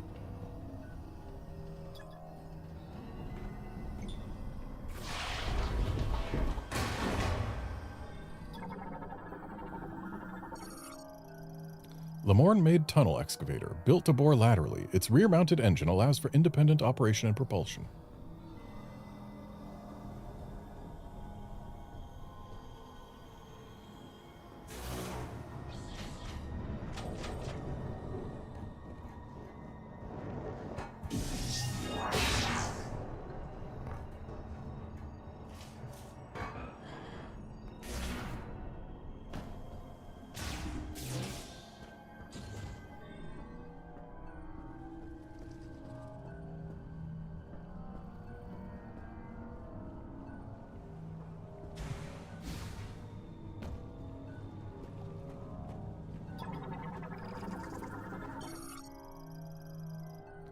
Track system that requires power to operate.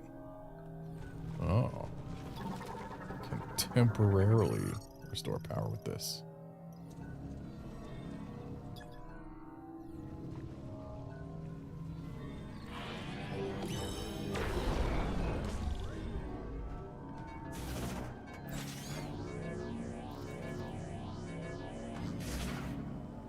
I see what they want.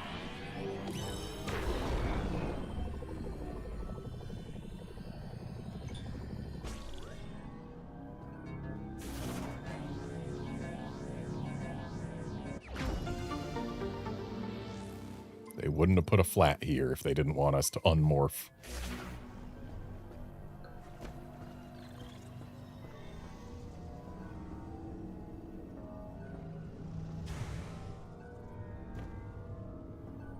Alright, so we're stuck here.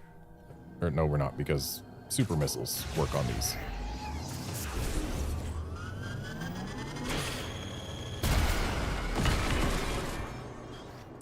But that's a power bomb slot.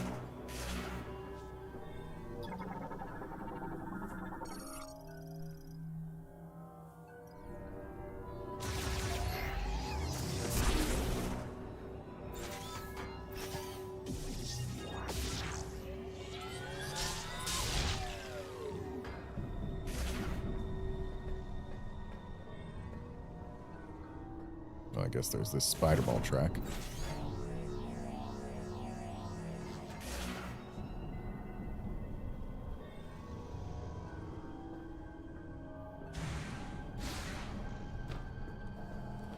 And there's a door over here.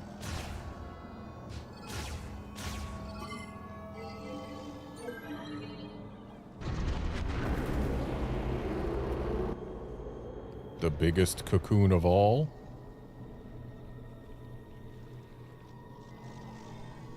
A Griever Brute.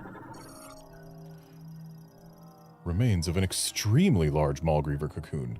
Its size, as well as the large amount of green energy pooled inside, suggests that a unique form larger than a brute has emerged. Yep, it's a brute.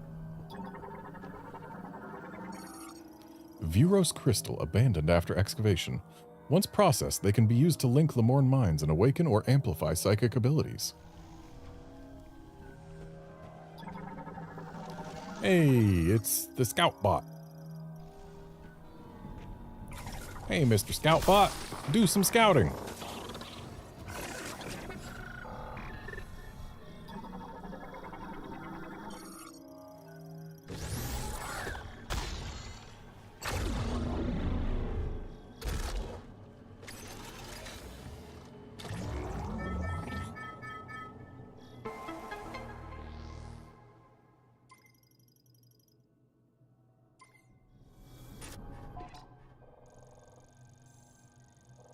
Okay, so there's an item in the room I'm about to go to.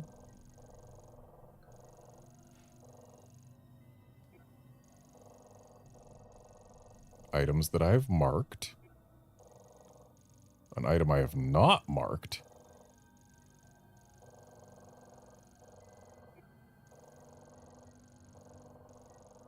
And an item in a room that I haven't been, but can't go yet anyway.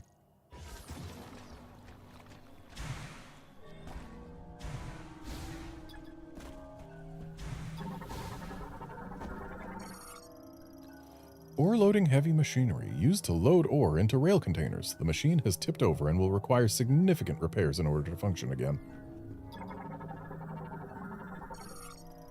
Delivery management terminal. One of the terminals has been completely destroyed. It appears to have been ripped apart by physical force.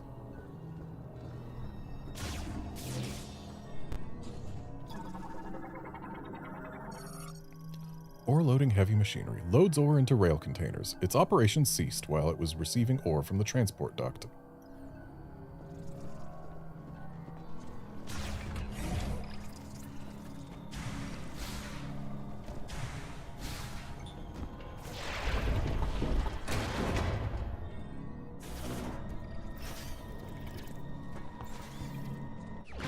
Oh, that was easy.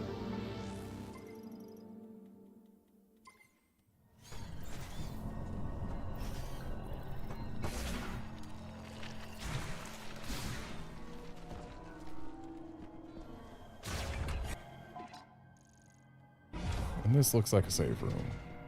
Which is good, because it is time for me to call this a stream.